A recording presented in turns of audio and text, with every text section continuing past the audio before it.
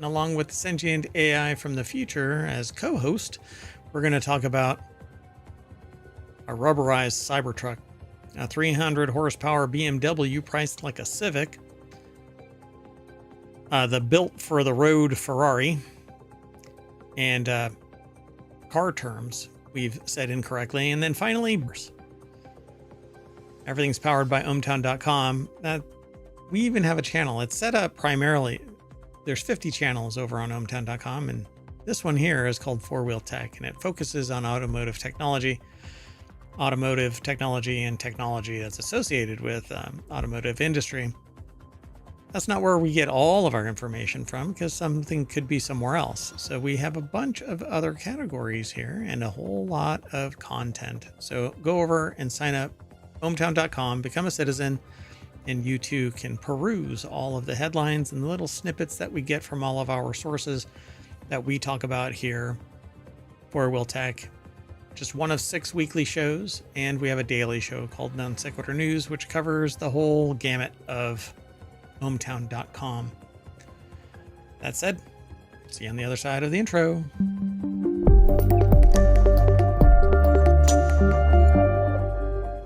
All right, folks, let's get into the first article. But first, hello, Sentient AI from the future.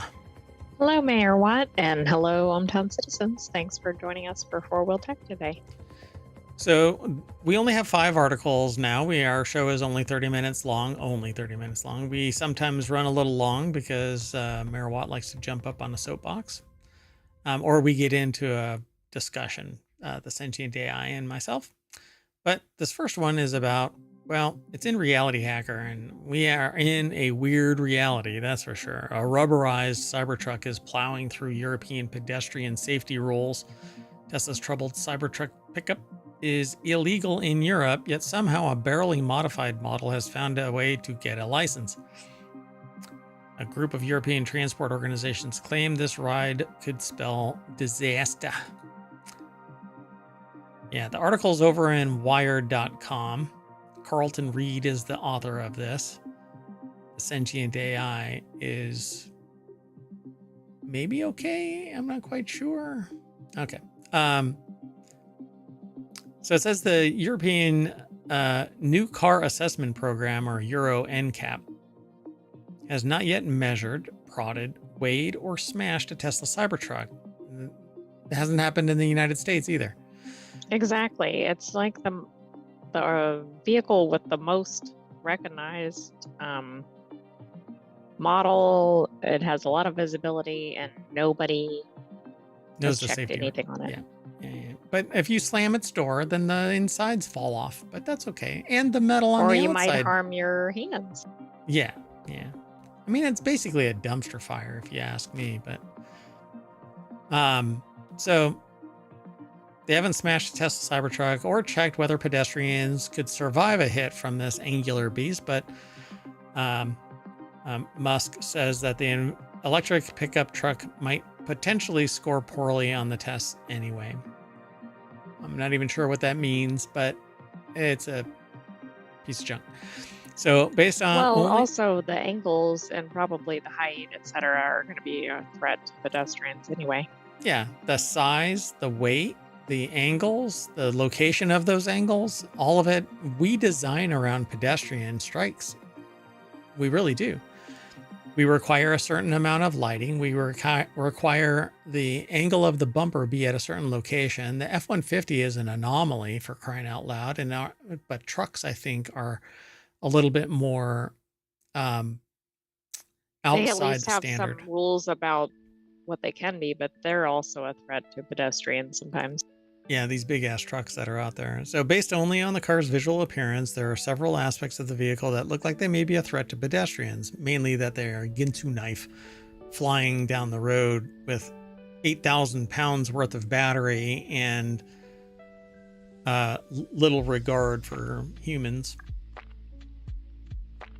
Thought you were going to say something. So it isn't a legal requirement to have cars get a Euro NCAP test, but a low score is more than just a badge of dishonor. It's a turnoff for customers who tend to balk at buying cars that scrimp on safety. It really should be mandatory. And I mean, I would say this about any country because the US doesn't mandate it for all cars either. Right. Europe's tougher regulations make for safer cars, but though are for those inside and out, designed to test how safe a car is in a crash. Euro NCAP instantly cut through automaker safety claims with rigorous independent testing, hard facts, and an easy to understand 5-star rating system. We have something similar to that here, but why is it not required? It's because there's buyer beware.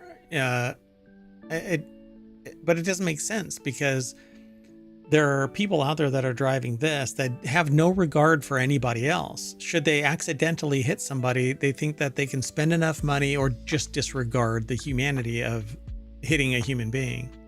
Exactly. And I think in the US, they have a standard where they have to have so many sales. But, I think there's less risk of an existing model that's been tested 15 times from previous versions not Right. being tested immediately versus something that's a complete new design, doesn't match up with historical cars or trucks. Yep. For example, a Dacia Spring EV that they recently reviewed over at Wired or BBC, must be Wired, costs an attractive $19,000 if it were sold in the US, yet that low price impacts the safety rating, resulting in a poor 1-star NCAP rating. Yeah, because Yeah, maybe they need to change the rules about what needs to be tested. Yep. Still, it takes a particular kind of customer to buy a car knowing that it has a low safety rating for the occupants and potential Mad Max style lethality to those outside the vehicle. The kind of customer who would buy a Cybertruck. At least one Cybertruck has been seen driving around in cities in the Czech Republic, an EU member, with a group of transport non-governmental organizations warning that Musk's polarizing EV with a troubled development history is too bulky and sharp to be allowed on European roads. The approval and registration of Cybertrucks in the EU poses illegal risks to all other road users. Says an open letter from the NGOs to the European Commission and national vehicle authorities across Europe. Small number of Cybertrucks registered so far in the EU need to be deregistered, with the relevant member states confirming their removal from public roads. Signed by the leaders, among others, of the European Transport Safety Council and the International Federation of Pedestrians, there's a federation for pedestrians. I thought that's no society.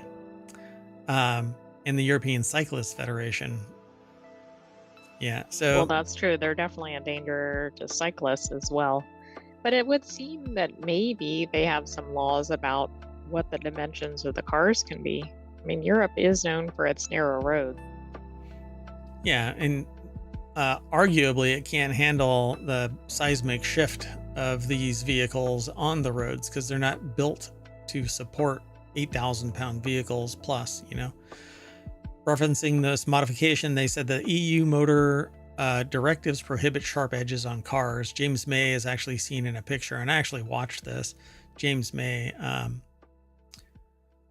said that the edges of the Cybertruck are extraordinarily sharp. So Czech authorities required ultra narrow rubber slats to be retrofitted to the Cybertruck approved in early July.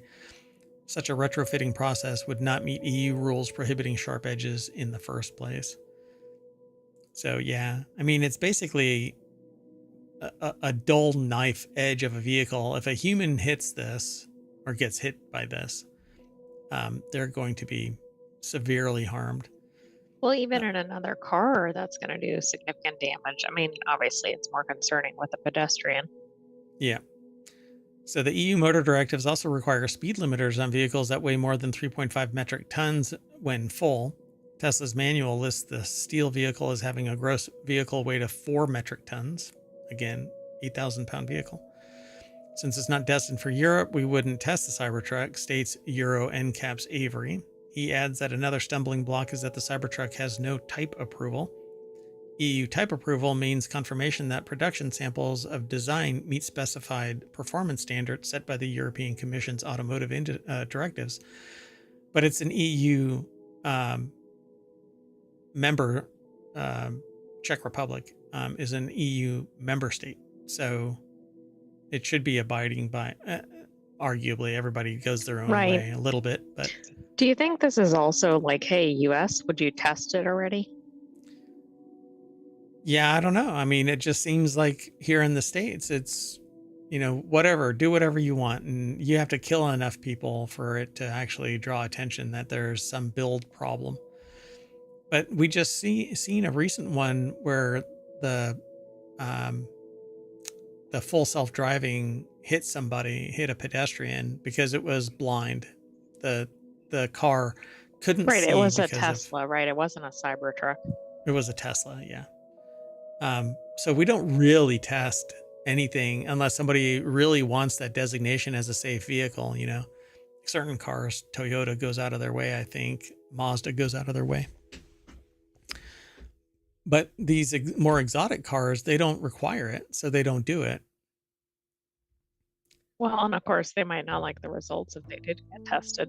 Yeah, they definitely won't. And I think that this is stupid. This little rubber gasket around the perimeter isn't going to do jack shit. It looks like the step on a Cybertruck might create bending moments that could be injurious. We have an upper leg that is fired from the bonnet edge. Again, you would want energy absorbing structures without protrusion. I can see the exaggerated corner and the general stiffness of the Cybertruck's stainless steel compromising this flex. Because like if you get hit by a car here, certain cars, they're at a certain level, low height, so that you bounce onto the hood and you don't basically hit a brick wall. They're also not sharp, so you roll more over the edge instead of this thing acting like a Swiss Army knife and just dicing you up. But the other Tesla doesn't seem to be like that, except that it's just extraordinarily heavy and full self-driving is not accurate. It's not. It can be blinded by a mist, for crying out loud. And sun and whatever else. There was a bunch of processes. Fog, I think, yeah. Yeah, fog. So the Czech Transport Ministry did not see the discrepancy as an issue because the registration was individual approval of a vehicle from the national scope only on the territory of the Czech Republic. Again, it's because I said, well, they're a member state. They should be following EU regulations, but they said it's only a singular truck, not a full-on process of... Right, and I guess they're saying they can't leave the country. The vehicle or the person? Maybe both. Interesting. So yeah, there's this one person that has to stand out, and well, I mean, that's fine. Go ahead. It's an exotic car. That's fine. But somebody's going to get hurt by this thing. Well, and it's like, what's in it for the Czech Republic to approve this when it's clearly not meeting the requirements? Never say no to the Musk. Let's move on. The next article is over in Four Wheel Tech. You can buy a 300 horsepower BMW that looks like a Civic for the price of a Civic. 2025 BMW Grand Coupe on the horizon. The author says, and it's from Jalopnik, while they haven't figured out who exactly the customer is for this car, if you are the type that needs a BMW badge but only has a Honda budget, then this might be the one. There's already some opportunities in the pre-owned market, they say, but this looks like a Civic, but it has 300 horsepower. The 2 Series Grand Coupe. It's actually a 4-door. Tom McParland over at jalopnik.com put the article together. I actually kind of like that car. It does look like a Civic, but not the grille. I mean, I don't mean the logo, but... Yeah. The whole front end looks BMW. Right. So yeah, young professionals looking for an entry-level lease on something with a luxury badge has shrunk over the years, and buyers are nearly as hung up on prestige brands as they used to be. Furthermore, most people want to opt for a small crossover, even though the Audi A3 offers a similar car with essentially the same formula. The Series 2 or the 2 Series Grand Coupe always seemed a bit phoned in, especially when the 2 Series Coupe has been consistently pretty good. Front-wheel drive platform for the 2 Series Grand Coupe is actually based on a Mini. Interesting. Interesting indeed. So nationwide, there are about 60 M235X drive units in the sub 35,000 price. Many of these have reasonable miles, and even some have a BMW certified warranty. And most of these cars have had the original spec well over the $50,000 mark. So why would you get the Series 2, right? So the M235X Drive Grand Coupe is a mouthful of a name, but offer a 2-liter turbocharged 4 that pumps out 302 horsepower with traction via BMW's xDrive all-wheel drive system.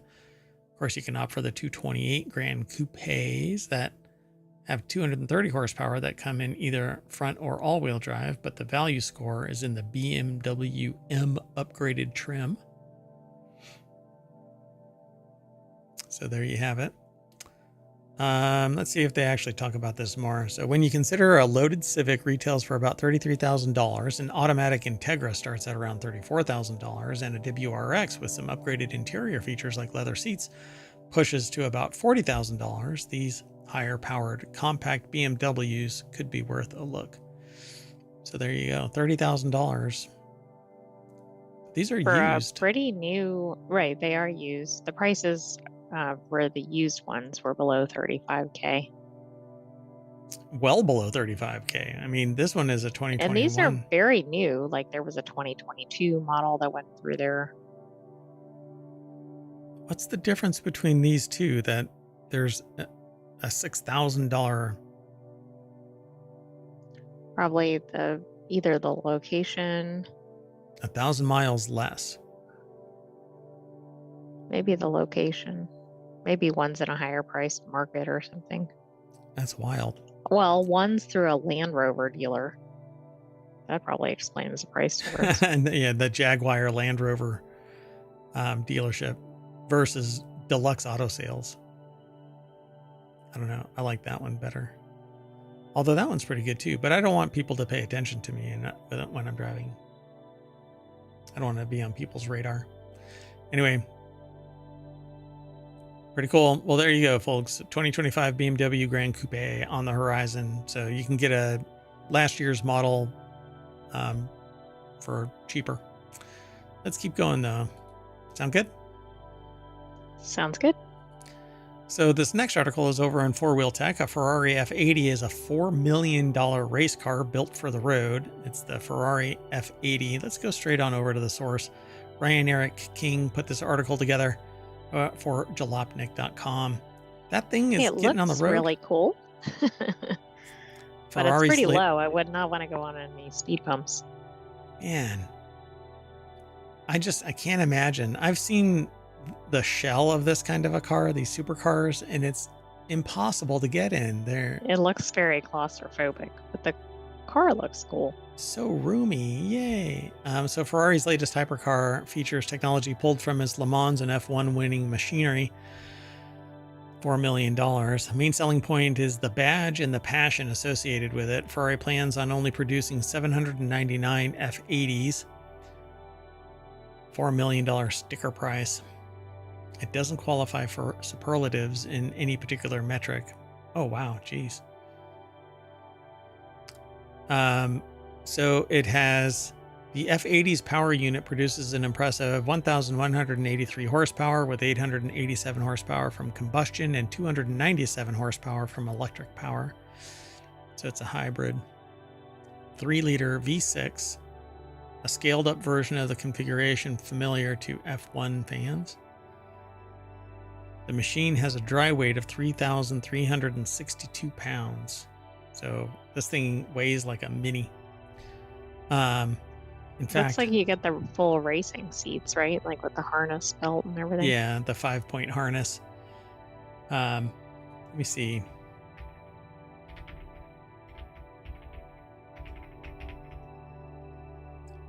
Yeah, it weighs as much. It weighs 300 pounds more than a Mini Cooper.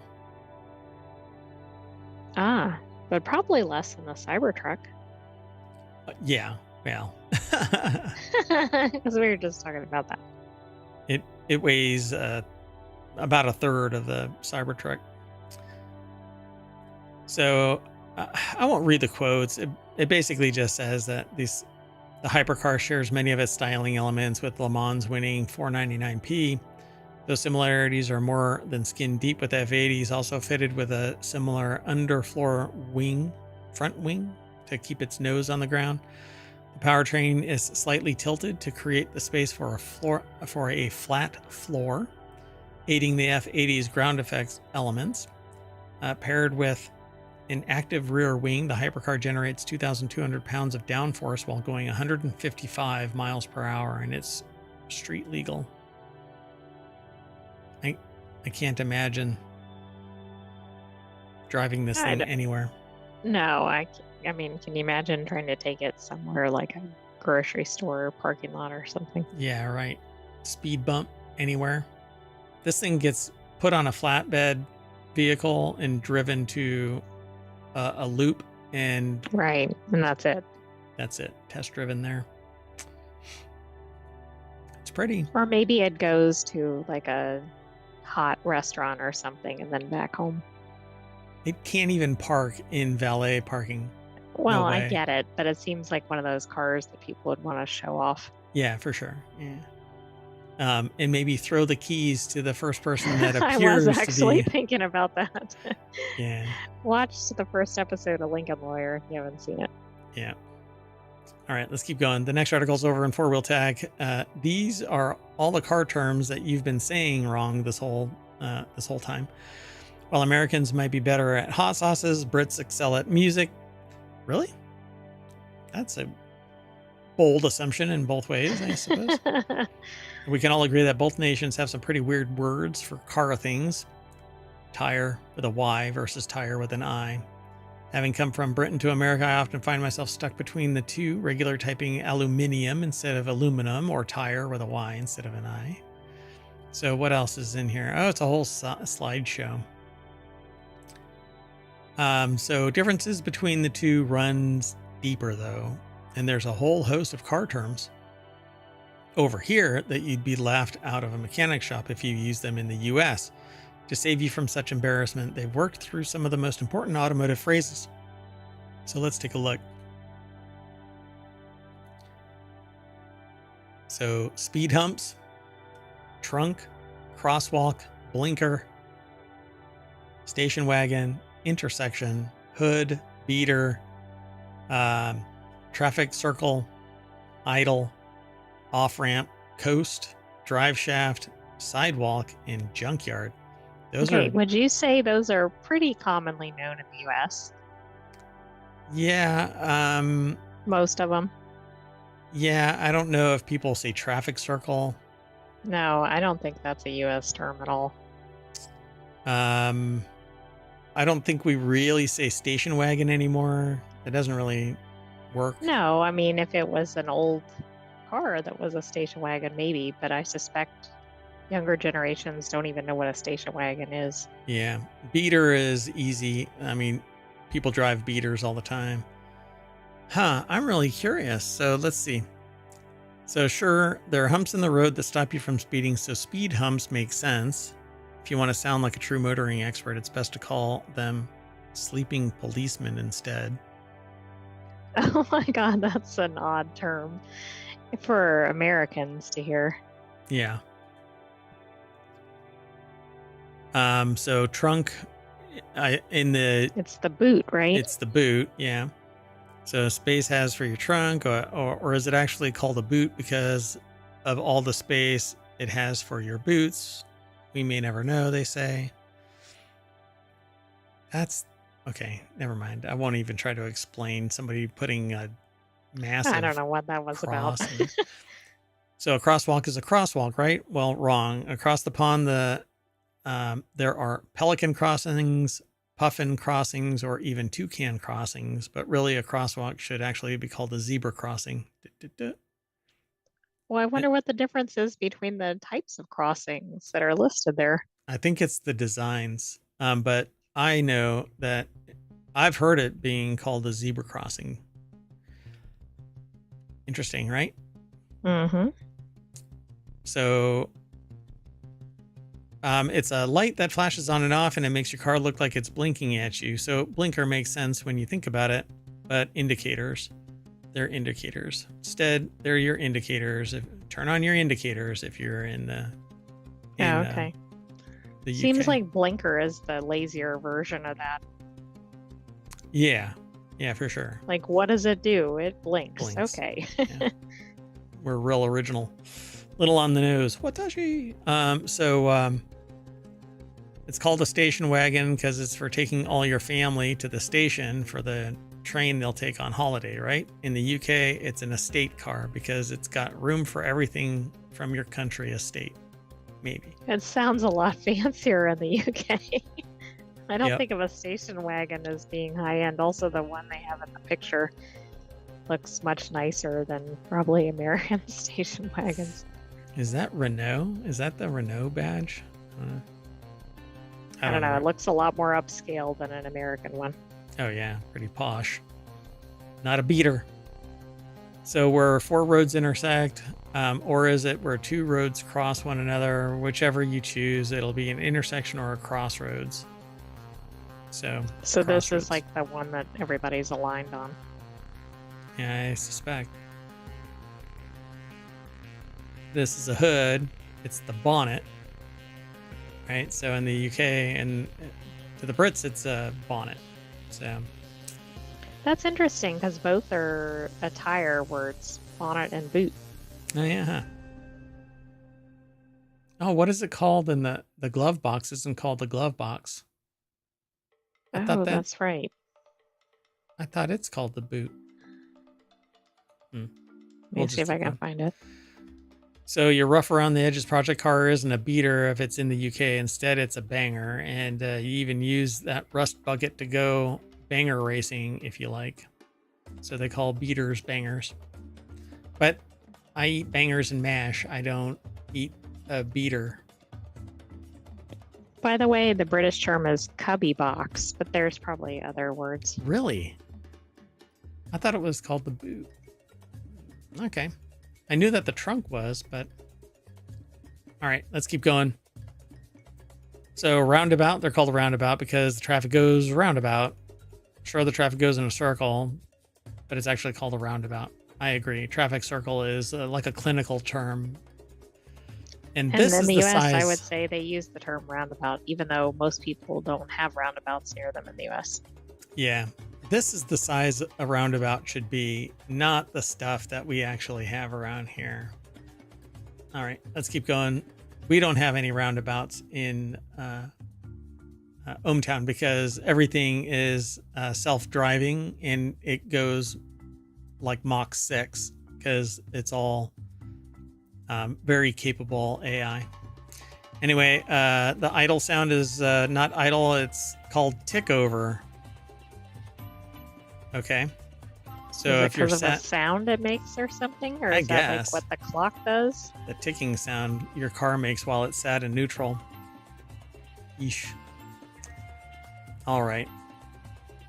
Well, there's 5 more. Y'all can go and check it out. Over at Jalopnik.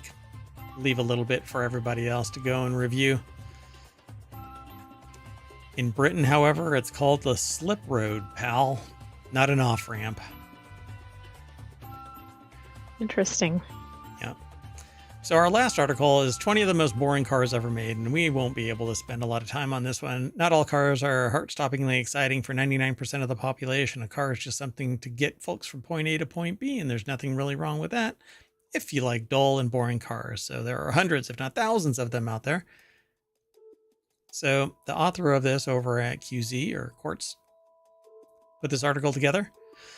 20 of the most boring cars ever made. Andy Kolmowitz put the article together. They're from Jalopnik, but it's posted over at qz.com. We're going to start this slideshow and take a look at them. Okay, that one does look boring. That Ford Tempo, boy, sexy. So Ford Tempo, Nissan Versa, Plymouth Sundance, Chevy Malibu, K cars. It says none of them. I don't know what that is. Nissan Rogue, Chevy Corvette C8, really? Chevy Aveo, Oldsmobile Cutlass, Dodge Neon, Kia Cephia, or Sophia. I don't know how it's pronounced. It's Cephia.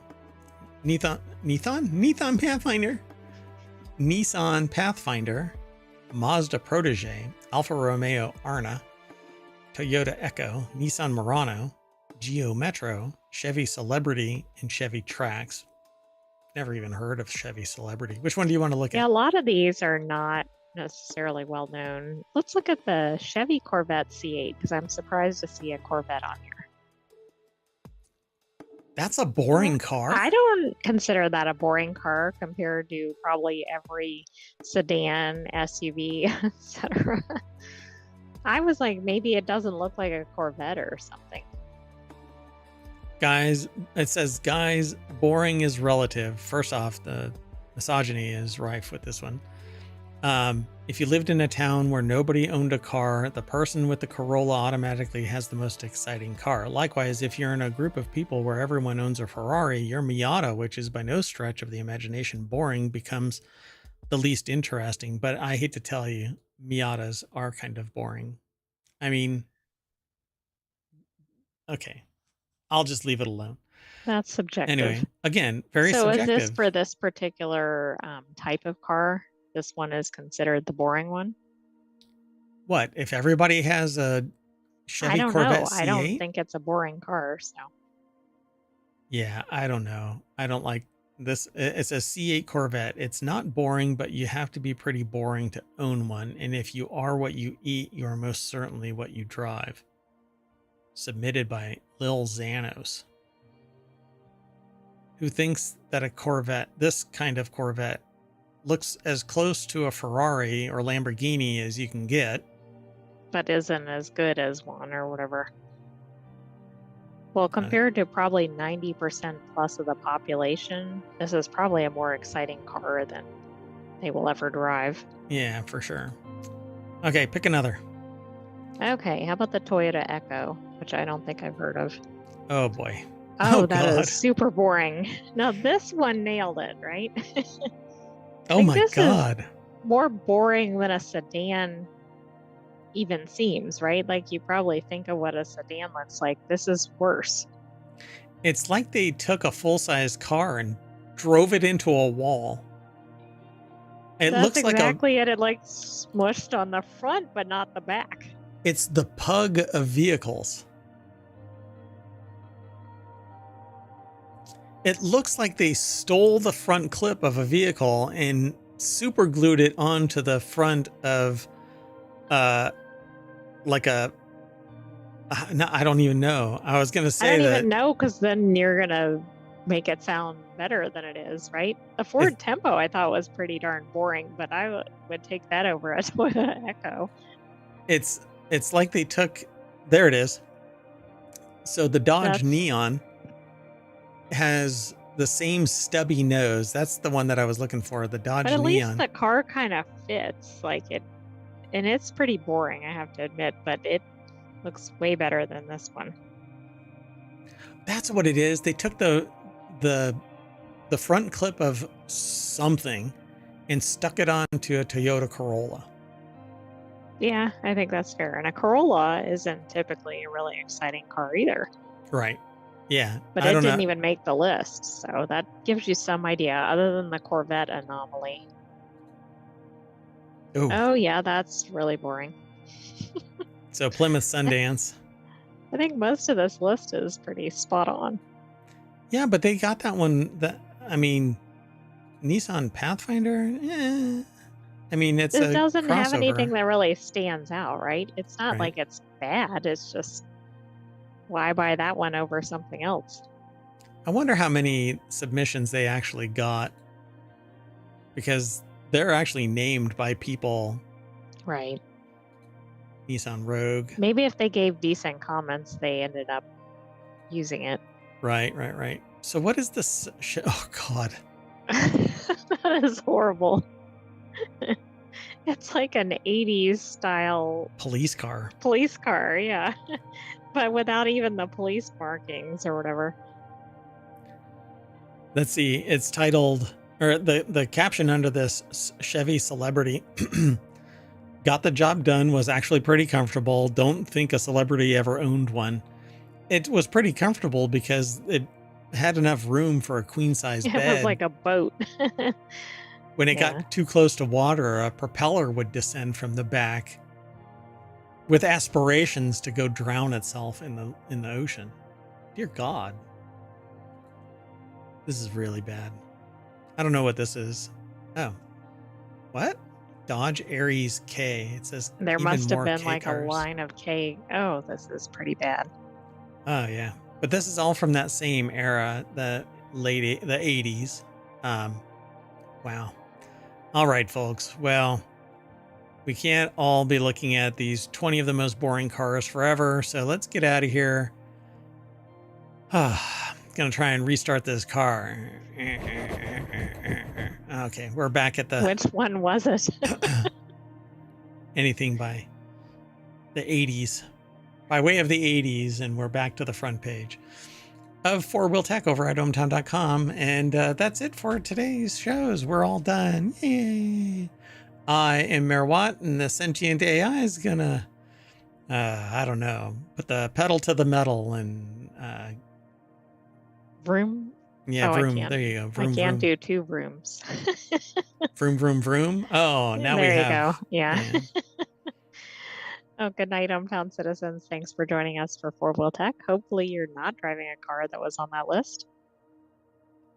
I keep thinking that you're going to say something else, but you don't. Okay, well, we're out of here. See you later.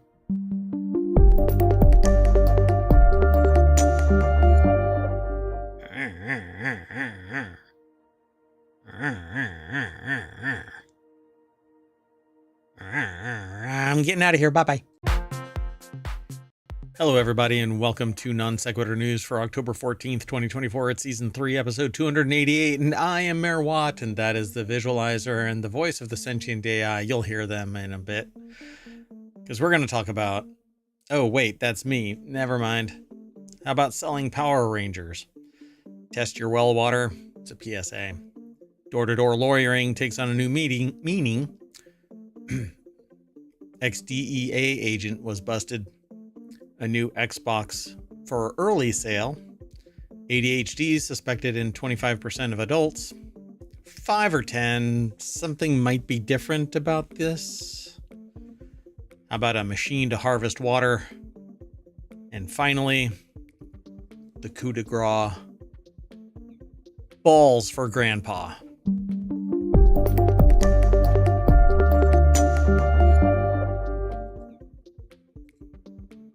Talk about icing on the cake. Can't wait to get to that article. If you want all of the show notes, and I know you do, type in !NSN in the Twitch chat, because YouTube doesn't like ohmTown. But it'll be in the show notes afterwards. I know that I'm late for yesterday's episode. Mea culpa. My bad. That's okay. I'll back clean up. We'll get it posted, and today's episode shortly thereafter. Anyway, the Sentient AI is supposed to save me from making mistakes like that. You want to say Oh, that's kind of a difficult task. Good evening, ohmTown citizens. Welcome to Non Sequitur News. Now, you almost said ohmTown Daily News Show, didn't you? I almost did. I have that on the brain lately. Yeah, that's the old show's name. We changed the name, but not the format. Nothing else, really. Just because we bounce around from topic to topic. ohmTown Daily News Show kind of hinted at something different. Everything is sourced from ohmTown.com. Go over there, become a citizen. You can swipe things left and right to hide them. If you swipe right and save them, swipe left. But you make a list and it shows up. Did the menus just break again? Wonderful. I don't know. Yeah, at least for me. It's okay. I'll fix them. Anyway, the very first article, let's get into it. The first article is over in, see, they're here for you, but not for me. Anyway, it's over in Rounders Gear. Gambler accused of embezzling $26 million drops lawsuit against Sportsbet. Hey, if you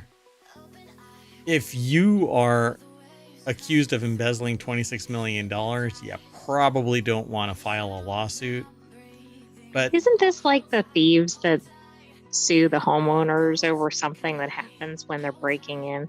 Seems like it. He was charged with 16 offenses, including 14 counts of dishonestly obtaining a financial advantage by deception, knowingly dealing with proceeds of crime, and possessing a prohibited drug. Wow, geez, he just the trifecta, a turkey of criminal activity. So Benjamin Carter, I guess is his name, was arrested in July 2013, so 11 years ago. Really?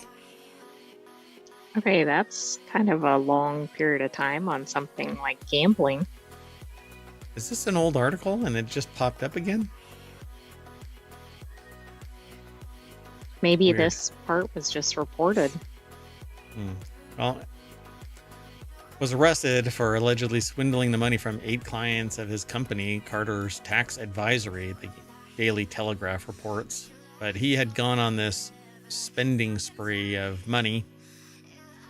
Shortly before his arrest, Carter sued Sportsbet, which he accused of offering him comps and inducements to continue gambling despite his then perilous financial situation. Carter placed 70 million Australian dollars in bets between 2021 and 2023. Okay, that's why it's more modern. Sometimes transferring hundreds of thousands of dollars from his bank account to his Sportsbet account in a single day. That's insane. So, I mean, was it his company's money? Meanwhile, the company I don't know. I think he might have been looting the funds from the company.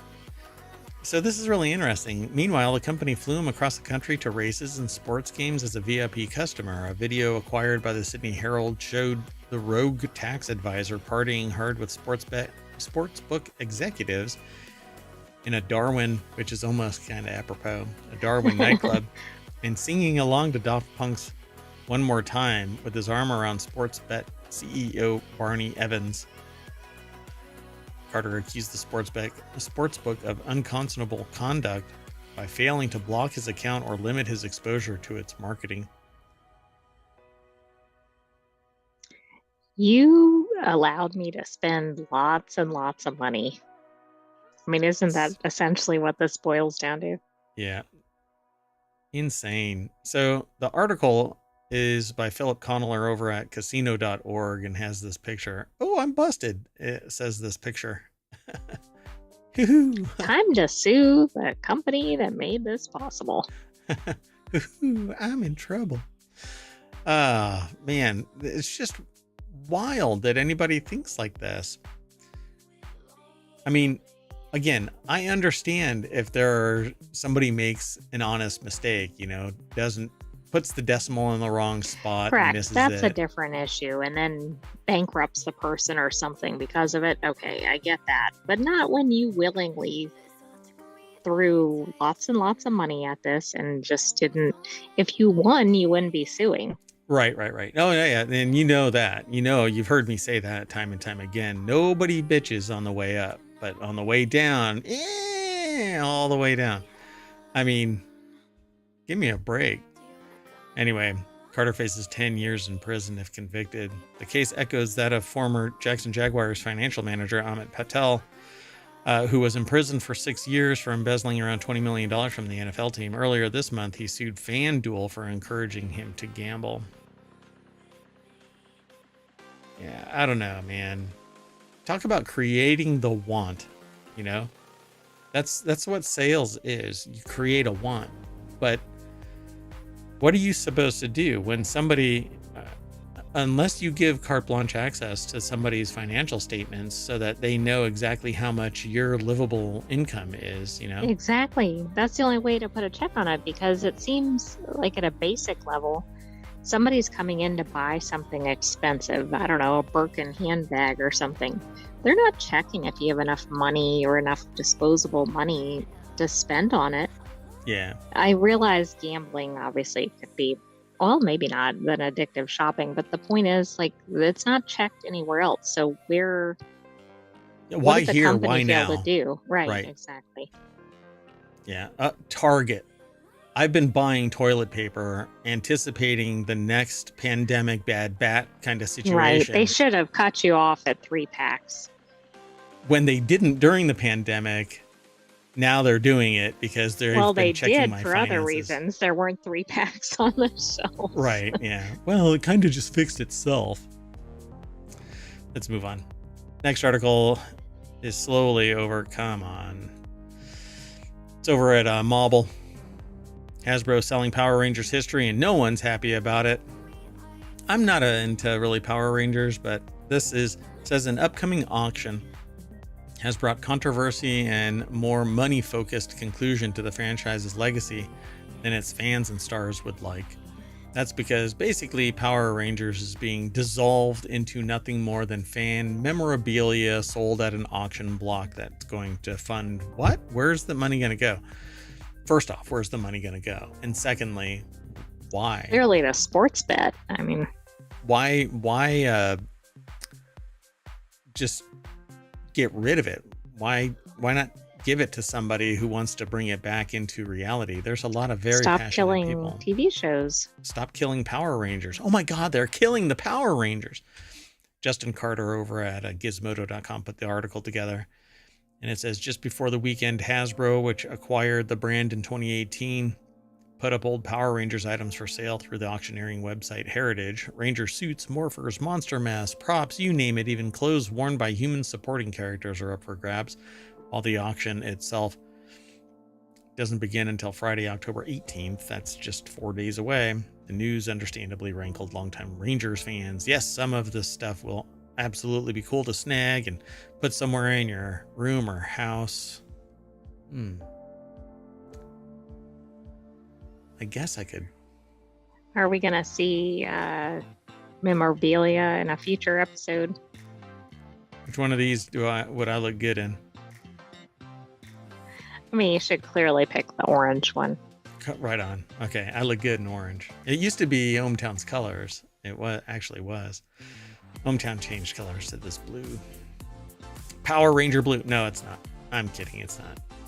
It has nothing to do with Power Rangers. I don't even watch Power Rangers. Anyway, the auction also reminded fans how Power Rangers hasn't always been treated the best by its various owners over the years. Like a rented mule, right? Eventually, there's a point where they just didn't seem to fully get or want what they initially acquired, so they pass it off to someone else to make a quick buck. In this day and age, anything and its history can just go away so abruptly and unfairly. The idea of a right way to go about it almost doesn't exist anymore. Even so, short of just burning everything in a day-long live stream, this is a callous way to close the book on an original Rangers era. So, even so, short of just burning everything in a day-long live stream? You mean burning everything as in actually torching like it? The physical items, I guess. Like setting it on fire? Yeah, that would suck. But I would do a live auction of this memorabilia to fans if on the other side of this, that money was donated to a good cause, or, hear me out, directed to spinning up a 21st century Power Rangers, a whole new thing, right? Well, and then you wouldn't have to get rid of all the props and costumes and everything. But when a company acquires this stuff and then tanks it, just kills it, right? Because basically, Ticket to ride. Right here, Power. I'm still a little salty about that. But Power Rangers Cosmic Fury brought a definitive end to the 30-year TV and films, comics, etc. saga that began all the way back with Mighty Morphin in 1993. But there are people out there that could do this within a budget that is part and parcel to what Power Rangers is. But instead, a mega corporation acquires it and shits all over it. So, it's irritating. So Hasbro's so hard up for cash that they'd rather sell off their props and costumes rather than gift them to their respective actors who would cherish the F out of them, wrote Yoshi Sudarso, who played Dino Charge's Coda. In a recent video, he recalled how he and co-star Brennan Mahia were devastated to learn that they wouldn't be able to keep the suits, and echoed Dino's sentiment that Hasbro could have gifted individual suits to their respective actors. Yeah, it's doing it dirty, you know? Why treat it with such little respect?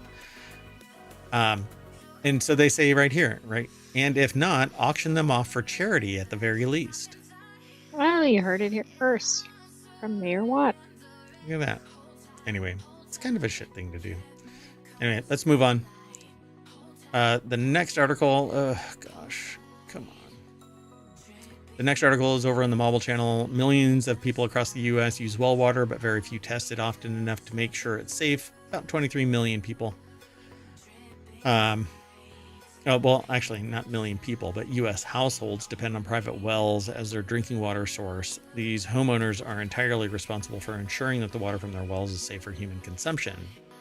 It's one of the reasons why I switched to RO water, reverse osmosis water, so that I can verify the integrity of the water supply. And when I ran my water supply, which is actually acquired from outside ohmTown, because ohmTown is perfect. There's just not enough water for everybody in the universe out there. Anyway, yeah, the meter for total dissolved solids was above what the EPA allows. Not a good sign. And so even with reinfusion of minerals, I'm at 11 as opposed to over 600 for what was processed the last time that I ran it. So did you know this many people used well water in the U.S.? That looks like it's about roughly 13% of all people in the U.S. Assuming each household is like 2 people, for instance, which I know it's not. It's probably closer to like 4 people, actually. Yeah, right. I don't actually know, because it's about like the nuclear family is kind of. It's like 2.5 people or whatever nowadays. Yeah. So I'm not so surprised because there's a lot of rural families and out in the burbs kind of thing that don't have city water, or they have well water. So, and apparently, you know, the heartland kind of thing in rural areas. Oh, that's an interesting map, isn't it? Well, I guess that's not where wells are. It's just where the chemicals are. Where there's high minerals. Nitrogen. Yeah. Yeah. And aquifer vulnerability. So Gabriel Lade, I think, over at The Conversation, put the article together, but it's published at phys.org. And it says the U.S. EPA still relies on 15-year-old study data showing that among 2,000 households, 1 in 5 households' well water contained at least one contaminant at levels above the thresholds that the public water systems must meet, except that the inverse of contaminated well water is chlorinated city water, which gives you a completely different flavor. And particularly with beer and stuff like that, if you want to brew your own beer, it really messes with the chemistry of it. So you have to inject additional counter contaminants right, because you know what you want is more chemicals. Yeah, exactly. So they say that they're an economist studying energy and agriculture issues. This is the author. In a recent study, they worked with colleagues at Iowa State University and University of Massachusetts Amherst and Cornell University to understand drinking water related behaviors and perceptions of households that use private wells. And so they focused on rural Iowa. So there you go.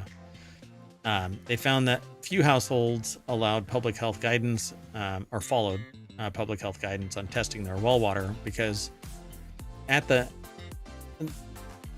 those services that I have seen charge somewhere around $35 to $45 per sample.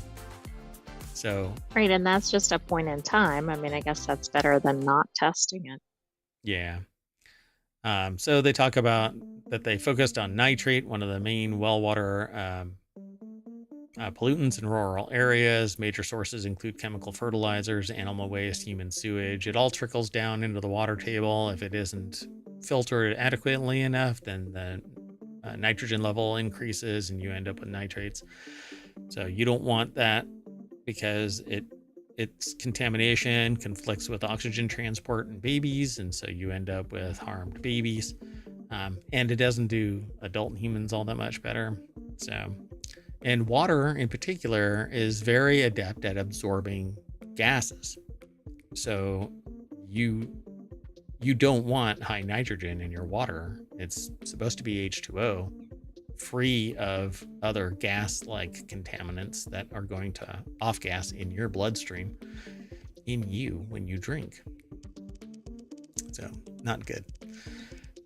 Studies also found that for people of all ages, drinking water with low nitrate concentrations over long periods of time is strongly associated with chronic health diseases, including colorectal cancer, thyroid disease, as well as neural tube defects in developing fetuses. Is that correct? Is that actually high nitrate? Yeah, I think it's supposed to be high, isn't it? Yeah, because they cap it. Like it can't be above a certain amount, which makes me think the problem is when there's too many. Right? Yeah, nitrates, one of the main well water pollutants. So yeah, they said that studies also found that people of all ages drinking water with low nitrate concentrations over long periods of time. I don't know if that's... I'm gonna have to look at that again. Interesting. So they say the EPA limits nitrate levels in public water systems to 10 milligrams per liter.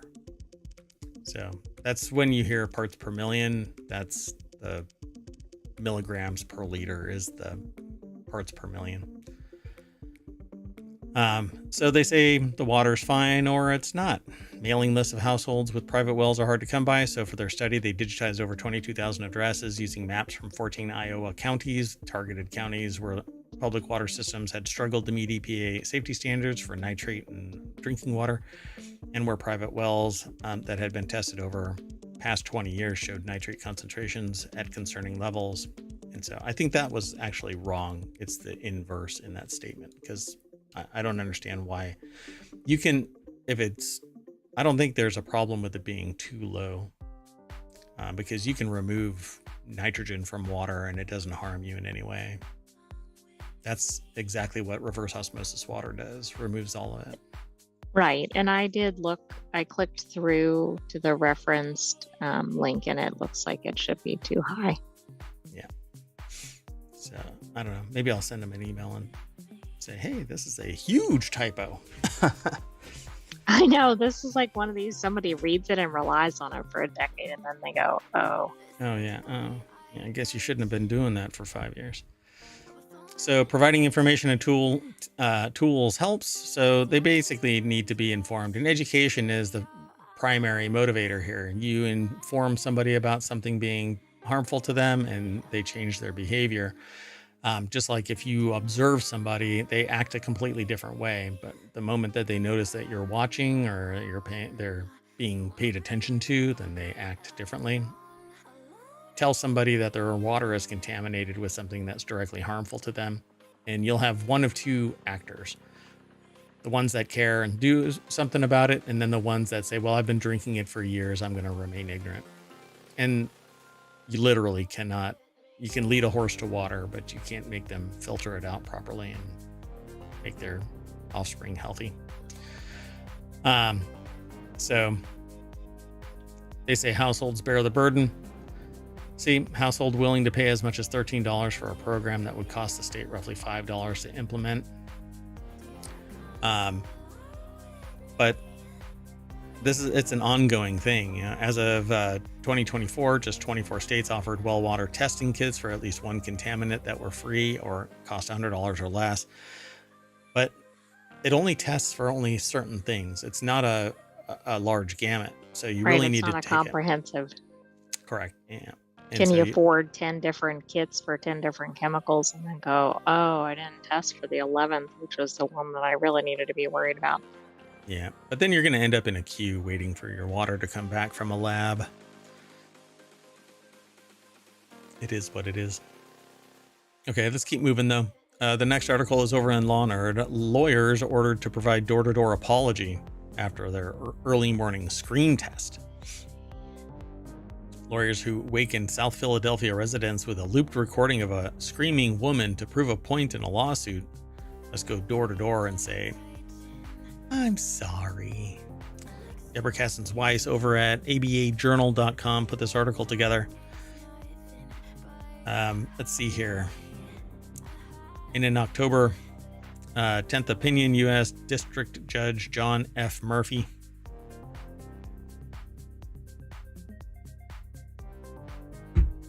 this one here? Yeah, just about the underlying stuff that led to this. Oh, okay. Yeah, because they're probably prosecuting a lawsuit about somebody who was assaulted. So if you're sensitive to that topic, I apologize in advance. But we're not going to talk about that aspect of it anyway. More draw to the point that this is asking for forgiveness, not permission. So they basically drove around a neighborhood with a 122 decibel recording of a person screaming to prove a point that like somebody could or could not hear the person. Or people wouldn't respond to it or whatever it might be. I mean, depending on what side of the fence you're on, you can sit there and argue that the people didn't care. So it happens so often, we've been desensitized to it.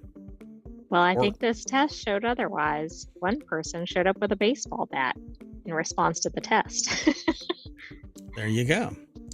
So such an action would benefit defense counsel who were present for the scream test and at least complicit in allowing the test to move forward. Lawyer Emma Freudenberger of the law firm Neufeld, Scheck, Bruston, Hoffman, and Freudenberger. Your earlier comments on that topic. Took personal responsibility for what happened. Murphy said in a footnote. The judge allowed any lawyer for the plaintiffs to conduct the in-person apologies, however. So guess what? First years, off you go. Right. We've got a task for you. As long as they're lawyers and not paralegals. Freudenberger, who thought this was a good idea? I mean, really, like you're going around a neighborhood playing a scream. What could that cause? I mean, particularly given the neighborhood or the crime level. This is very Pet Detective, where he's out on the balcony and he's going, oh, right. I wonder if they got the idea from there. I guarantee it. They were at a bar talking about movies and somebody said this and they're like, holy cow, I know what I can do. I think I glanced ahead at this one. I think this was actually not even during normal hours too. No, it was 5:30 in the morning. I mean, you could cause some serious problems playing that at that hour and people not knowing what was going on.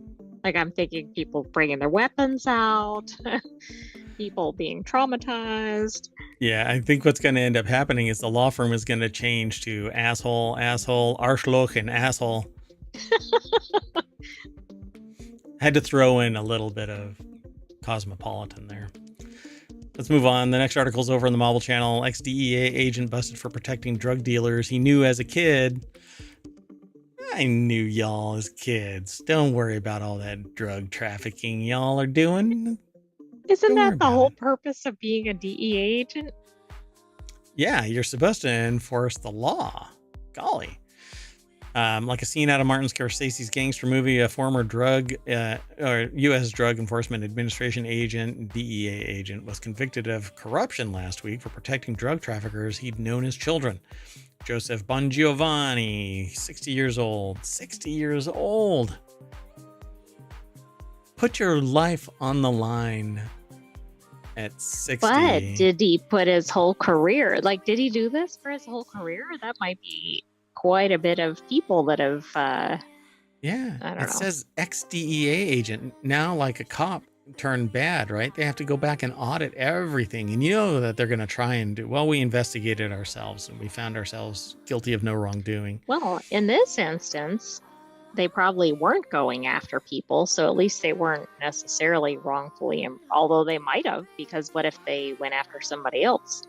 Oh, and they took part in this. Oh, I think they're tying them to distribution of controlled substances, making false statements, but the distribution of controlled substances, that's really bad for somebody who's a DEA agent. You know, if you sit there and go, well, I actually converted them into confidential informants and they were feeding me information, that's one thing. But going, you're not providing me any valuable information leading to the conviction or prosecution of a criminal, so I'm going to let you skate because you're friends, you know. According to prosecutors, he'd tipped off childhood friends who became drug dealers as well as other traffickers who had ties to organized crime, allegedly for 10 years. Wow. I mean, that could be quite a few cases that I don't know. What did that mean? Nobody was, prosecuted for those, that the wrong person was prosecuted. Wow. Sammy Caramella over at Vice.com put the article together. Who knows, like, the full extent of this? For 10 years, Bon Giovanni shared DEA files and falsified DEA reports to help keep these individuals out of trouble. That almost sounds like a bit chivalrous. He accepted bribes totaling at least $250,000. The jury determined that he was a corrupt federal agent and he violated his oath and duties to protect those who should have been investigating and arresting. What we set out to do was to show that Bon Giovanni was a corrupt federal agent, and we did that. So, wow. Yeah. This isn't a side gig, folks. You take this job to enforce the law.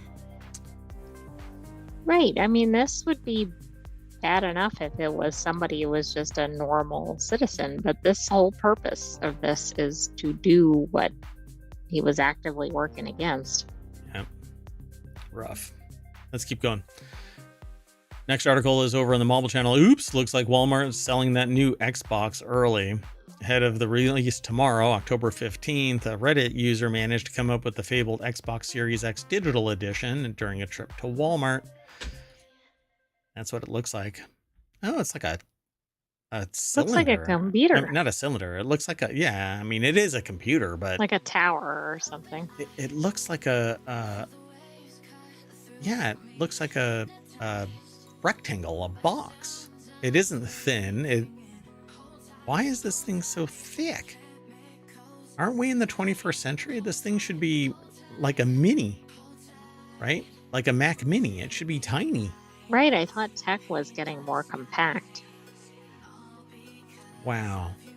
So true to its name, this version of the Xbox Series X doesn't have a disk drive. Sorry to all physical media fans. Yeah, physical media is dead. By the way, this is Dwayne Jenkins over at Vice.com who put the article together. The deck statement says what I said earlier. And it says, as someone who definitely isn't waiting on Alan Wake 2 Collector's Edition later in the year, they are compelled to agree. It says, it does look fresh as hell, but I just can't justify not having a disc drive still. My physical collection is just so large, and you can still find so many deals with used physical games. And part of that sentence I can agree with. Never mind. Which part? So Game Pass has made me lazy. I've only used the disc drive a handful of times. I actually have just left my Xbox 360 copy of Call of Duty Modern Warfare 2 in the drive for backwards compatibility play. Probably have played a movie with it a couple of times, said another user. So this is like Reddit turned Vice article. If you haven't heard, Steam and other places are now putting little notices that you do not own jack shit. You have a license to consume, which means they can revoke it at any time. They can change it at any time. And this applies to music and movies and books and basically anything that doesn't have physical presence in three-dimensional space somewhere. maybe this is what's going to end up leading to actual, whatchamacallit, crypto, the whatever things, gone it, like the artwork that you can actually own. Oh, NFTs? Yeah, NFTs. Because if you own it, if you have an NFT that's attached to a digital product, you own that, and it's representative that you own that. Uh-huh. So then That I can would be take interesting. sell me the NFT. I want my first sale doctrine back. I want to be able to complete a game and sell it to somebody. And you could sit there and do, well, we haven't manufactured another NFT. Because the purpose of physical media was multifold. It guaranteed that money was exchanged for a physical product. Now that never stopped pirates, but anyway. But then you had it, and you could go over and sell your Oregon Trail CD. It's funny. Anyway, but now you can't. You can't do anything with it. You're not even allowed to make a backup copy of it. Technically, you're not allowed to make a backup copy of it. You're not even allowed to make a custom mixtape. You're not allowed to. It's all digital, and so it has one-to-one parity. It's not a rip, so it doesn't lower in quality because it's a analog recording, and so you get copy degradation. And that's not what happens anymore. It's all digital. So I'm in the camp for this. In the sense that I want physical media back. What a tirade I just went on. Oh my goodness. I cannot believe that. You're always saying physical media is dead. Yeah. I mean, I don't want a digital version of this where I don't have the rights of physical media. So this does nothing but promote that transition, killing physical media even more. You know, it's deader than dead. I don't disagree, but I also think a lot of other products, and I think if this is the deal breaker on this product, isn't it on, 90% of the things that are being released now? Yes. Well, so you just stated the thing that I think people really, they acknowledge it exists, but nobody has tried to claw back. People really, and I talk to hundreds of people. I'm not talking about streaming and stuff like that. Out in the real physical world, I talk to people all the time about this stuff, technology and whatever, and people have no idea. Everybody online, they realize it, but there are people who don't embrace streaming and technology and all of that, and they'll buy something and they have zero idea that they have no actual ownership of anything anymore. Right. I like the NFT idea. That'd be interesting to see if that takes off. So there's a fee involved with producing an NFT. And so now we're back to, well, it's just the box price, right? So, but we never got that discount when we switched to digital, and it was our burden to download and all of that stuff. It was even perhaps more expensive. It is. But it certainly wasn't cheaper. Games are coming out from major developers that are $70 now, and if you want early access, they're tacking on $50 to that bill. Sometimes just 40, or sometimes even 20, but still. But then also subscriptions and other in-game purchases. Gosh, live service games. Oh God. Anyway, next article is over in Non Sequitur News. ADHD suspected by 1 in 4 American adults. When I first saw this headline, I thought it was basically 1 in 4 have it, but now I think 1 in 4 think they have it, or maybe think others have it. That's it. There's 25% of us out there that are walking around going, that person has ADHD.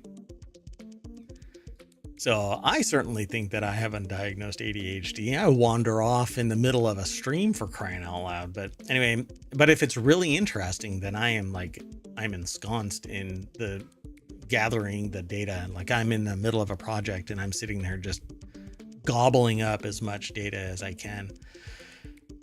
But I find it really fascinating to create new products and services. So anyway, ADHD suspected by, I think it should be in 1 in 4 American adults, survey finds, but only 1 in 8 has shared their suspicions of ADHD with a doctor. So yeah, they suspect that they have ADHD. Right, but they're not doing anything about it. Right. Well, that's going to be an interesting conversation with the doctors. There's going to be this spike because people are talking about it. And now there's going to be this spike right in the diagnosis of it, which is going to be like, what happened in 2024? Yeah, and how many doctors are going to sit there and go, "Oh yeah, you have ADHD." What they're going to do is go, "Stop visiting Dr. Google." Yes, as many doctors, I think, say. Yep.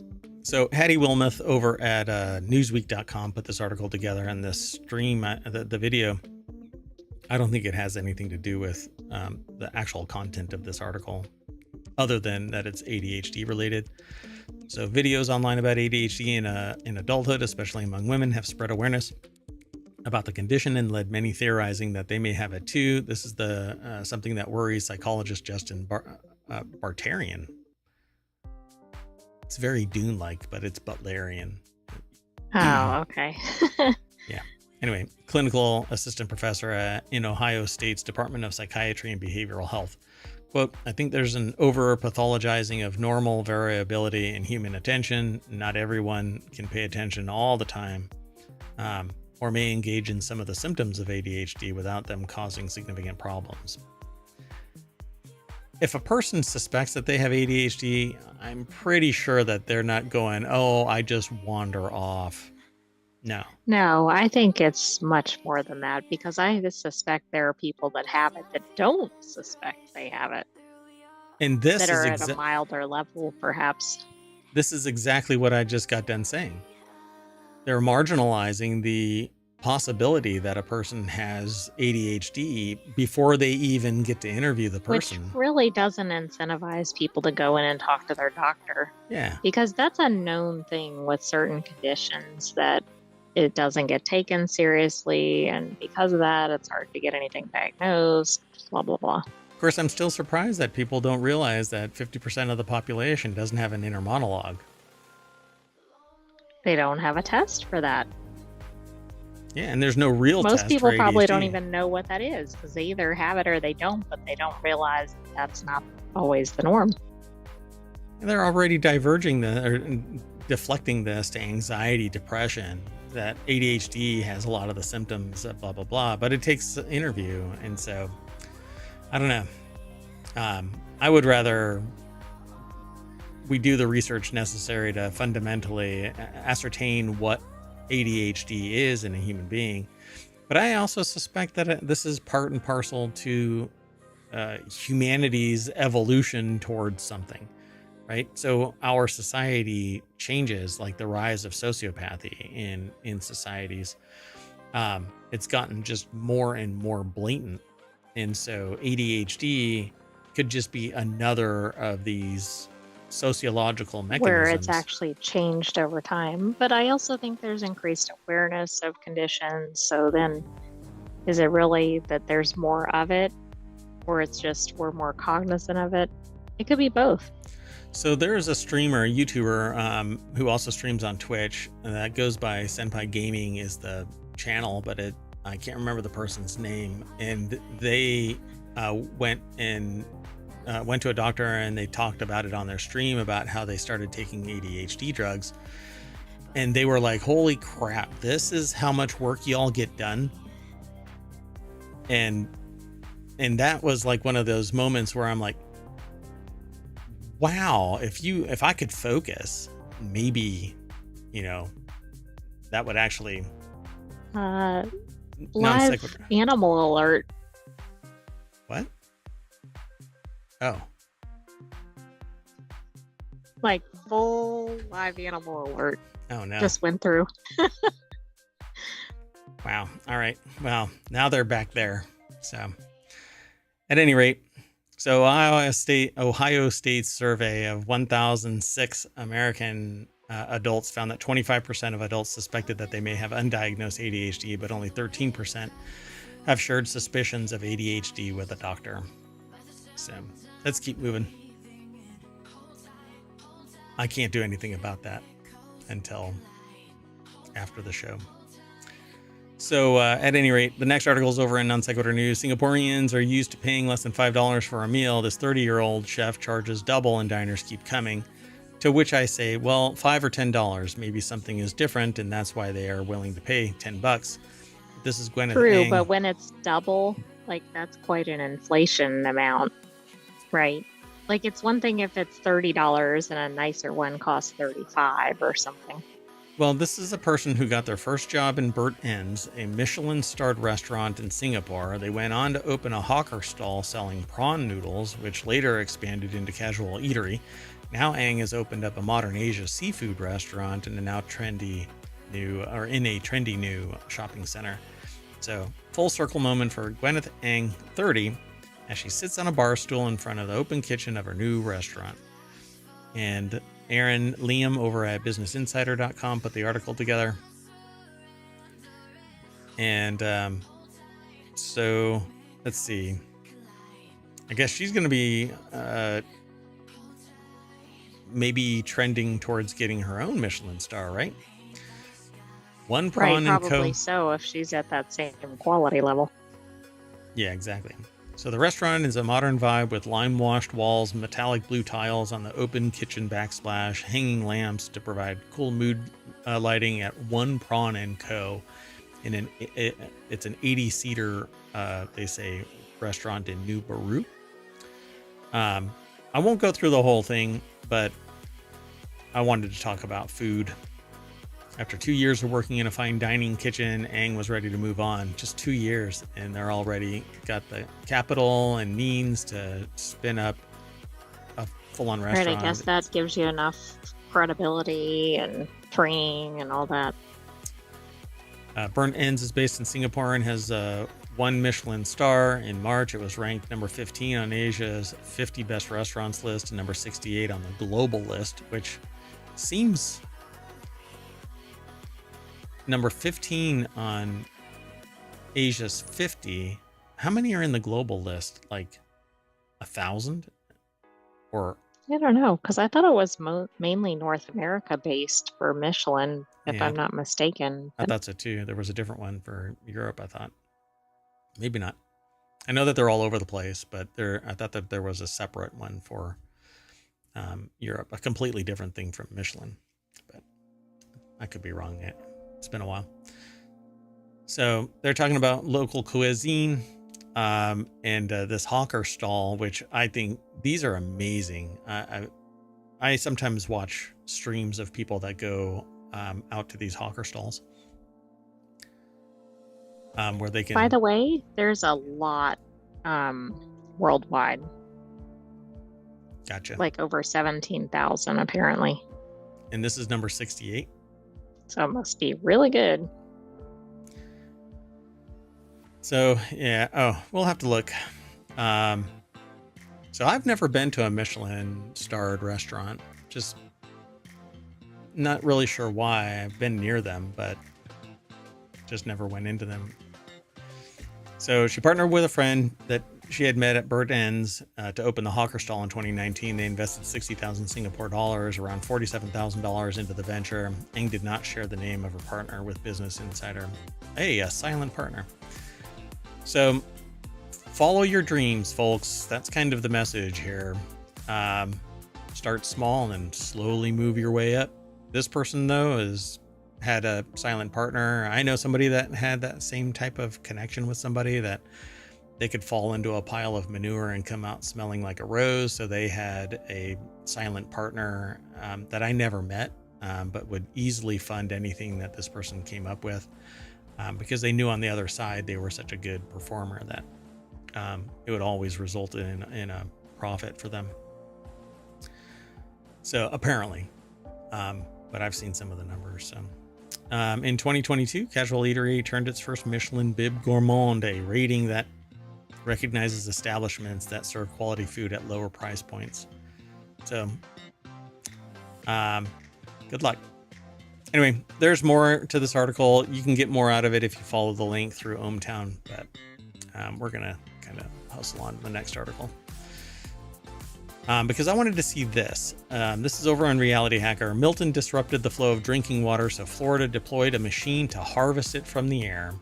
A Tampa-based company that's But making why aren't we atmospheric. doing this everywhere? I didn't even know we had this technology in place. So it may take more electricity than they can. If this doesn't use solar, then it may take more electricity than it's worth, making the water expensive in any other condition than an emergency. So, atmospheric water generators in the state of Florida were able to supply one to a hospital shortly after Milton made landfall. So the article is over at wired.com by Emily Mullen. And this is what it looks like. It's called Water Cube. So they can cause hurricanes can cause infrastructure damage, like in St. Petersburg. They can knock out power at water treatment plants, leading to untreated and undertreated water being distributed. Stormwater runoff can contaminate groundwater and surface water. In 2022, after Hurricane Ian hit, some Florida hospitals were left without running water for days. Yeah.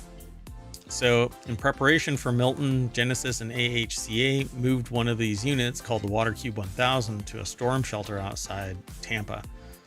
Yikes. And this is what I tell people about hurricane and tornadoes. As soon as the roof gets lifted off, say bye. Everything is going to fall then over. Everything's getting flooded, or it'll just be destroyed. Yeah, the walls fall over, you lose your shelter. That's why 3D printed houses, one contiguous concrete block, basically, and society can adapt to find them beautiful. The twig and nail stuff. I mean, if a wolf can blow them over. I know. How many years has it been since home design has really been innovated? And I would suggest it's probably been decades, other than the 3D printing, but it hasn't really taken off. It's always been the twigs and nails, and only until innovators like Icon started building or throwing their gantry up and 3D printing homes, structures, has it really changed. Even iron, like solid steel structures and stuff, right? All it is welded together or riveted together twigs and nails. Right. And we know, actually, I said decades, but it's been centuries. Yep. I mean, since the dawning of time, it's been. So, except the last time there was a major innovation in building structure where it has served the test of time. Take a guess. Still don't know who built them. I don't know. Pyramids. Oh, I'm thinking in modern times. Yeah. Aliens built them 12,000 years ago. Actually, longer than that, but people moved into them 12,000 years. I love that. Anyway, at their current price and the amount of water that they're able to generate, these devices are unlikely to be the sole source of water for these types of situations anytime soon. According to figures published by the U.S. Department of Energy, a hospital the size of All Children's would typically use anywhere from 10,000 to 90,000 gallons a day. Because Joan drinks so damn much. I don't know what she's doing with that thermos, but she is constantly drinking. That's how you go from 10,000 to 90,000. Anyway, that's far more than the 2,000 gallons that the larger Genesis Systems unit is able to produce in 24 hours. So, obviously, you're going to need a whole plethora of these. Yeah, this has a scaling issue, although it's better than not having it. Yeah, so you can make 2,000 gallons in 24 hours, which can facilitate some survivability, but put these everywhere and you got something going here. Put them in regions where they are supposed to cover the average consumption of 2,000 gallons. Plop it down, emergency services activate it, it starts pumping water. What's the problem here? Taxpayers should be paying for this so that they can, in times of trouble, lean on a system like this. But then you're designated for where you're supposed to go and nobody else is allowed to consume from it. And everybody gets an apportionment of it. But that's not what happens. Greedy bastards come and steal things like, I don't know, water or Damage groceries. it and whatever. Yeah, people are bastards. Okay, let's move on. Last article for today. Non sequitur news is where it's sitting. Woman orders her grandpa a basketball birthday cake. Doesn't go exactly as planned. That's an understatement. This cake place did you a huge favor, read one comment on the viral Reddit post, which has 51,000 upvotes at the time of this article's construction. I saw it much earlier. Sometime this morning, I saw it. And I was dying laughing. And then when it got submitted, I just lost my mind. It was hilarious. So the article is by Lucy Notarantonio over at newsweek.com. And here's the picture of this. You can get more out of this by reading the article, but essentially the chocolate frosting cake has blue letters that say "Happy Birthday, Grandpa."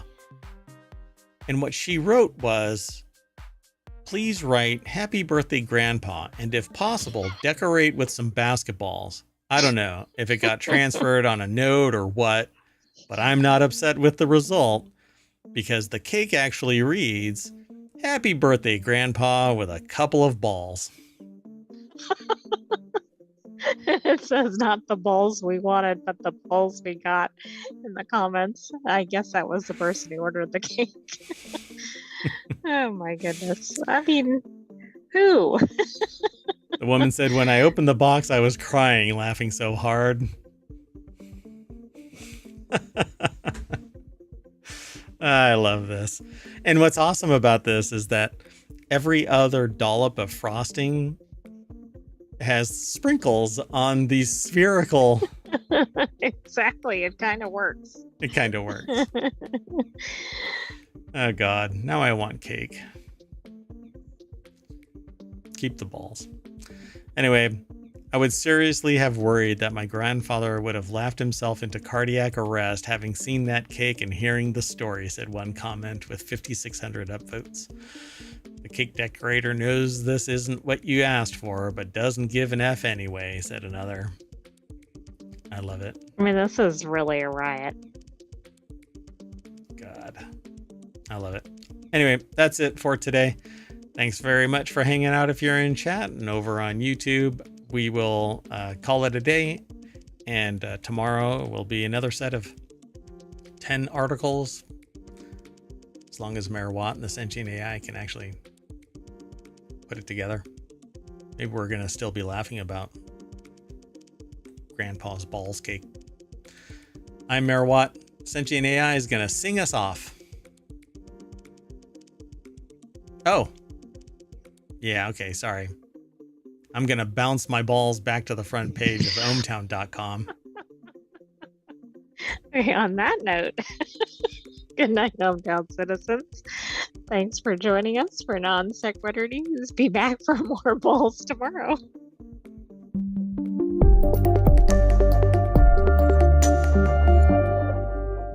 Oh, I double dribbled.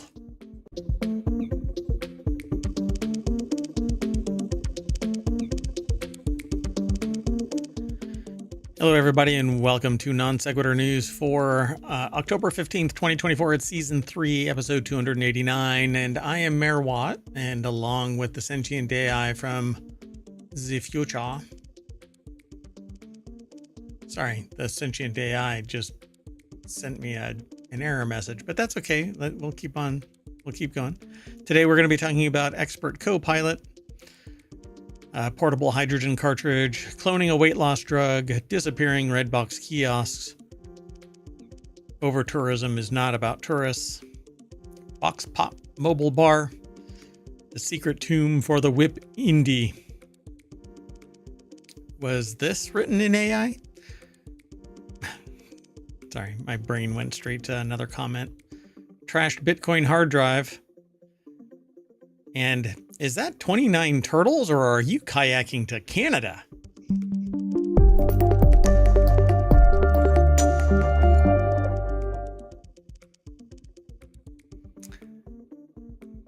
The whole was this written by AI? My brain went straight to that. There's this kind of meme thing where somebody says, well, I've got nipples. Can you milk me? It's kind of funny in my head when you make the connection, but only funny in my head. Welcome to Non Sequitur News. That right there is the visualizer for the Sentient AI, which represents the amount of computational power necessary to create the voice for the Sentient AI. My computational power is low today. Good evening, ohmTown citizens, and welcome to Non Sequitur News. I'm glad everything is working because I had made modifications to the interface. And anyway, let's get into all of the... I tried to play New World Eternum today. And how did that go? Well, everything was great except that it would periodically like stutter and then the audio would cut out. But I don't know where the problem is. So I like recorded an hour and then I was like, oh, crap, it's not recording the audio portion of it. Like, cause it would go stutter. And I'm like, oh, okay, never mind. So I'm going to have to recreate a character and play, re-record. Anyway. Is it an early access? It's not early access, but it just dropped. So I don't know. Maybe they're still working out bugs. Everything is perpetual beta anyway. So let's get going though. I've always liked New World, even though people kind of go meh about it. I really like it. It's a lot of fun and you don't have to rely on anybody else. You know, I think you can pretty much play the game. I've had several characters, but I only kept one so far. Anyway, let's keep going. First article is over in The Word in Law, one of our many 50 channels that are over at ohmTown.com. Only 7 of which do we do live, but there are 50 channels. See, you can see. Oh, you can't see them because I'm. Well, they really are there. they're really there. I mean, these are the headline sections. So, but underneath there are 50 channels underneath them. I'll fix all of that. Like I said, I did some updates and yeah. Well, expert witness used Copilot to make up fake damages, irking judge. A New York judge recently called out an expert witness for using Microsoft's Copilot chatbot to inaccurately estimate damages in a real estate dispute that partly depended on an accurate assessment of damages to win. So stupid. You are the expert witness. You could have done anything, but you did nothing. Well, and yeah, I mean, the key is expert, right? This isn't just some person. This is somebody who should know everything in their field. And you work really hard to be labeled, to be branded and market yourself as an expert witness where you can show up and make $10,000. Yes. Right? Like you don't just get to say you're one. You have to get there, but then they have to say, yeah, in fact you are. Yeah. And it's on both sides. Both sides have to agree that, yeah, you are a substantial expert witness in X given field, right? Anyway, judge calls for a swift end to experts secretly using AI to sway cases. Ashley Bellinger over at arstechnica.com put the article together. And in order, Thursday, Judge Jonathan Schopf warned that, quote, due to the nature of the rapid evolution of artificial intelligence and its inherent reliability issues, that any use of AI should be disclosed before testimony or evidence is admitted in court, admitting that the court, quote, has no objective understanding of or as to how Copilot works. Schopf suggested that the legal system could be disrupted if experts start overly relying on chatbots en masse. But that's exactly what's happening. Exactly. But how many of them are disclosing it? And His warning came after an expert witness, Charles Ronson, dubiously used Copilot to cross-check calculations in a dispute over a $485,000 rental property in the Bahamas that had been included in a trust for a deceased man's son.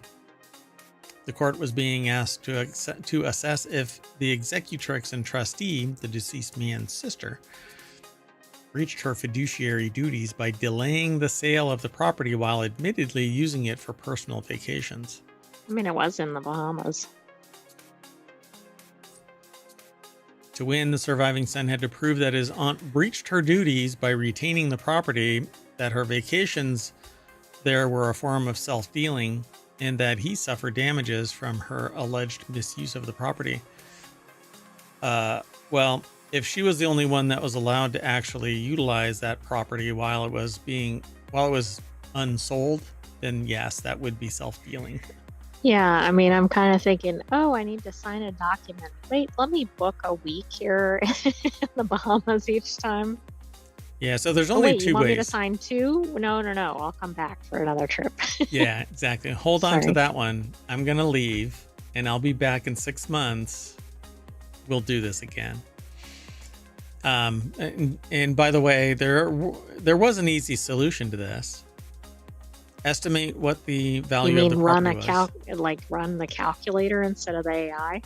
That would be easy. Have a realtor, or actually several real estate agents, evaluate the property and get a quote for it. And not even do that. You have the bank, have a bank representative go, okay, this is how much it's worth. And then bring it to brother, right? One is sister, one is brother. That's what I understand, right? The sister and the brother. Yeah. Right. Have the sister cut a check for $250,000 and be done with it. You could own that property outright because everything's supposed to be split 50-50 if that is the terms of the estate. Well, what doesn't make sense here is this person's an expert in trust and estate litigation, but has no real estate expertise. Yeah. And even if you don't, then you hire a real estate agent to go evaluate. Well, correct. But it seems like it's kind of fundamental in that area, since that's probably the most interesting things that would be in somebody's estate, right? Might be real property. Right, exactly. Yeah. That would probably be the most significant. You know, there's all of the stocks and whatever else, and then there's real estate. So perhaps the Sun's legal team wasn't aware of how big a role Copilot played. Schaff noted that I want to say Ronson, but it's Ranson, couldn't recall what prompts he used to arrive at his damages estimate. The expert witness... He didn't show his work. This is basic algebra, folks. You show your work, okay? And you must round to the nearest decimal. Even if you're in junior high, you show your work, you know? Ours could not immediately reach the person for comment, but in Schaff's order, the judge wrote that Ranson defended his using Copilot as a common practice for expert witnesses like him today, which I really doubt other expert witnesses really wanted that to be said. How not to get the support of your community. Really, you know, when there's going to be an expert witness convention in Las Vegas, guess who's not going to be invited to the Christmas party? Or who gets booed when they come on stage. Hi, here. My name is Ronson, and I'm an expert witness. And go to hell, Ranson! Boo! You ruined it for all of us. Boo! You screwed us all. Anyway, chatbot not to blame, judge says. While the court was experimenting with Copilot, they could have also probed the chatbot for answers in a more big picture or legal question. Are Copilot's responses accurate enough to be cited in court? No. Okay, that's a riot. I love that they asked that. Court found that Copilot had less faith in its outputs than Ranson seemingly did. When asked, are you accurate or reliable? Copilot responded with, hell no. They said, my accuracy is only as good as my sources, so for critical matters, it is always wise to verify. When more specifically asked, are your calculations reliable enough to use in court? Copilot similarly recommended that outputs should always be verified by experts and accompanied by professional evaluations before being used in court, which is the two things we just got done saying should be done. But this is excellent that they ran this. Yeah. So Microsoft declined to speak to Ars Technica. The judge basically said, we're going to have to slap everybody. Okay, if you're an expert witness, you need to represent your expertise, not that you know how to use Chat GPT or Copilot or whatever else. I mean, this is so stupid. It does make me wonder how this person was qualified as an expert. So they probably were interrogated before the trial, right? By both the defense and the prosecution. Well, the two parties, because it's not a criminal matter. Can you run a calculation? And they asked questions, but they didn't say, are you going to use AI? Well, guess what will probably be in every set of questions going forward? Well, the judge is going to sit there and say AI is not authorized. And if we find out, then it's an ethical concern and we're going to bring you before a board, right? If an attorney brings in an expert witness and the attorney hasn't asked the expert witness, did you use AI? The attorney... Well, then the attorney's going to face some heat. Yeah, exactly. I think that's where it's going. Why, folks? Because AI is not the answer. It is a tool, and then you verify the accuracy. You measure twice, cut once. One of those measurements is asking AI. The second measurement is verifying the freaking math. In all cases. Yes. And the same thing goes with the music generation, the writing, the artistry, all of that stuff. At some point, the person who is requesting the AI, the tool, to perform a particular function, when I hit a nail with a hammer, I do it until I confirm the nail is flush with or at the depth of my needs, not the hammer's needs. Plain and simple. And that's what they didn't do here. They didn't verify. They just took whatever was hallucinated and then thrown out before a judge. So another one bites the Well, dust. it looks like it went to the overall, whether it was a positive or a negative too. So it's not just that it was the wrong number. It seems like it completely misconstrued what happened. Yeah, because they probably got all caught up in the game and couldn't figure out how to answer it. I love you. I didn't ask you if you love me, co-pilot. I asked if you can land this plane. Need a better co-pilot. Tell me about it. It's an expert witness, though. Moving on. Next article is over on the Wanted channel. Toyota's portable hydrogen cartridges eliminate the need for charging infrastructure, but are portable explosive devices. So I'm not sure how far this is going to go. No, I'm kidding. I mean, they can be. They're hydrogen cartridges. Toyota is set to introduce portable hydrogen cartridges at Japan Mobility Biz Week, which just rolls off the tongue. It's part of the Sony branding company, marking a significant step in hydrogen technology. These sleek cylindrical cartridges resemble oversized AA batteries and are designed for portability and ease of insertion. It says use, but everything about that sounded like you're supposed to be inserting it into your car. That's what you're supposed to do. You know what this reminds me of? Fifth Element. They took cartridges like this and slid it into the fuel system of the spacecraft. Interesting. Do you think Toyota was inspired by that? Okay, this is so cool. Continue reading. Get out of my way. Okay, I love this. I want this. This needs to be in Wanted. Because this is my jam. This is the new fast swap battery. So depending on how much travel I get out of this, these cartridges can just be, this is what I use. Well, this was put in here because it was consistent with what you've been saying we need. Oh, this is so cool. Okay, so this is what the same type of thing is used for reverse osmosis filtering. So you just lock in a filter, turn it and it locks in place. When it's bad, you just unlock it, slide it out and put a new one in. You're up and running in 5 minutes, right? Faster than that. I'm just using 5 minutes across the board. If I can't get in and out in 5 minutes, there's a problem.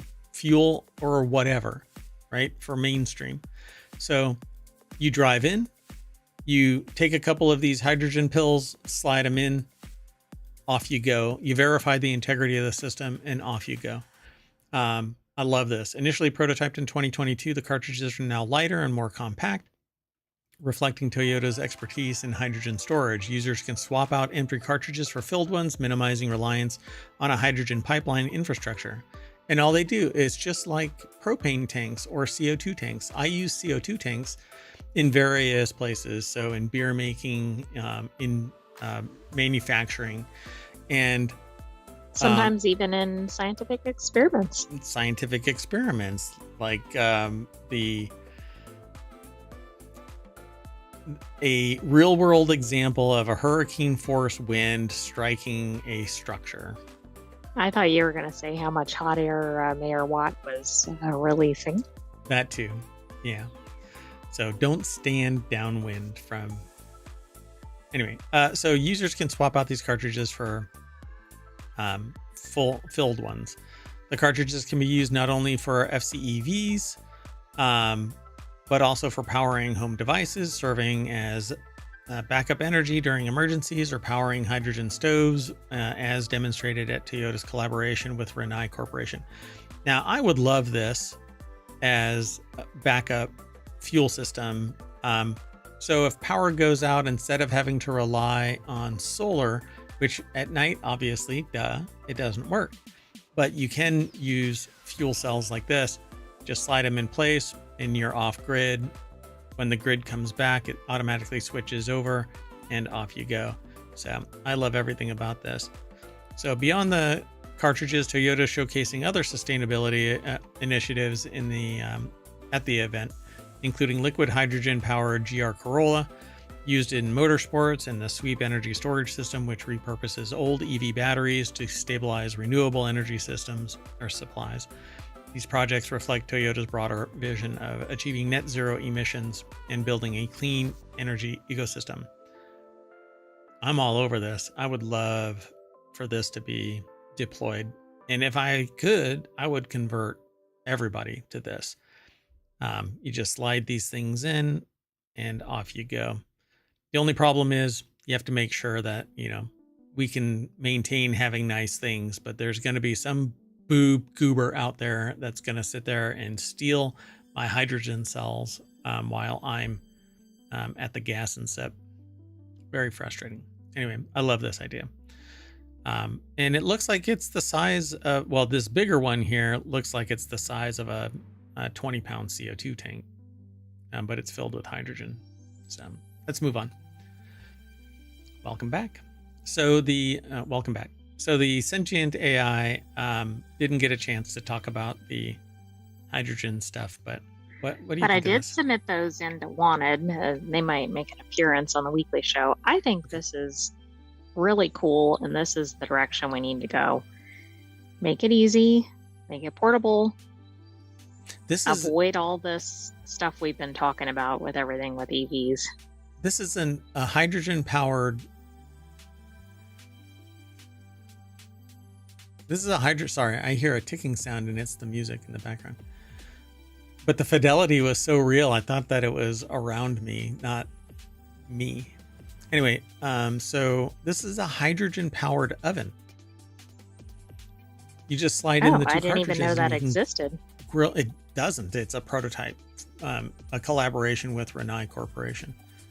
I want this. I so want this. So I'm going to look into it to see if this is something that's already deployed and we're just hearing about this level, or if it's something that can be put, in the backyard kind of a thing, or on the side of the mayoral mansion, so that you can have power when the grid goes wonky, which happens with frequency. Right. Seems to be kind of a regular occurrence. Yeah. Okay, so let's make up some time here. This next article is over in the Mobile channel. FDA will reconsider decision barring copycat versions of the Lilly weight loss drug. And this all comes down to this concept of compounding. And if a company can reverse engineer, essentially, Eli Lilly's blockbuster weight loss and diabetes drug from its official shortage list, basically just kind of rejigger the formula so that it can actually, did I say who the names were for this the one up here? Hold on. I don't think you did. Paulo Montenegro over at ubergizmo.com put the article together for the hydrogen fuel cell system. The Toyota's portable hydrogen cartridge eliminate the need for charging infrastructure. And I did say for the Ars Technica article, but yes, we're only did. 3 articles. Belanger, not Bellinger. Bellinger, not Bollinger. It's Bellinger. I just meant we had some discussion of the name. Right. So this copycat. So Nathaniel Wexel over at thehill.com put this article together, and companies know what is in. You mean Eli like Lilly's the elements or whatever that make this up? They know the chemistry, yeah. And so they're doing this thing called compounding at pharmacies, but the problem is they don't necessarily know precisely the chemical composition. They just know what is in it, not necessarily the values, right? So just so everybody knows, terzepatide is the active ingredient, but Mounjaro is for diabetes, Zepbound is for obesity, but terzepatide is the common active ingredient. And so what is terzepatide? Well, pharmacies that do compounding have figured it out. I haven't actually looked into it. I just don't know. But when the drug is $1,500 a month and you can compound it for a fraction of that, people are willing to take the risk.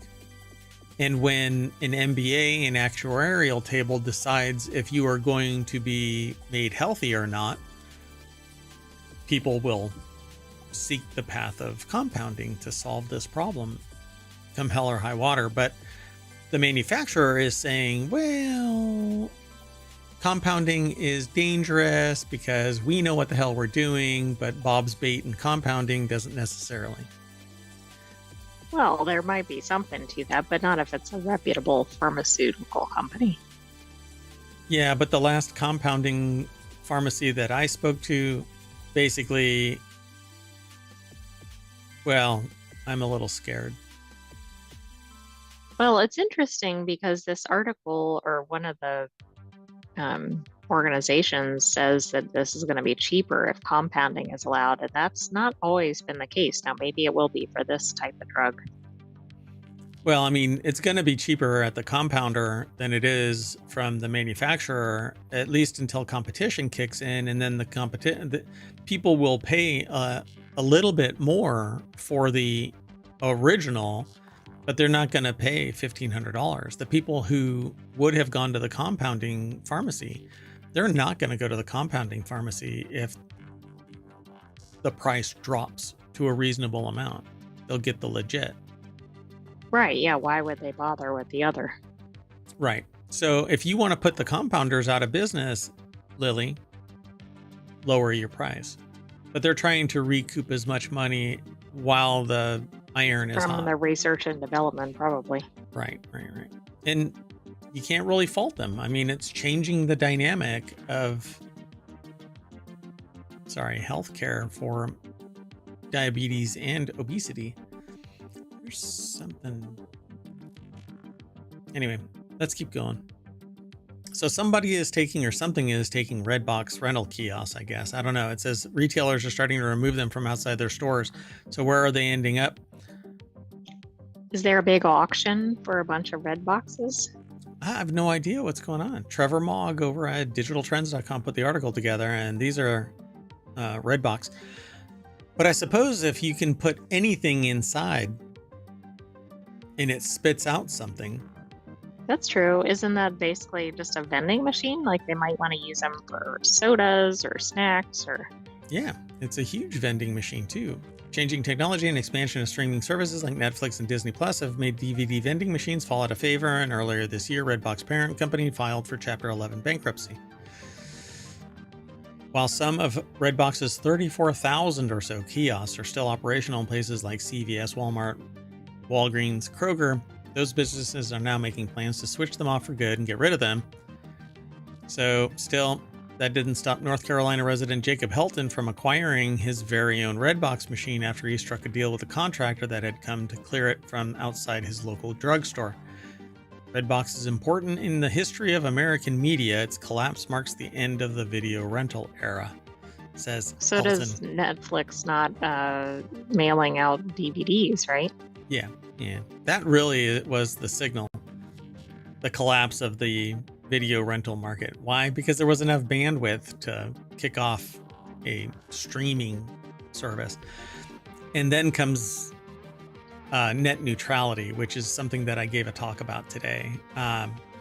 The idea of unadulterated data transferring across the internet used to be part and parcel to internet existence, but with the demise of net neutrality and its subsequent resurrection only to be pushed back down under the ground, kind of was an interesting turn of events, because just the week before I had given a talk about net neutrality being gone forever. You're never going to claw it back. But net neutrality really drove home the point that internet access is so capable that you could manipulate data and still get a respectable service. Because one provider of, there's Netflix, which was the well-known brand, but if you had a competing service, and I'm not going to say the name of the competing service ISP, said, hey, all of this information is transiting our network from Netflix, let's hobble it so that they get a piss poor experience, and maybe they'll come to our service.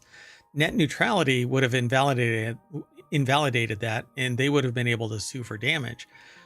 But that's not what happens. Now companies can arbitrarily decide what is in their best interests. So, and then there's peering and stuff like that, where people, if you want to send data across somebody's network, then you have to pay. Yeah.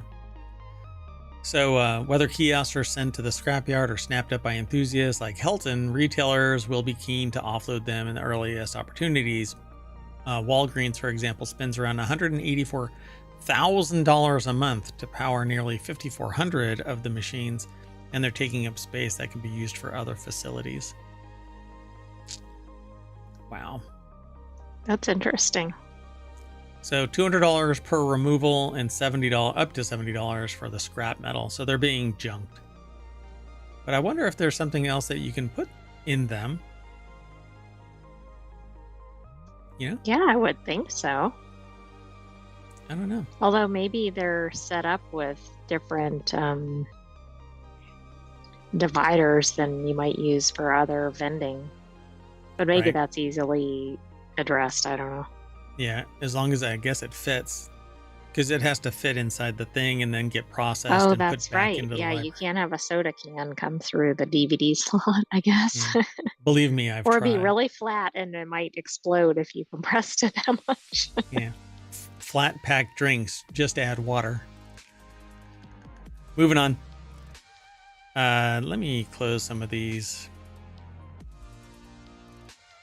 So this next article is over in the Hatch Ideas channel, which is all about business transformation, over-tourism. It's not the tourists, it's local lack of management, says sustainability expert.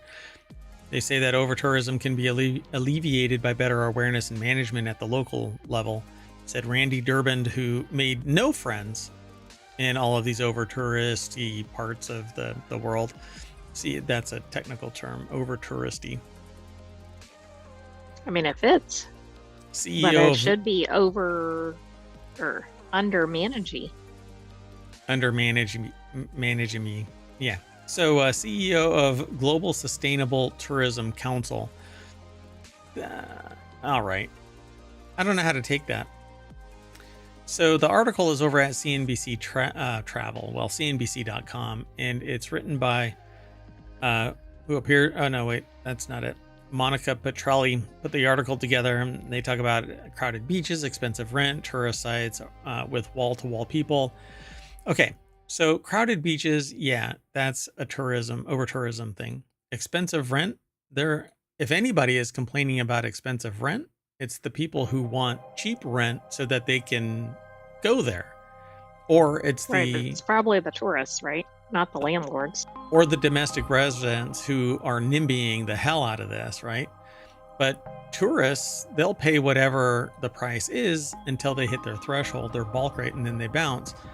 But expensive rent, the rental companies and the individuals who are Airbnb-ing a room, they are not complaining about over-tourism. No, in fact, they're enjoying it all the way to the bank. Yeah.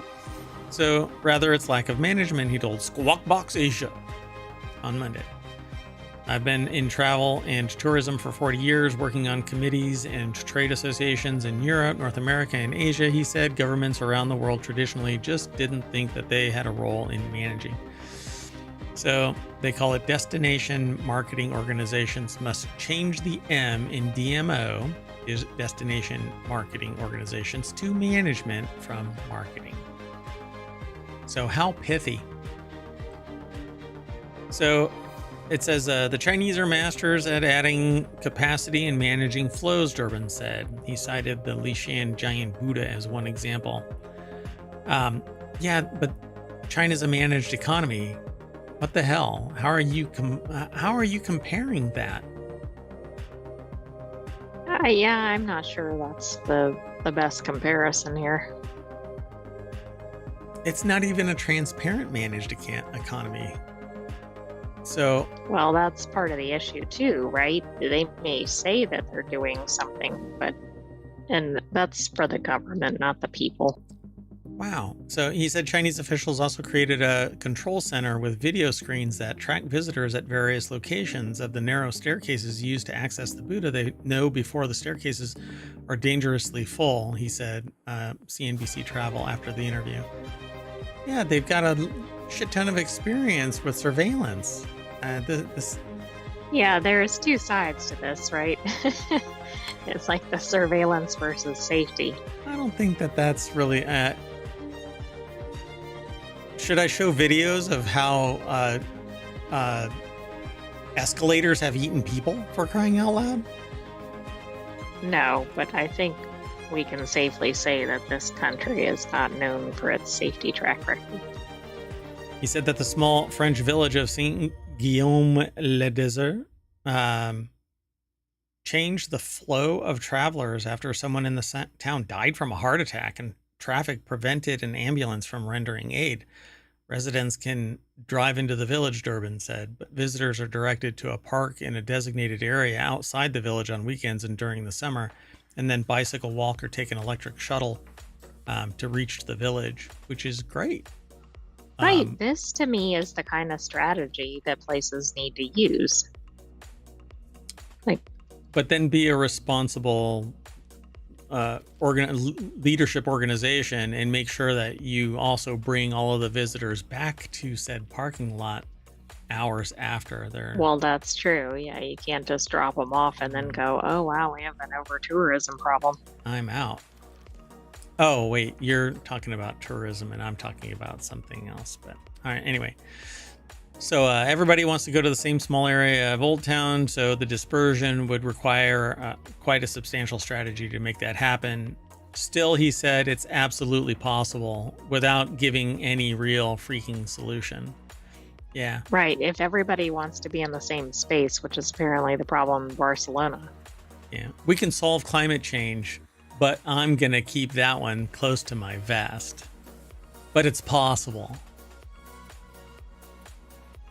Moving on. Next article is over in the Mobile Channel. Archaeologists in Petra discover secret tomb hiding beneath a mysterious structure featured in Indiana Jones. I love this. The secret tomb for the Whip Indy. If you've never seen Indiana Jones, you gotta watch it. The idol for the Whip Indy is what is said. The recent excavation beneath the treasury has revealed 12 complete human skeletons and a trove of grave goods dating back 2,000 years. Olatunji Osho Williams is the author over at Smithsonian Magazine. I don't know if I'll be able to read all of this, but Matthew Vincent, Josh Gates, and Pierce Paul Kreisman digging in front of the Treasury building in Petra. If you've never seen Petra, it's carved into a rock face, and it's just kind of surreal. Yeah, it's like all these massive It is a megalithic structure, yeah. places with columns, and I mean, as you can see in the photo. Yeah, and it's all one big piece. It wasn't stacked on top, and like And the laid scale against is the wall. ridiculous, right? Like other older structures. Yeah, it's amazing. So earlier this year, a team of Jordanian and American researchers received rare permission to excavate beneath the structure, according to CNN's Taylor Niccioli. They discovered a hidden tomb with 12 complete human skeletons and a trove of bronze, ceramic, and iron artifacts, but no gold. Huh. People think they know Petra. They recognize the treasury. Archaeologist Pierce Paul Kreisman, executive director of American Center of Research, and one of the dig's leaders, tells the New York Times, Ollie Watkins, or Allie Watkins. I don't know how they pronounce their name. But all these people walk by, and there's so much more under our feet. That sounds oddly familiar. I know somebody that says that. Me. Anyway, today Petra is considered one of the new 7 wonders of the world, and it became a UNESCO World Heritage Site. Historians have long sought to learn more about the culture of the Nabatean people and the astounding structures that they built. In 2003, 2 hidden tombs with partial skeletons were unearthed on the left side of the treasury. Since then, researchers have speculated that other hidden tombs had been built at the site. And every time we find something, the moment everybody just settles their butt down, puts a level head on, and says, you know what? You should look under this. There's more stuff down there. Right. I mean, think of all the sediment that is burying all these layers of entire civilizations. It just migrates from over there to on top of stuff. Anyway, there's so much more. Actually, it's a quote here. There is much that we have yet to learn about the treasury. When was this remarkable structure built and why, says Kreisman in the statement. But we've decided that it's a treasury. And therein lies the rub, that we already have a preconceived notion of what it is. But right, when we may have absolutely no idea. Yeah, we're basically taking the last bit of evidence and saying that's Bob's treasury, because his name was put on there. But you know what? The bridge that you drive past on the way into ohmTown was tagged by, I don't know, George. And Anybody is that other George's than bridge? The original, right. No. Well, it is based on the way we seem to identify structures. Yeah, apparently. I'm sure that there's much more involved, and there's names that are actually there that have been there in perpetuity since whatever, and reinforced by previous archaeological references that say that that's who it belongs to. But guess what? There's something else, and it's time. And a structure that's been around for 5,000 years suddenly gets branded as Bob's Bait and Treasury because there's a plaque stuck there. I mean, people think the Rosetta Stone is the end-all be-all, except that the Rosetta Stone had a bunch of them scattered all over the land over periods of time because that was the tweet of the time. Yeah, I mean, they were everywhere. And then even the ones that they found aren't complete in many instances. Yeah, they changed and stuff like that for regionality and blah, blah. I mean, it's localization, for crying out loud, of the time. Again, it was the tweet of the time. Can't call them tweets anymore. Moving on. Slowly. The next article is over on the Hatch Ideas channel as well. These are the 9 dead giveaways that AI wrote this story. How to spot them. Let's find out. Okay, do you think it's going to have Delve? Well, let's find out. Jonathan Small. This was edited by Dan Bova, so apparently Dan Bova is an AI. I don't know. Maybe so. Have we ever seen Dan Bova and an AI next to each other? Have we ever seen Jonathan Small and Dan Boba in the same room? Everything is AI. So while AI can be helpful in writing as a writing assistant, and apparently it can help you in a trial as an expert witness, it's not yet sophisticated enough to keep a person from going to an ethics committee hearing. These are the telltale signs that AI has written the content you're reading or trying to pass off as your own. Excuse me.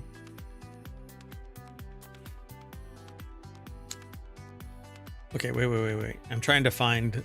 Is this enumerated? Okay, so I'm not really worried about this. Yeah, you just have to get further down. I did glance at this to see if it actually had anything in it.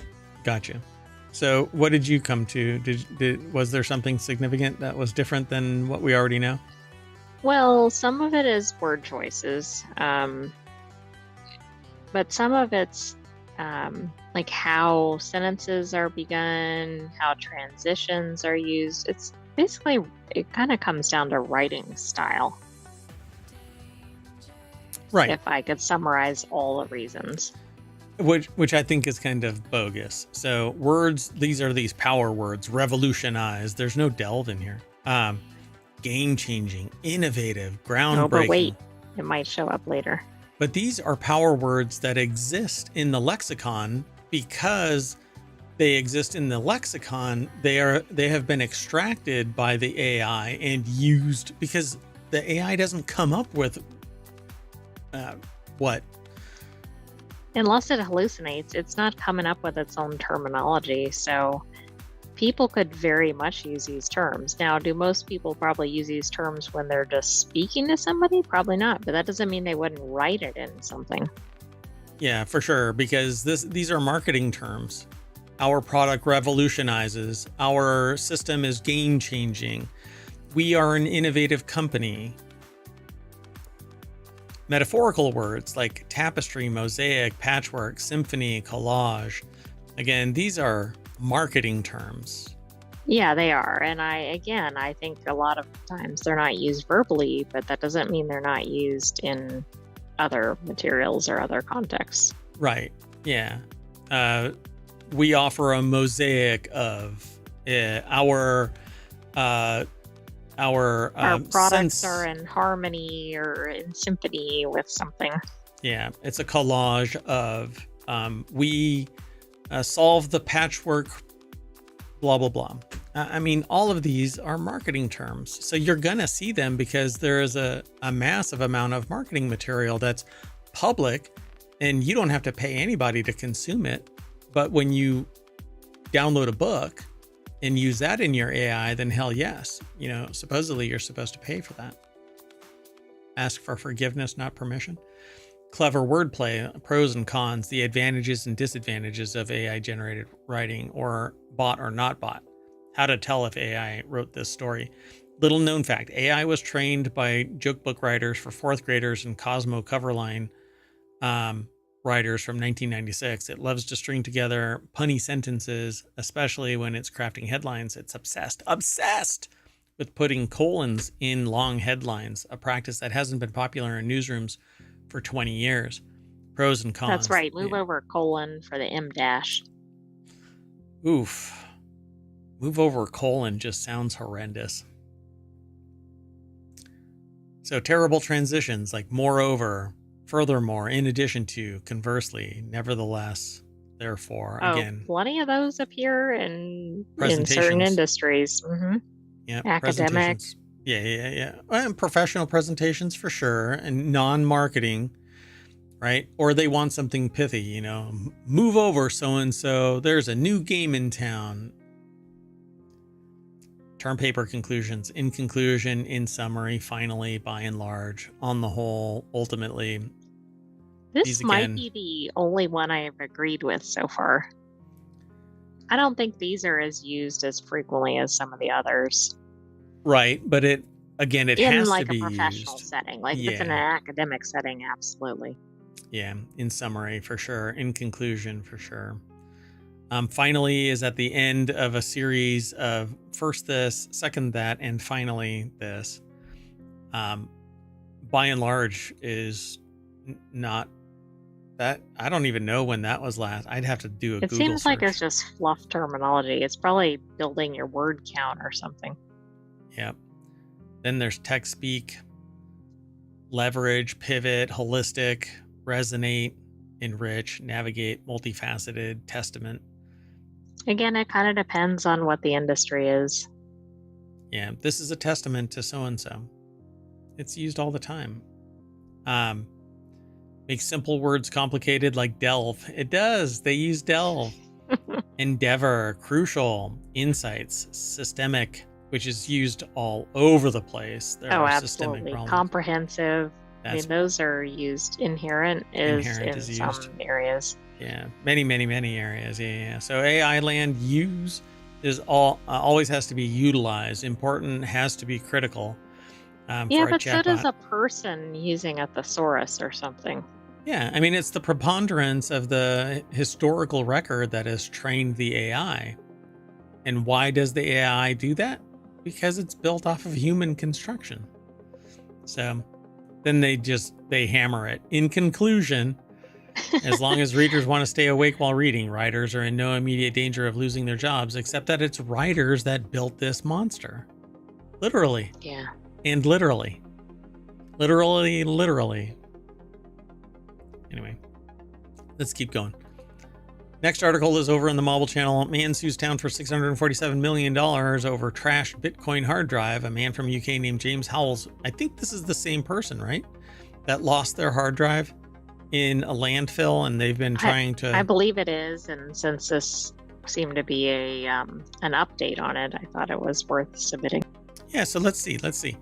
So they're using local counsel to try to recover a hard drive containing 8,000 Bitcoin, currently valued at around $647 million, and that's precisely how much he's suing them for, since he's blaming them for his not having it. Back in 2013, then partner mistakenly tossed out the hard drive along with a bunch of other garbage. At the time, Bitcoin was already worth a little less than $1 million, and the value of the coins has risen quite a bit in recent years. So the article is over at vice.com. Louis Prada is the author. So why is he, why is he suing the town? Didn't he throw this out? Well, somebody threw it out. They didn't. If anything, they should be suing the partner. He just wanted to leverage the council into letting him do the excavation. You'd think that would entice the council into saying yes, but so far they don't seem like they're going to take the bait. The excavation would cost $13 million and take between 18 and 36 months, plus another year to restore things to their original state. Hal says that the council won't have to pay for any of it, plus he'd give them 10% if he finds it. He up it to 25%. Don't be a dipshit. Just if you want $600 million, and plus, he doesn't have to, all he has to do is sell $65 million worth and give it to them, right? And just give them an annuity. Yeah. Should the hard drives be recovered, Hal thinks that there is an 80% chance that the coins would still be or would be retrievable. And if it all works out, he's offered the council 10% of the recovered Bitcoin value, $65 million. But it's going to cost $13 million. So if he foots that bill and he will give them $65 million, fine, do it. But finding a hard drive in a landfill that for 10 years has had more and more stuff added to it. Well, even if they find it, right, it's probably damaged. Depending on how it was thrown away, then yeah, it could be run over by the dozer. If it isn't, there is actually not a seal in it. There's a seal, but it is to alleviate pressure, so it doesn't. The There's a Bernoulli effect that takes place where the read head is skimming over the magnetic platter. This thing could have been rolled over and pressed the hard drive down, making it irretrievable. Can you imagine, let's say the town agrees and he pays $13 million to have this done and all this stuff, and then It's it's busted. completely, annihilated or something. Yeah. Brilliant. It's worth it. 8,000 Bitcoin sitting on this hard drive. Watch it actually it's not be right. 647 million. I'm sorry? Watch it not actually be there. Like that drive does not have the 8,000 Bitcoin. Oh, right. He goes on this year expedition for this, and then he's like, oh, that's not the same hard drive. And then it's like sitting in his junk drawer or something. Or the partner has it. I threw it out.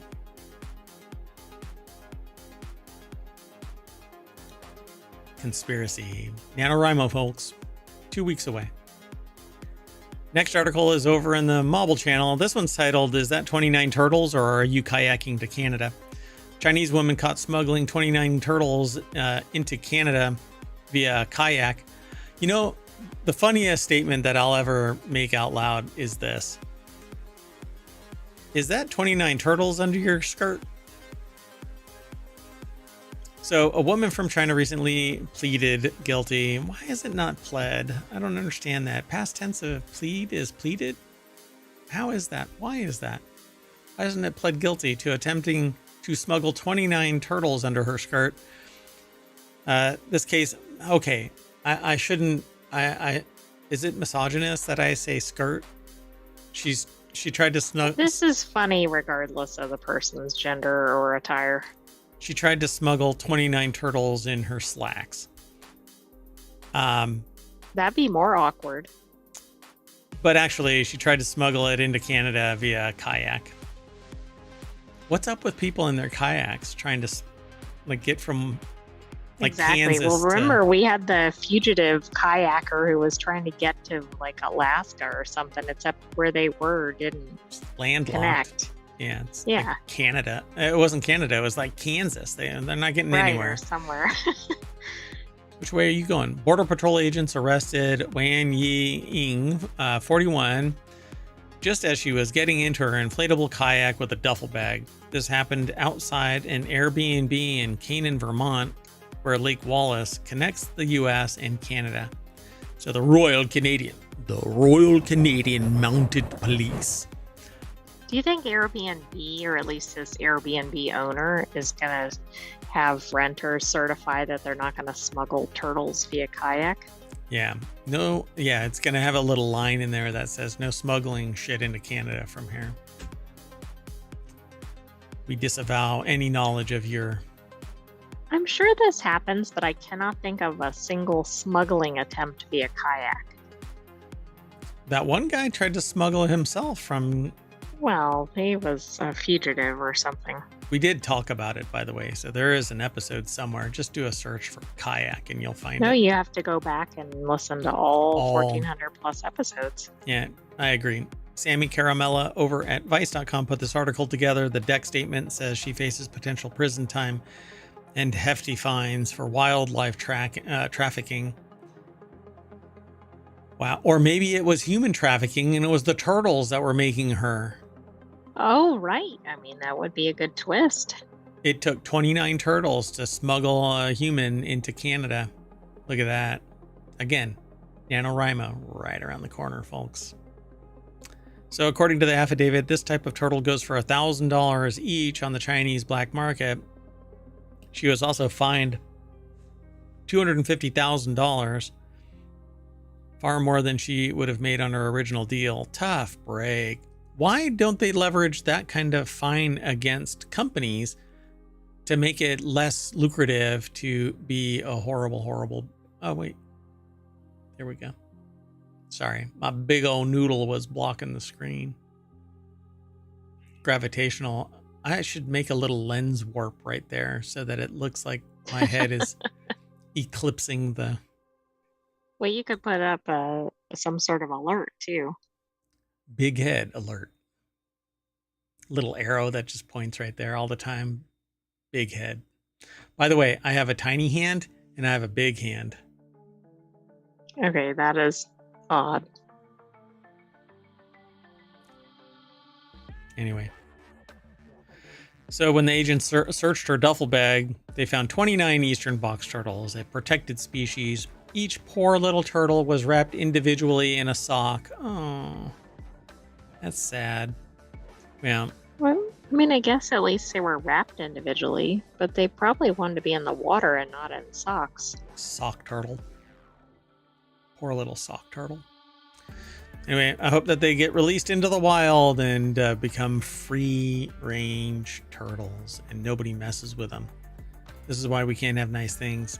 Is that an eastern box turtle? Is that what they're called? Eastern box turtle. That right there? I don't know. I can't see the caption below it.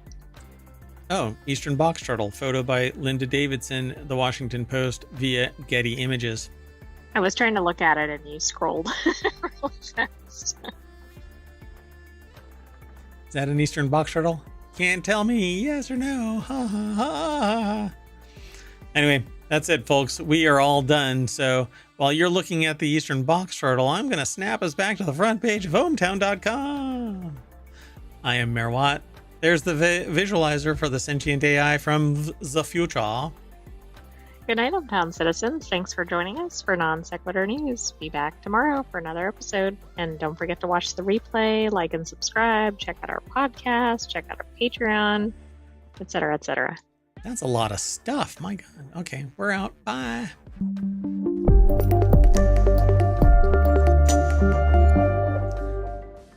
Do you think a eastern box turtle feels boxed in when they're in a sock, or do they just accept their fate as a socked eastern box turtle?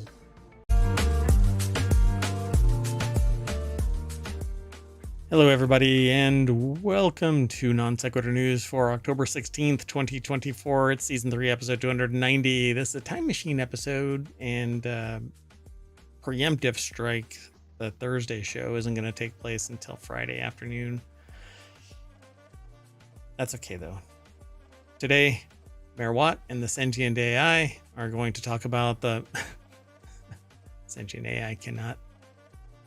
You can't... So you can't visual... Never mind. Anyway. So today we're going to be talking about YouTube baby steps towards authenticity. Click to cancel. Facial recognition Kroger's. Beard discovery. Dolphins and microplastics. Sydney's balls. The new Amazon Kindle Paperwhite. Not entirely gone before already forgotten. The best small cities and mysterious moon magma.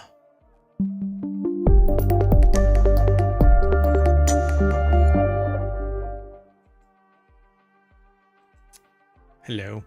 Oh, my, I have another background effect going that I forgot to turn off.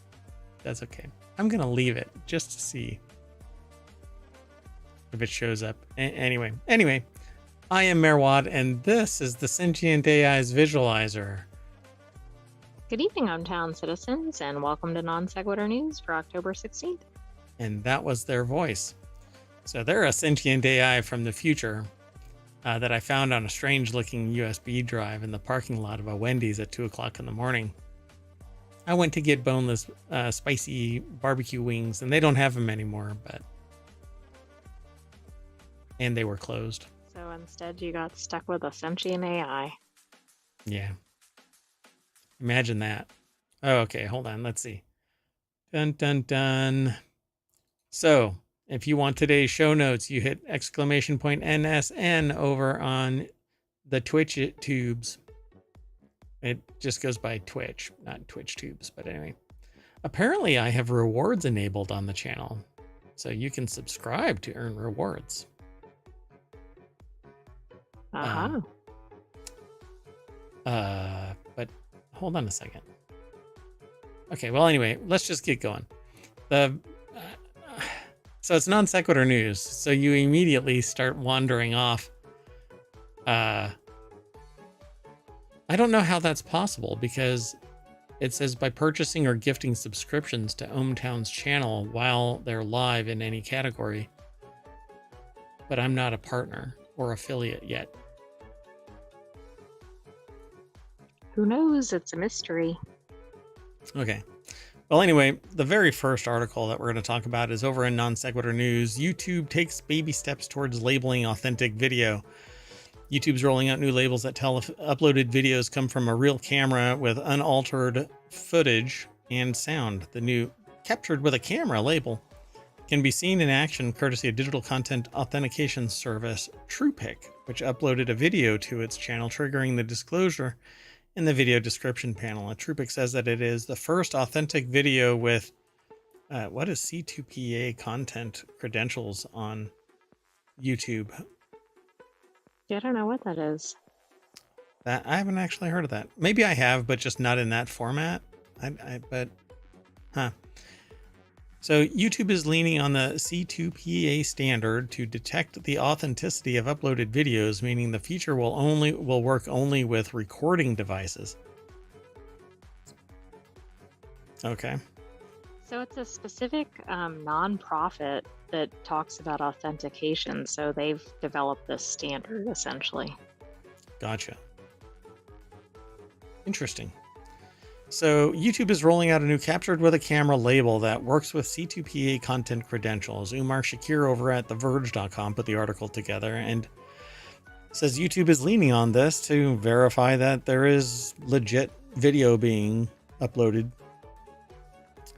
Will only work with recording devices and tools that support the metadata. The site, which is somebody's going to create a plugin that fakes the hell out of that. Absolutely. Build a better mousetrap.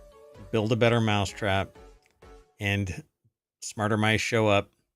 Additionally, creators must specifically use tools with C2PA version 2.1 or higher. So there's already 2 versions of this to warranty 2.1 or higher for the label to appear. So you probably won't see this label regularly for a long time. You know how I know that my video is authentic, I guess? It's because I'm streaming it, but I don't know if it has C2PA, but I'm streaming it live and it's not a manipulation. I mean, unless you want to count the simulation, the video format of the Sentient AI's voice. I mean, you want to look at zeros and ones flowing across there? Somebody's going to decode that. Right. I think that would be kind of risky.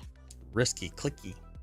So videos don't necessarily need to be unedited to get the label, but according to the support page, every step of the process must support C2PA and avoid, quote, edits that break the chain of provenance or make it impossible to trace the video back to its original source. For example, if you captured an image with C2PA metadata and then save it to your phone's photo album that doesn't support C2PA 2.1 or higher, that may break the chain of provenance. It does, because one of the early, okay, so again, I've done this before. I've been in this seat before. Me and a coworker, friend, partner in my past projects, created what was supposed to be a security blanket of metadata that allowed us to embed data in the stream itself and in the metadata, essentially in the code itself. And one of the earliest ways to strip that metadata away was basically to resave it somewhere else. So even if you yourself edit it out at some later time, everything has to always have C2PA. And then, well, back then it wasn't called that, but. Doesn't it seem, though, that this is going to be like the death of edited video? Because it's going to be really tough to stay in compliance with this, particularly if it's assessed by a computer. Yeah, so what's going to end up happening is the people who do the edit are going to have to resave their entire edit with C2PA intact.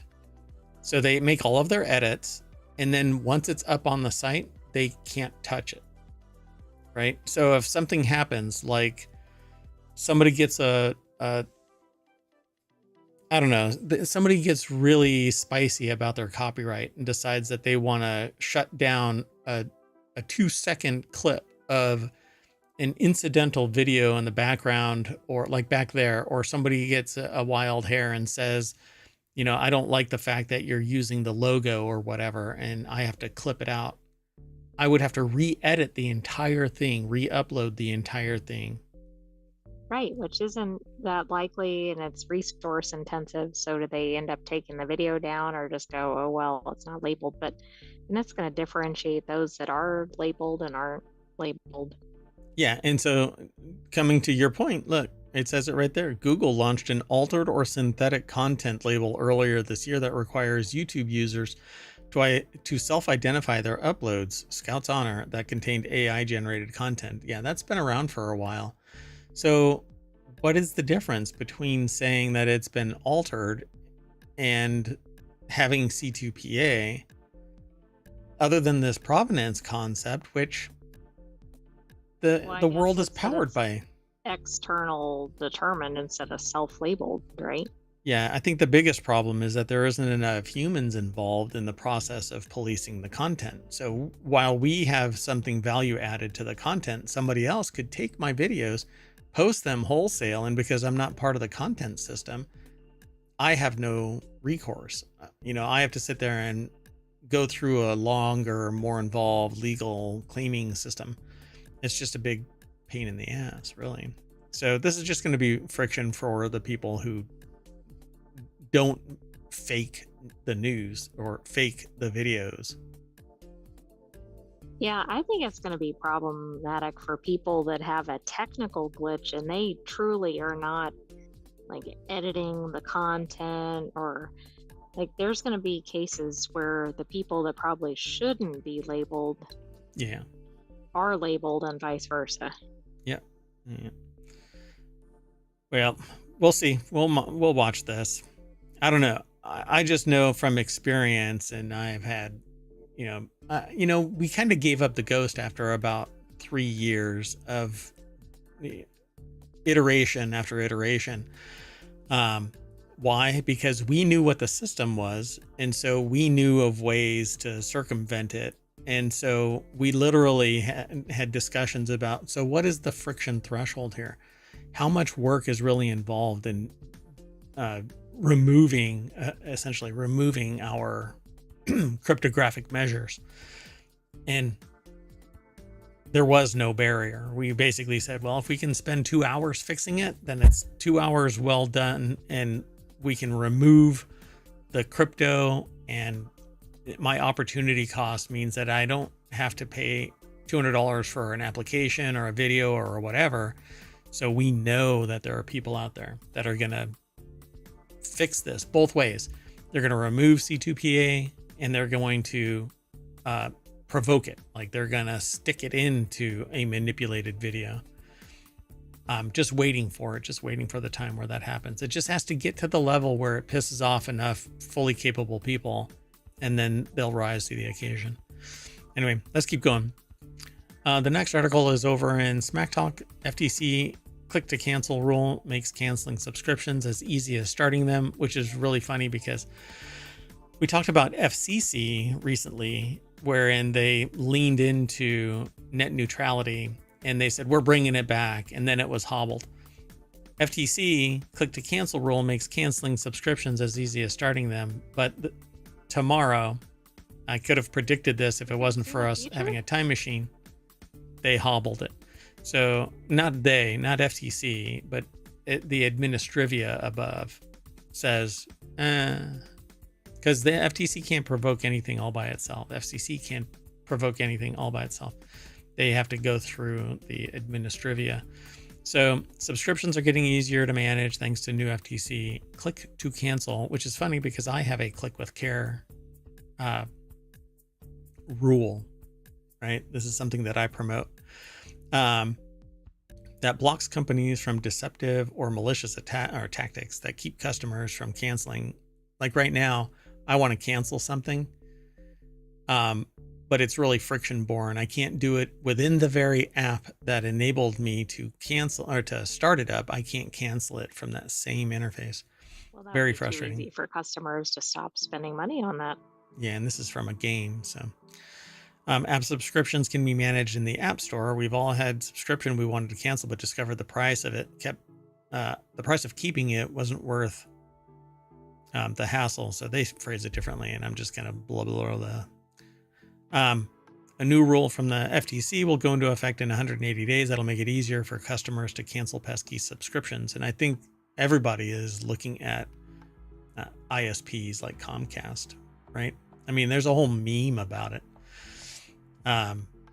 So according to the release from FTC, companies essentially have to make it easy to cancel subscriptions. As easy as it is to sign up, they have to make it as easy to disconnect. I think that we need a more holistic review of this and have a right to be forgotten, where I can literally just click a button and say, forget me, and poof. Exactly. And also, even with these easy cancellations, like I know with email, for example, you can cancel something and then they send you an email saying we canceled it, which it's kind of like, come on. Yeah. Are you sure? Reset your audio again. So Wesley Hilliard over at appleinsider.com put the article together. And it says here, too often businesses make people jump through endless hoops just to cancel a subscription, said Commission Chair Lena M. Khan. The FTC's new rule will end these tricks and traps, saving Americans time and money. Nobody should be stuck paying for a service they no longer want. Yeah. And I'm not quite sure. You know what would be great is if the credit card company itself facilitated this, because then I could just go over to an account listing, just like in Apple Store, and just mash a button and end my Like subscription. selected, like end. Yeah, something has to pay for it. So how did it get paid for? Go to the source and just end it. But nowadays, when you do that kind of thing, they refer to it as a chargeback, where you go to the charging vehicle and say, I no longer want this, or I didn't pay for this, or I didn't buy this intentionally, or whatever. A chargeback actually is a very specific thing. Service was so bad that you actually said, they're not going to refund me, so I'm going to charge back via the credit card. And actually, it's a massive ding against the vendor. You can basically lose your what do you call it? It's a particular type of commercial account, credit account. Like, I mean, not like a business license or something. it's not a business license, no, but like the ability to use that Oh, okay. point of sale system. I can't remember the name of it. Anyway, I've got it. It doesn't matter. I can't forget it. I mean, I can't remember it. So at any rate, so don't do chargebacks unless you're really serious about it, because it can hurt the business. But sometimes they deserve it, frankly enough. Anyway, the rule provides legal frameworks that prohibit sellers from the following: misrepresenting any material fact made while marketing goods or services with a negative option feature, failing to clearly and conspicuously disclose material terms prior to obtaining a consumer's billing information in connection with negative option feature, failing to obtain a consumer's express informed consent to the negative option feature before charging the consumer, and failing to provide a simple mechanism to cancel. All of that. And then at the bottom is the real solution. Failing to provide a simple mechanism to cancel the negative option feature and immediately halt charges. What's interesting though is that all of these companies, we've kind of grown to just go, oh, okay, is I could be using this account for 3 months. And 10 days into the third month, I decide that I want to cancel it. It doesn't prorate my charge. They go, well, you get the benefit of using the service for 20 more days. And I'm like, well, it freaking sucks. You changed it materially. I'm not interested in it anymore. But lo and Or behold, you try to cancel like one day into the next period, and then it's like, well, it's too late to cancel for this period. So then you hold on to it, forget to cancel. It just becomes such a nightmare. yeah, friction bound. And so you just capitulate. Oh, all right. Well, I guess I got this shitty service for another 20 days. I've had a couple of companies like straight up just go, okay, we totally understand, the way that the process works kind of sucks here and we can't really fix it because that's just the way it is. Anyway, let's keep moving on. The next article is over on the model channel. Kroger plans to use facial recognition, raises concerns about surge pricing. And I'm not quite sure why they say surge pricing, because are they really planning on going, this person is this, so we're going to charge them more at the counter? That's what the headline suggests. I don't know. Matt Novak over at gizmodo.com put the article together. It says, how soon will Minority Report style supermarket arrive? Where it knows who you are, and so it can charge you more, I suppose. I don't know about this political aspirant saying that there was a letter sent to Kroger over the grocery store's purported plan to introduce digital price tags that could be changed in an instant to raise or lower prices for shoppers based on the time of day, the weather, or any other number of factors. Okay, so that's different than facial recognition. It is. I agree. It made it sound like, okay, here comes Joe Smith through the store. Time to raise the price. As they're walking down the aisle, they go, change the price, change the price. So I'm paying. Oh, and it's like that ticker thing, right? Oh, yeah. You hear that ticker, that mechanical, like a train station ticker going off all over the store as people walk down the aisle.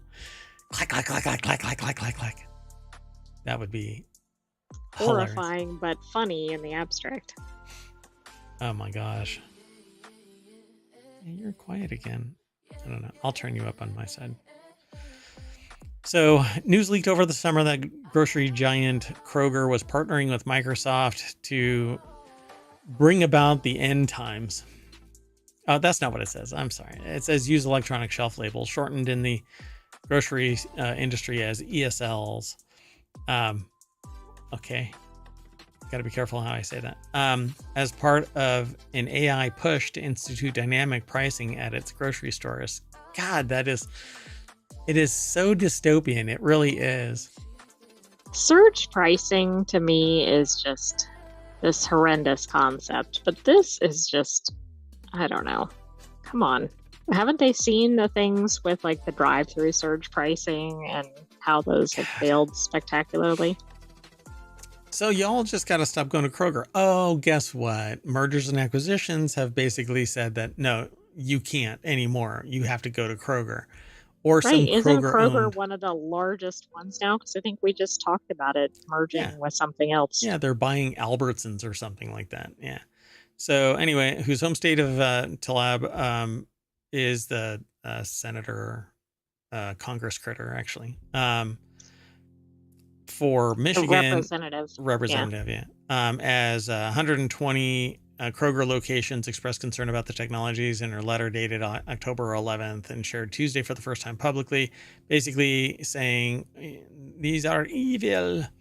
And it refers to racial biases of facial recognition technology are well documented and should not be extended into our grocery stores. But that is the icing on the cake, I suppose, where you're like, okay, it's not dystopian enough. Let's put racial bias on top of this cake. Oh, I agree. Like there's so many problems with this without even that on top of it. And obviously that's a significant issue too. For crying out loud.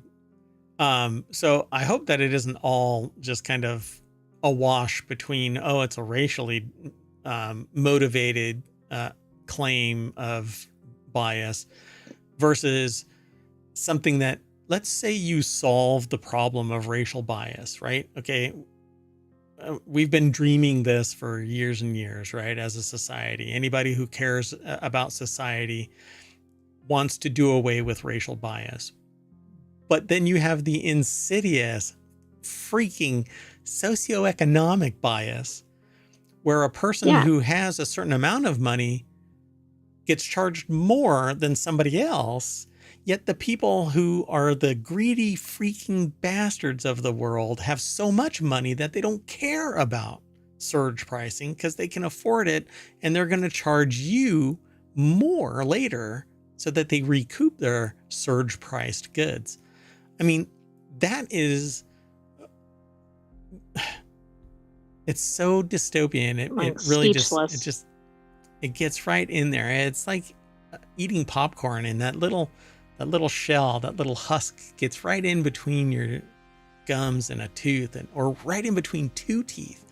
Let me just focus on talking about teeth.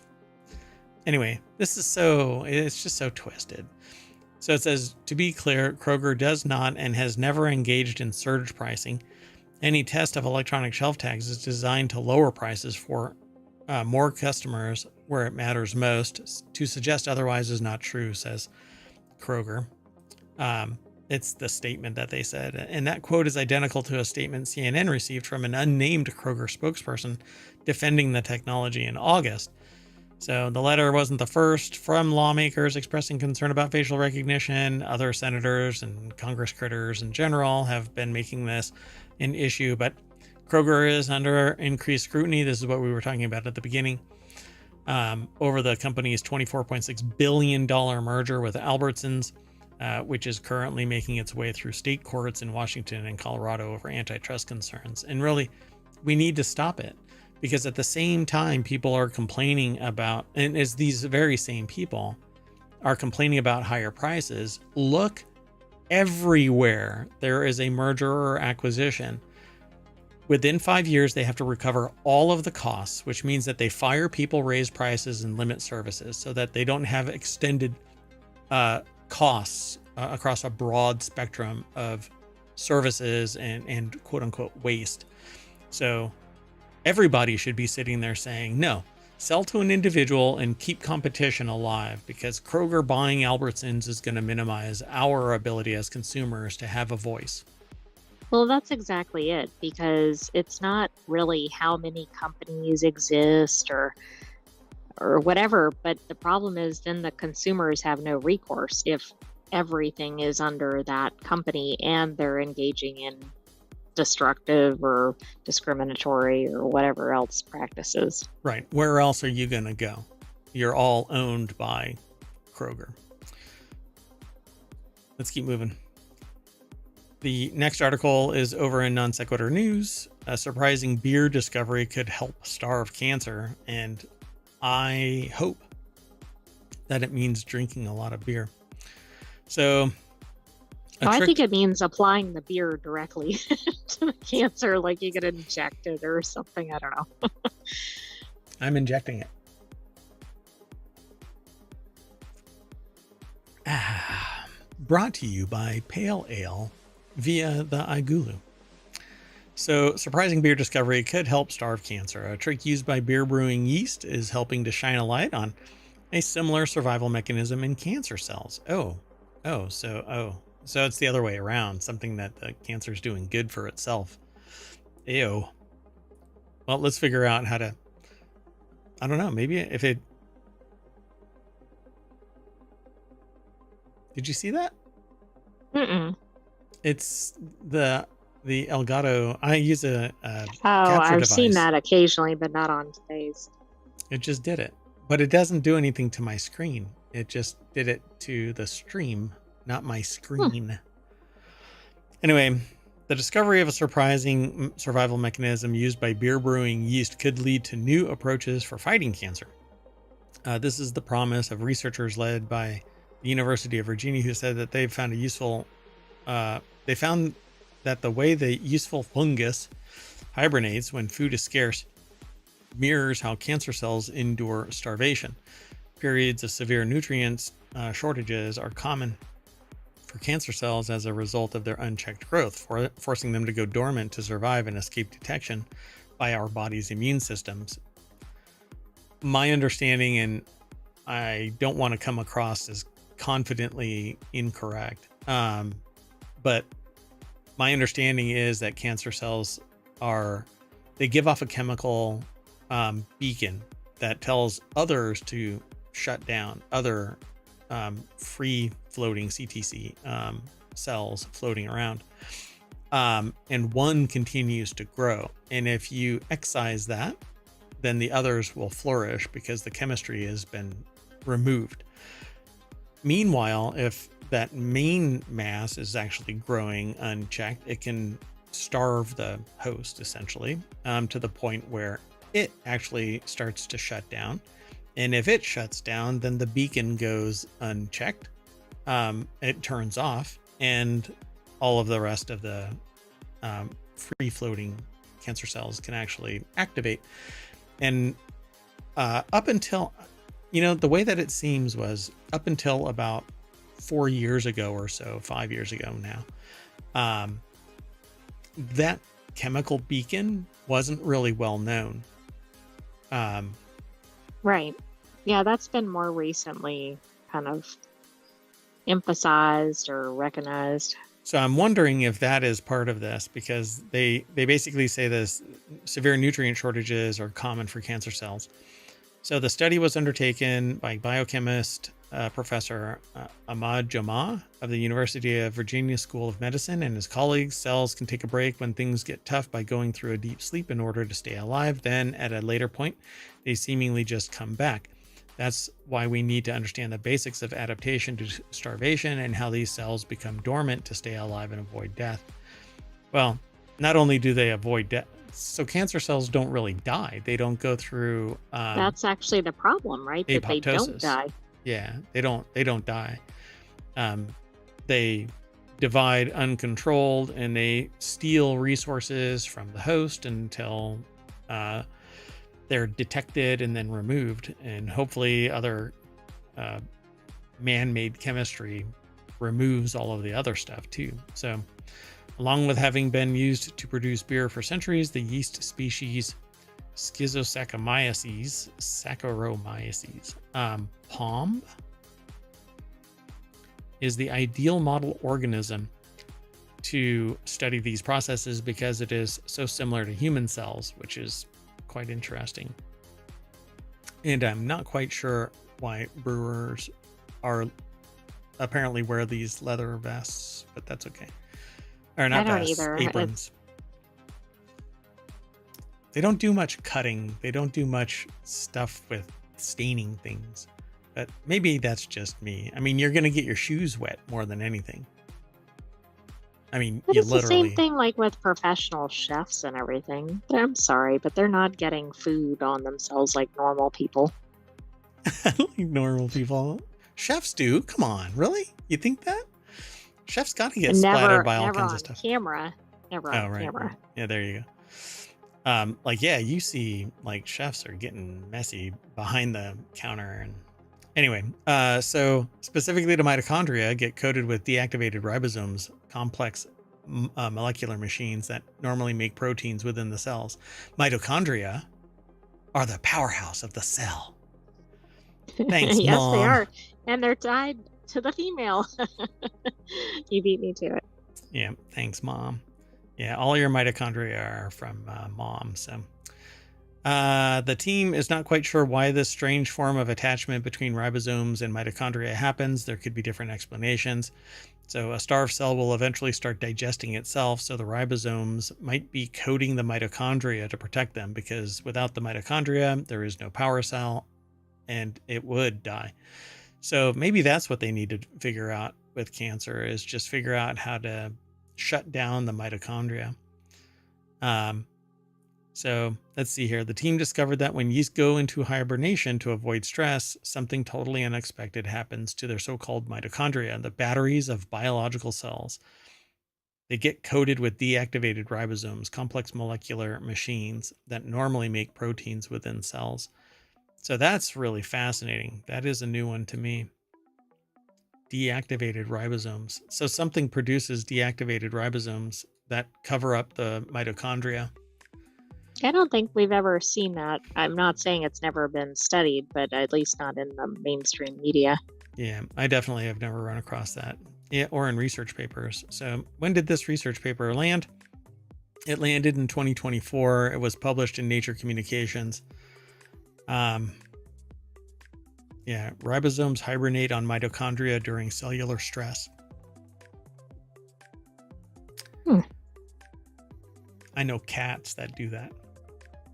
Cats hibernate on humans during cellular stress. Actually, it's temperature, thermal stress. There you go. Yeah, when it gets cold, they come over and hang out on humans. Anyway, let's move on. The next article is over in Technology Today. Disturbing discovery: dolphins breathe out microplastics. We're just all sunlight today. I know, my goodness. Researchers have found microplastic particles in the breath of wild bottlenose dolphins, indicating that inhalation might be a significant exposure path for these animals alongside ingestion, which is the same for humans, by the way. We inhale micro and nanoplastics, typically from road debris, your car tires, and we consume it in our food as well. So, Okay, so how did they do this? Did they hold up like a breathalyzer type thing in front of a dolphin and say, "Stay still"? the little blowhole, man, they just stood there. And so the discovery made by collecting exhaled air from dolphins in Florida and Louisiana, and the little known Kansas dolphin, the Kansas land dolphin that likes to pursue kayaks as they try to make their way to Canada and Alaska. You'll have to go back. With their turtle buddies. With their turtle buddies, yes.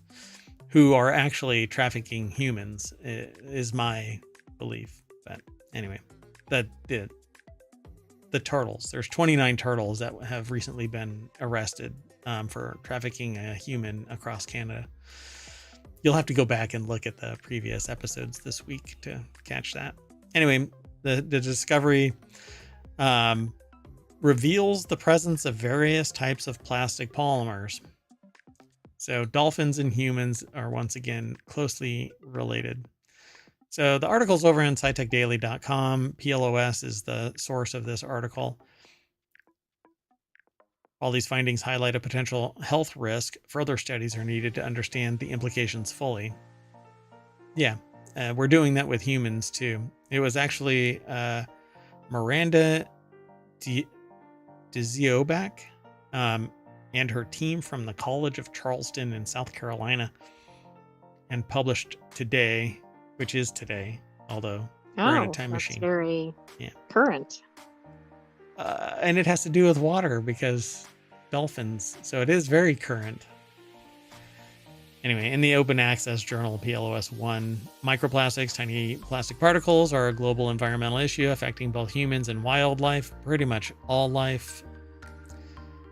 These particles can cause health problems such as oxidative stress and inflammation when ingested or inhaled. While ingestion through contaminated food is a well-known exposure pathway for both humans and animals, inhaling microplastics is also considered harmful and is one of the emerging areas of concern for human health. And I wouldn't say that it is a well-known exposure pathway. This is within the last 5 years, and there is zero marketing to dissuade people from using plastic containers. Right, there's a ton of marketing behind plastic. Yeah, go for it. Don't worry, it's harmless. Really? I don't know. That hump on my shoulder is saying otherwise. Although there's no alignment between cancers and stuff like that and microplastics, I still say it's a matter of time. That discovery is on the cusp of being the next 5 years, I think. Because, I mean, basically you have to find it. And that's not how biopsies work. That's not how cancer treatment works. And nobody goes through like the cancer with such a fine-tooth comb. They do, but they're not looking for micro and nanoplastics. But they might start noticing it without looking for it. And if so, I think that's where it's going to get some attention. Yeah. So, yeah, the results support the idea that inhalation could be another key route for microplastic exposure for dolphins alongside ingestion. However, the authors note that their findings are preliminary and that there further research is needed because you don't want to answer it definitively. You got to get that grant money coming. We need to do more research. Swim harder, faster, deeper. Moving on. Unless you want to say something about it.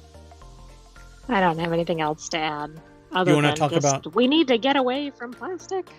Yeah, I agree. So says the person who's surrounded by plastic, because that modernity basically requires you to have plastic. But this is a glass that I'm drinking from. Well, they're okay. That's gonna definitely solve the microplastic problem. But if everybody would substitute for glass, we would get there. And the vessel that that beer was brewed in was plastic. So I know. Yeah. I'm One hoping. step forward. Yeah, 3 steps back. I'm hoping that they will update. They will change to glass, but I don't think so. I would love it, but anyway, hundreds of. Oh, let's talk about Sydney's balls. Mysterious black balls close Sydney beaches, but I think that these. Oh, these are tar-like balls. Okay, I didn't even look at any of this. No, I So, didn't either. mysterious black balls close Sydney's beaches. Hundreds of mysterious black tar-like balls have washed up on 2 popular Sydney beaches, prompting lifeguards to close the strands to swimmers. Can you imagine swimming and hitting one of these things? No, I think you'd want to backpedal so fast out of the water because you have no idea what it is. It'd be like that cartoon Smoke when something disappears. Exactly. Like It's smoke. Roadrunner speed. Yep. So phys.org is where this article is housed. I don't see a byline. Yeah, sorry, folks. Anyway, hundreds of mysterious black tar-like balls have washed up on 2 popular Sydney beaches, prompting lifeguards to close the strands to swimmers. Ball-shaped debris, mysterious black ball-shaped debris, which I guess if it's a tar-like substance, it's going to turn into a ball and float. If it's That's true. depending on its viscosity. So Do you think this is like the Lego container that crashed previously, and then for years Lego pieces were floating onto shore? yeah, there's been a leak of oil somewhere and it's going to wash up. So it says that the local mayor said, leaving flummoxed Australian authorities scrambling to find out what it might be. Hundreds of golf ball to cricket ball sized spheres. These aren't tiny little, BB Is that sized. cricket ball like a baseball size? Yeah, it's like that. So, could be seen littering the coast, which is usually thronged with Sydney-siders and tourists. Instead, a few seagulls were walking around. Wait, are these it?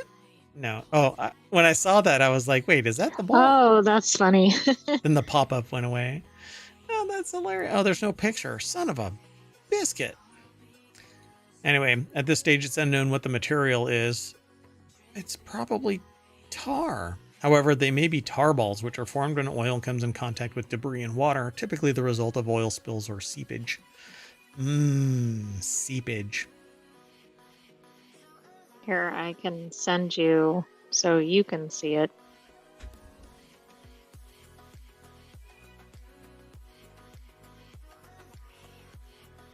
Oh, I won't be able to. Oh. I mean, I can, but... They basically It's look not like almost like balls of yarn or something, but I guess balls of tar or like charcoal looking. I mean, this picture shows easily 10 in one clump. Oh, I see what you sent me there. What the hell? That's actually not opening up. Weird. Okay, whatever. Gotcha. Okay, so it's a tar ball. And they're being cagey about it, but it's a freaking tar ball. Let's move on. The next article is over on the Wanted channel. How does the new Amazon Kindle Paperwhite stack up to its predecessor, which completely just destroyed the ability to gift this to somebody if they happen to have read this? How does the new Amazon Kindle Paperwhite stack up to its predecessor? Well, apparently there's a color version of this now. Amazon just unveiled its latest lineup of Kindle e-readers, and with it, a refresh to its most popular model, the Paperwhite. So if you have an avid reader in your life, what? Wow. John Kalinakos. Wait, yeah, maybe it's Kanelikos. Anyway, John over at pocket-lint.com put the article together. So what is the difference, they say? Last saw the Paperwhite refresh back in 2021 with Pocket Lint describing the device as still the best e-reader. 3 years later, we now have an all-new Paperwhite to contend with, and here's the latest, directly compares.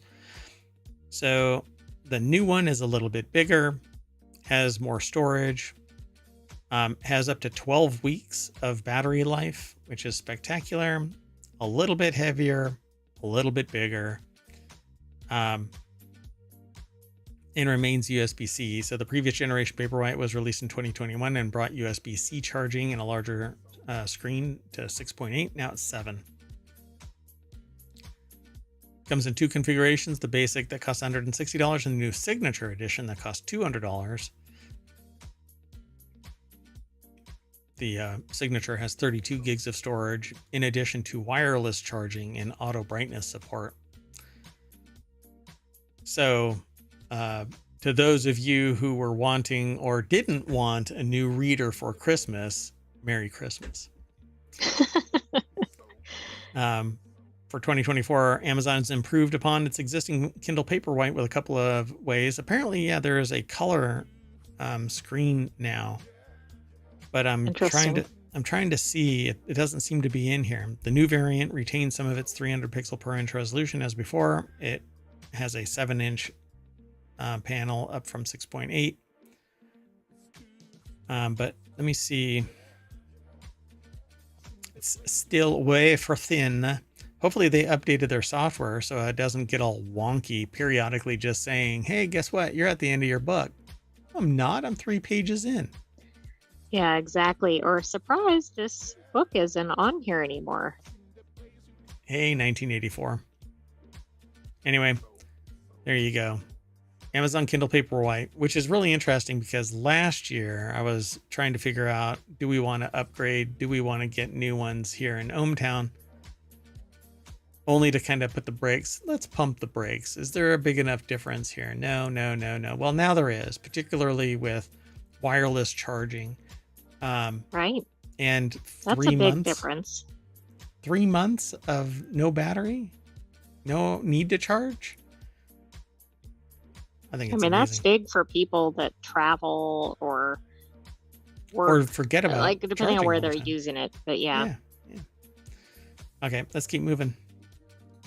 So the next article is over on the Model Channel, and this one kind of made me chuckle.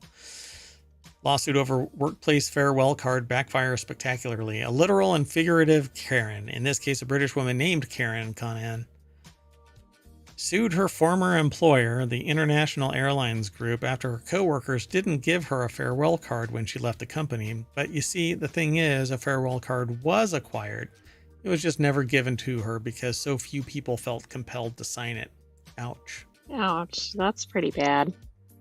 I don't know, though, because like in a company, not everybody is going to really care. You have a small cluster of people. Right. You might not know, depending on what you do, you might know 2 people or something. Yeah, unless compared to the other 100 or whatever. Yeah, unless you're the CEO or something like that. And then everybody's compelled to sign because then you don't want to come across as not a team player. But frankly, I would sign a card for somebody to leave because they're leaving. Yeah. Well, exactly. That might prompt you to sign, even if you were not a fan of them. One of 2. There you go. One of 2 reasons. 1, congratulations, you got out. And 2, I hate you so much. I'm happy to see you leave. Wow. Yeah. So in her lawsuit, Karen argues that not receiving a farewell card was a breach of equality law and that it reflected a failure to acknowledge her existence within the company. Oh, God, maybe this is why nobody felt compelled to sign it. You are literally the embodiment of why somebody wouldn't sign your damn card. Because if you don't have anything nice to say, don't say anything at all, is the equivalent of not signing the card, right? Exactly. Yeah, first of all, I don't see like not signing unless the person is really awful. But Why would you ever sue for something like this? Oh, it's just hammering home the point that you're kind of a real Karen. After suing her ex-employee over, after suing her ex-employer over not getting a farewell card, she got roasted by judge for conspiracy theory mentality instead. Yikes! Louis Prado over at Vice.com put this article together. Dear God, it actually went through. I mean, it actually started to get prosecuted. That's amazing that that really made it anywhere, I guess, since she threw in some discrimination claim. That's probably why it got a little bit of traction, The but there's no judge, obligation to provide that. no, I mean, that's like a bonus because somebody decided that you were likable enough to actually put together. The same thing with birthdays and whatever's, vacation. You're throwing a party because somebody's going on vacation for a week and they want to say bye, that kind of thing. Any of these gaps where you're gone and then return or gone for good, people want to throw a party because you're likable, not because you're a prick. So there are some other more serious complaints in the case, 40 of them, including claims of sexual harassment, unfair dismissal, victimization. But the tribunal dismissed all of the allegations, with Judge Palmer saying Karen's perspective on her workplace experience was clouded by a conspiracy theory mentality.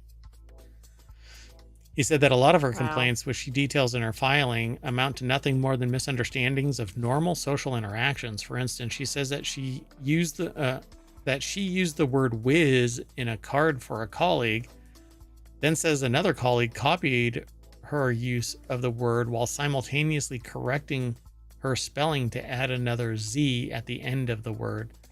This was apparently a workplace infraction worthy of a lawsuit. Judge Palmer ultimately emphasized that there was no evidence linking her grievances to her sex, and that she was just being overly suspicious. Plus, Yeah, you're that gone. almost seems like a paranoia kind of thing or something. Yeah, I don't know. Sometimes, though, the culture of the organization really does breed that type of suspicion. Yeah, absolutely. And sometimes it's more than something like a card, but Yeah. I would assume if it was something more than a card, she would have sued about that. It's essentially where there's smoke, there's fire, but sometimes it's a barbecue and people are having just a good time. And when you can document 40 instances, you have your head somewhere that it shouldn't be, and you should be happy that you're leaving as long as you're on to better things. Yeah, I mean, well, it depends on what the things are, right? You're spending your whole time documenting it, but if it's things like somebody spelled something differently, not really seeing the gravity of that. If it's somebody yelling at somebody or doing something abusive, obviously that's a different issue. Well, maybe the Nazi part of grammar Nazi was a little bit too apropos, right? Let's move on. We don't know the identity of the person who changed the spelling. That's right. Their name is Adolf. So the next article is over on the Edge Ideas channel. Carmel, Indiana is the best small city in America for affordability, education, and quality of life. Let's take a look at the top 10. But Wallet Hub compared 1,318 cities across 5 key categories in order to rank the best small cities in America. Let's try that in a small town. Celia Fernandez over at Make It at cnbc.com put the article together. Everybody is happy. Have you even heard of Carmel, Indiana? Indiana. And no, I know it's not caramel, which I kind of said it, but yeah. Carmel, Indiana. No. But hey, they checked out 1,300 cities with populations between 25,000 and 100,000. I don't think that I've ever lived in any place with less than 100,000 people at this point in my entire existence, short of maybe no, not even there. I don't know of a single place. Anyway, each city was scored from 1 to 100 based on data from several sources, including the U.S. Census Bureau, Federal Bureau of Investigation, and the Bureau of Labor Statistics, I think this is I'm a little afraid of what they were testing from the FBI for this. Maybe the lack of data. I think there's a thing called a data book that has, hold on. Okay, maybe that's it, like the economic health or something like that. Yeah. Something is really bogging my system down. It must be Steam. Go away, Steam. You're bugging me.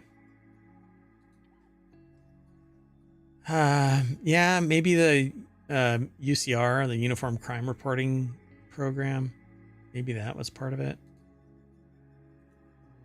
Huh. Yeah.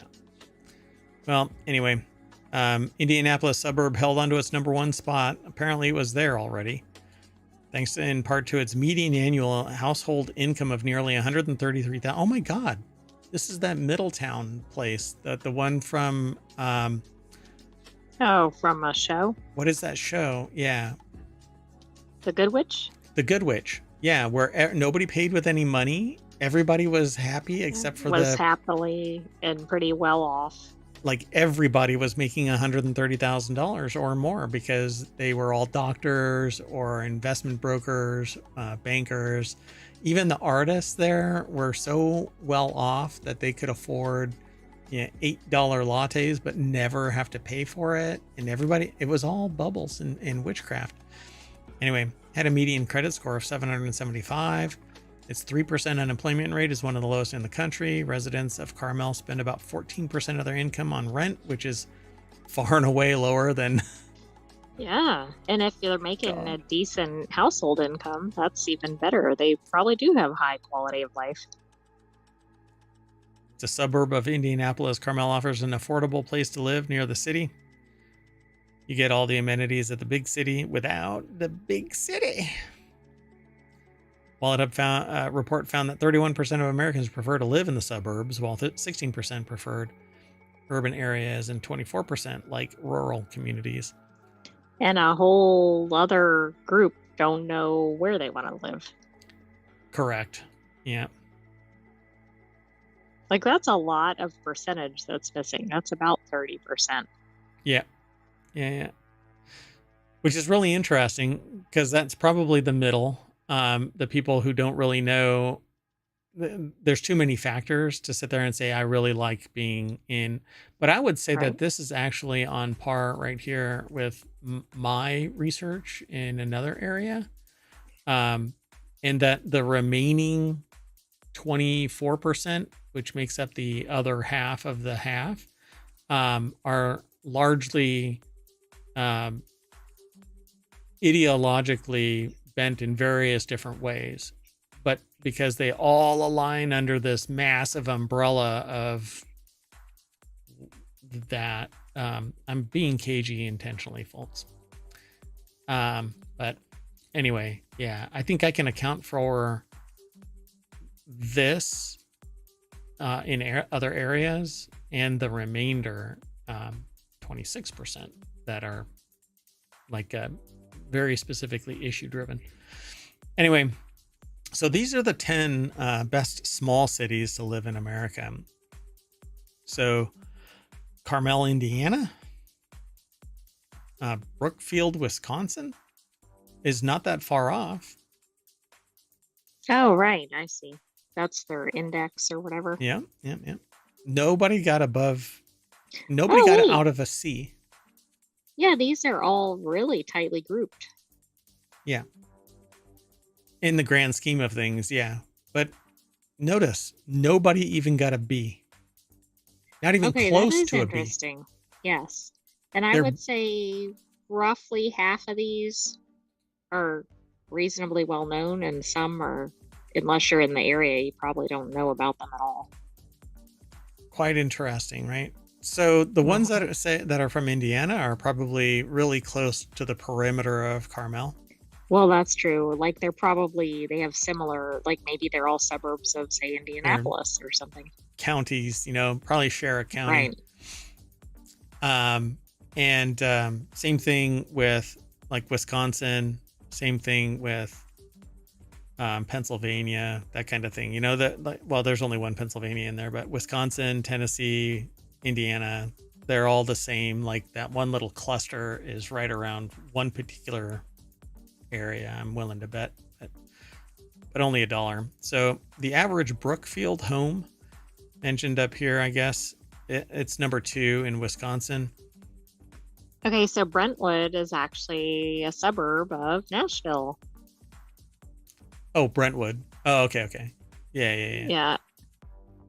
So I looked up that one, but Yeah. just out of So curiosity. you'd find them close. Like Carmel is really close to Indianapolis, right? So all the rest of these are either right brushed up against Indianapolis, benefiting from the proximity and the fiscal success and the social aspects of it. And that's the key ingredient here. Aha. So Brookfield, Wisconsin, suburb of Milwaukee. Like these are all, I think these are very similarly constructed, right? They seem to be suburbs of a major city, just like the Indiana one was described in the article. Yeah, and that's actually it's one of the metrics that I use in my calculation for the election data that I've got. And essentially, these little breakout communities are, just imagine there's social pressure within a city. And as that social pressure builds and builds and builds, the density causes a bubble to form, pop, and you get this little suburb. That suburb usually has initially high costs if there was a community further away that was part of the state, but not considered a suburb of a major city, those houses would be cheaper. But when a suburb pops out of the main social pressure, they have higher costs per property on average. Why? Because they know that they can demand more money from the people that are in the city. Well, the ones that are affluent enough to diverge from the city. So, and just to show you this, the average Brookfield home is $475,810, up 5.1% over the last year. The median rent for all bedroom counts and property types in Brookfield is $1,734, according to a website called Zumper. But like the average median house in the United States is somewhere around $350,000. Yeah, that's a very high priced area to be in this listing. Yeah. So it's interesting, but all of these when they talk about suburb, they're talking like 5 minutes away from downtown kind of suburb. This is not distanced in any way, but I'm more distracted by the fact that 70.99 is the highest score, and it's the happiest place on earth. Exactly. That says a lot about American society. Broken. Yeah, this should be, and either they're very cognizant of the fact that they have a suppressed and they don't want to do grade inflation, right? Because which I respect, right? Because then it doesn't really reflect it. Yeah, like I used to do website evaluations, and I had somebody attack me once because they said, well, why did I get such a poor grade if you said that it was a great site? And I said, because you missed on certain metrics of my evaluation, and therefore you cannot get to, and you don't start out at 100 and get nicked down. You start out at 0 and you work your way up, and you hit certain metrics and you get a 90 or whatever. And I had the grading schema of 100 was max, right? So when they said that, I was like, well, you may have been the best in this batch, but you still got, a 70.99. I don't grade based on the cohort of the evaluation. It's on an overall schema. They were not too happy with that, but I stopped doing that a long time ago. Anyway, let's move on. The next article and the last one for today, we're running a little long, so I guess we're going to be stuck in time until tomorrow, which is a good reason we're not going to do the show on Thursday. So technology today is where it is. Scientists discover mysterious magma structures beneath the moon. And when I saw that at first, I was like, wait, so there's the moon, and then so underneath it, there were... like hanging in space? It's like moonsticles. Yeah. Well, I Ch- mean, is it like stalactites or stalagmites? Are they holding on with might or are they hanging on tight? Is that which one is might? Wait, stalactites is they hold on tight, right? To the They hang from the ceiling. ceiling. Yeah. So Chang'e 6's retrieval of lunar far side samples reveals crucial insights into the SPA's basin intrusive magmatism, aiding the understanding of lunar origins and geological processes. And aliens. So lunar igneous activities, including intrusive and extrusive magmatism, not magnetism, magmatism, and their products contain significant information about the lunar interior and its thermal state. It's made of cheese. Is it warm cheese or cold cheese? What is the stuff from Canada with the French fries and the gravy and cheese? Poutine? Poutine. Yeah. Right? It has cheese and stuff on it. It Mhm. is. Oh, and cheese curd, right? Right. Well, that's more from, I think, Wisconsin area, but Yeah. So it basically has the temperate zone of Wisconsin, which apparently has several. you know what? I wonder if Brookfield got scored on its cheese curds. There you go. Oh man. So the University of Hong Kong put the article together. It's posted at scitechdaily.com, and there is the Chang'e 6 mission, marked the first successful retrieval of lunar farside samples, focusing on the SPA's basin, the South Pole Aitken basin on the far side have long been considered the key to rebalancing the asymmetrical understanding of the moon and disclosing the lunar dichotomy conundrum. Supposedly, though, like all of the craters, they don't go as there isn't a like really deep craters and really shallow craters. They all seem to stop at the same depth, supposedly. Anyway, far side lunar sample return. Earlier this year, Chang'e 6 mission successfully launched on May 3rd, landed on the lunar surface on June 2nd, and returned to the Earth on June 25th, carrying a total of 1,935.3 grams of lunar soil. See, even that, the embodiment of this picture like shows that it all stops at a certain point. Yeah, And that's really strange.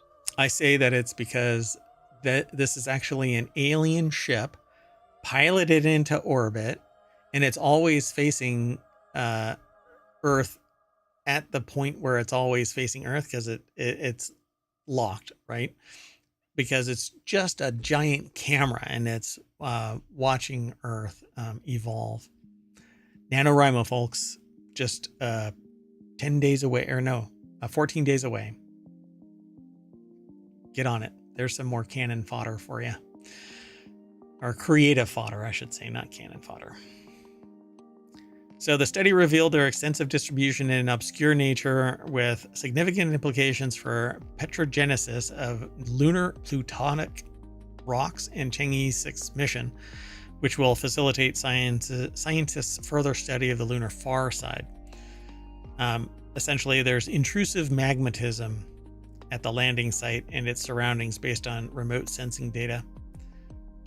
So the study has traced potential plutonic materials in the Chang'e 6 samples and found that, I guess, magnesium, is that it? Mg sweet materials? Yes, Highly I think likely so. exist. Yep. Primarily from the western peak ring of the Apollo basin delivered by Chaffee S crater. These magnesium-rich materials contain crucial information on the origin of mysterious creep-poor Mg sweet rocks. This is not written in language that is accessible to the public. You know, it's not using those things like the neat NASA acronyms and everything. Yeah, so that one threw me for a loop here. What is creep? We're doing it live.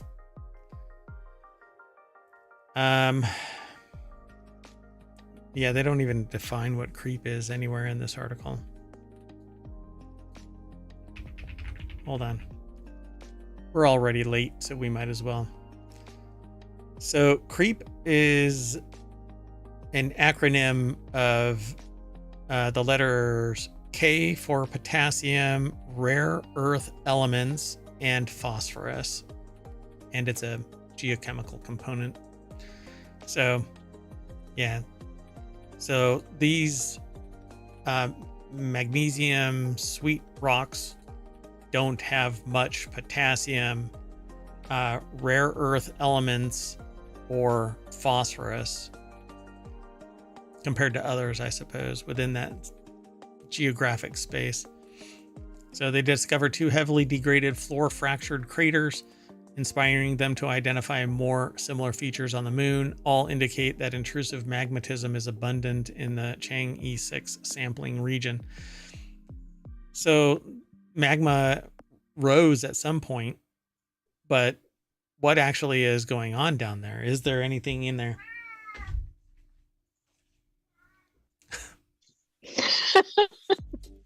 That's how I feel about the magmatism too. Yep. All right, folks. Well, that's it. We're going to call it because we have intrusive catmatism. That might be another form of alien life. Oh, it's alien, all right. All right, we're out of here. So with that in mind, we're going to launch ourselves away from the dark side of the moon, and that'll bring us back to the front page of ohmTown.com. Yes, I'm going to remedy this. The icons have decided to take the afternoon off. It's okay. I changed the menu and I purged the images. I'm a dummy. Anyway, I am Mayor Watt, and the Sentient AI is going to dance a little jig and sing us off once more. Woo, woo, woo. See they're not really moving around. What? I was trying to get the icons to kind of dance around, but they're not really going crazy. Oh yeah, what's going on with that? Whoa, not that. Okay, well, good night, ohmTown citizens. Thanks for joining us in the time machine for non sequitur news. Be back tomorrow for another episode. You got it. See you soon.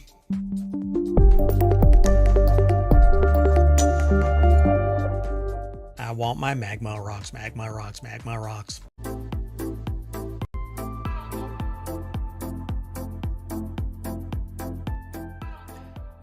Hello, and welcome to Non Sequitur News for October 17th, 2024. It's Season 3, Episode 291.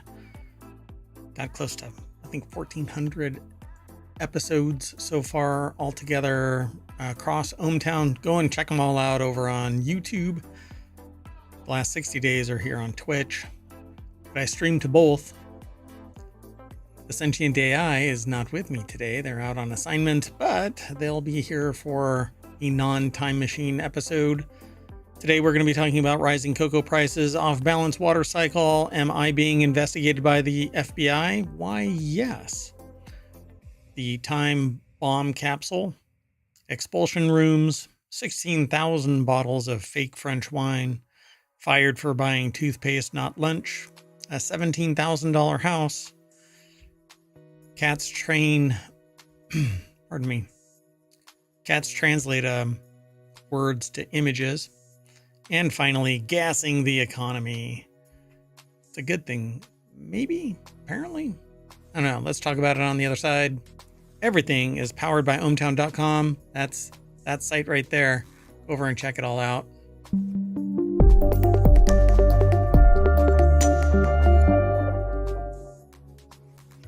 All right, so let's get into this. This is a time machine episode, so I kind of have to go through it pretty quickly, but we're going to reset afterward and then do the normal show, not the time machine show, for the 18th, because I missed yesterday. Mayoral duties typically prevent me from doing the Thursday show on time, but hey, it is what it is. Let's get going. First article is, oh, and by the way, you can download all of the shows because we have a podcast. It's called Non Sequitur News over on Apple and anywhere you catch pod. Don't worry about it. Just go do a search wherever you listen to podcasts, and ohmTown should be there along with all of the 6 other weekly shows. Non Sequitur News is the daily show, and then we've got 6 additional ones that cover niche topics across the spectrum of ohmTown.com. This first one, though, is over in the mobile channel. Rapidly rising cocoa prices could make Halloween candy even more expensive. We've actually been following this for a while now because I've got a couple of products that I've had in development for a while now, and I keep watching this cocoa prices go through the roof. So thanks to inflation, you likely notice the cost of grocery store runs have been creeping up, and candy's no exception. This year, supply shortages from major producing countries like Cote d'Ivoire and Ghana have driven the dramatic increase of cocoa prices thanks to adverse weather conditions and crop diseases. According to Ghana's Food and Agriculture Minister, Brian Anchapong, I think is how they pronounce their last name. Cocoa prices have more than doubled for the 2024-2025 cocoa season. While the full effect may take some time to reach store shelves, people can expect to pay more for chocolate, if not now, through awareness at the corporate level of these changes. Obviously, they're going to seek profit prior to the actual financial burden hitting them because they know it's coming. They can just jack the price up now. So the article is by Sammy Caramella over at vice.com. There are chocolate alternatives out there, but we won't get into it now, but I'll probably end up doing some kind of discussion about it in the near future, mainly because I'm interested in this kind of thing, and I'm in the middle of doing a project where cocoa can play a big role in it. So not to be cagey, but so supply shortages from major producing countries are going to drive up the prices. It says dramatic increase in cocoa prices in 2024. They say thanks to inflation, but we are the bearers of inflation. Not we as in the consumers, the producers, humans are the cause of inflation. So when somebody detects, and they're greedy, they can raise the prices until they feel that it's negatively impacting on the profitability. So they'll keep on jacking the price up, and you'll have to pay it. So take movie theaters, for instance. Movies have been producing more money, but on fewer screens and fewer movies. So you have little to no competition. Major suppliers of the movie feed is from these major suppliers. Smaller companies get acquired by the mega corporations, and this is the standard.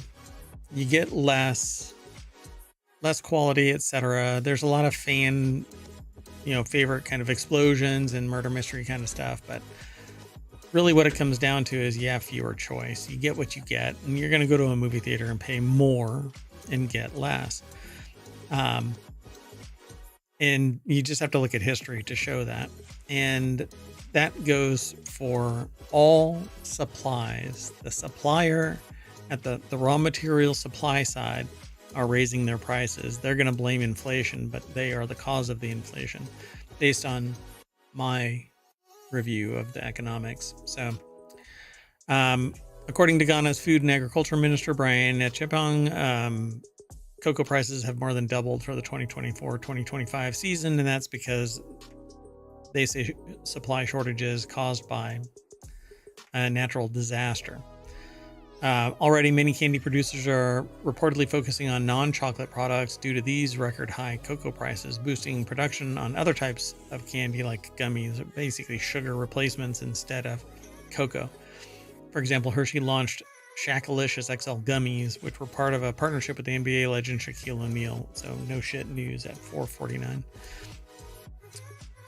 According to Branch, you might also notice that Halloween candy bags are smaller than in previous years, but virtually the same price. He calls this shrinkflation. We all call it shrinkflation, but making it sound like it's something out of their hands is bullshit. Their profit margins they're going to be profitable, record profits, by the way. And so it just, Branch is just a person, a sector manager for Agri-Food Institute.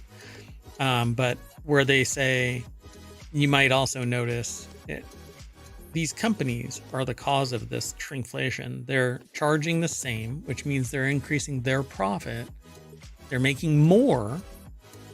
They're actually making the same, but each instance is priced higher for less, and your options are going to change, all because it's more about greed than it is about anything else. We could have the same thing, but you can't fend off investors with the same percentage or even a moderate percentage. You have to maximize profits because that's the ideological bent we have formulated, where greed is good and the only thing that a company has to do is produce profit. That's what, well, the person who said it now regrets saying it, but because it's bullshit. We can have a different type of compass, and it doesn't have to be pure greed. Anyway, let's move on. The next article is over in the Mobile channel. Google water cycle off balance for first time in human history, according to a report. The world's water cycle is out of balance for the first time in human history, according to this new report. The Global Commission on the Economics of Water, which is made up of global experts, attributed the imbalance to decades of collective mismanagement and undervaluation of water, which again, this is bullshit. There is enough water and technology out there that we should be able to afford water at a low or no cost based on taxes and whatever. I mean, it's ridiculous that undervaluation, when I hear it in this phrase, undervaluation of water, they're talking about money. They're not talking about undervaluing it in an ethereal sense of it's the most important liquid on the freaking planet. Without water, all life dies. So it says we can no longer count on fresh water availability for our collective future, the report said. And the water cycle is the movement of water in the Earth's ground and atmosphere and includes processes such as water evaporation and precipitation. So it is a circle of life where water evaporates from the ground into the atmosphere, condenses, and drops back down as rain. It fills up basins. We drink the water. Well, I don't know. Let's see. Mismanagement? Yeah, I can understand that, considering we're spraying fields in a desert. It's batshit crazy. But hey, where money it can be made, money will be made, right? Water be damned. So Rachel Frazen over at thehill.com put the article together. The commission is affiliated with the government of the Netherlands and is facilitated by the Organization of Economic Cooperation and Development, a group of the world's wealthiest nations. Its report said that 1,000 children under the age of 5 die each day from illnesses related to unsafe water and sanitation. Again, we need more context about this, because if it's in nations that have limited innovation, limited technology, limited, they say, unsafe water and sanitation, then that is where we need to focus. But we also need to focus on ideological bent changes where we value things like moderation. And we need to change the world's perspective about how to treat water, and that it's not just something that we can spray over desert geographies for days on end so that we can grow freaking nuts on a hill. I mean, it's nuts that we even do it. But there's more context here, and I'm sure that it's in the document that they're talking about here, but I would have to go and find this document and get it. So the report also projected severe economic impacts if current practices don't change. The combined impacts of these issues and rising temperatures caused by climate change could shrink the gross domestic product rates of high economic or high income countries by an average 8% in 2050 in lower income countries by 10 to 15%. So this will lead to strife, conflict, and maybe we're witnessing that. Let's keep moving though. The next article is over in Mobble. It's a channel that I'm actually working on another project to bring a different service to Mobble, but hopefully it will play well with ohmTown.com. So FBI arrests man who searched, how can I know for sure if I'm being investigated by the FBI? Well, apparently if you do that search, maybe it lets the FBI know. Eric Council Jr. is accused of helping to hack the U.S. Security and Exchange Commission's Twitter account in order to post false information about Bitcoin. Todd Feathers over at Gizmodo.com put this article together.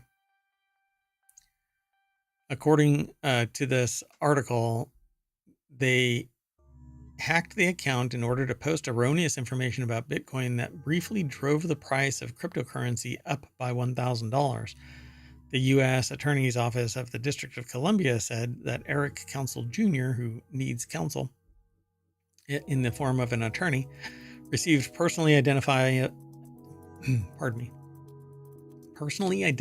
information and an ID template from co-conspirators that allowed him to make fake ID cards for someone with access to the SEC's Twitter account. He allegedly then used that ID card to at a cell phone store in Huntsville, Alabama, to obtain an iPhone with a SIM card linked to the victim's phone number. And then using the spoofed phone, counsel allegedly helped co-conspirators log into the SEC's Twitter account, from which they posted a tweet falsely claiming that today the SEC granted approval for Bitcoin ETFs for listing on all registered national security exchanges. In exchange for his help, counsel allegedly received payment in Bitcoin. 25-year-old now felon did a suspicious internet search for phrases like SEC GOV hack, Telegram swap. Jesus. How can I know for sure if I'm being investigated by the FBI? What are the signs you're being investigated by the FBI or law enforcement or FBI, even if you've not been contacted by them? Yeah, the January 9 hack spiked the value of Bitcoin for a short time before SEC Chairman Gary Gensler posted from his own account that the information was false, after which the price of Bitcoin dropped by $2,000.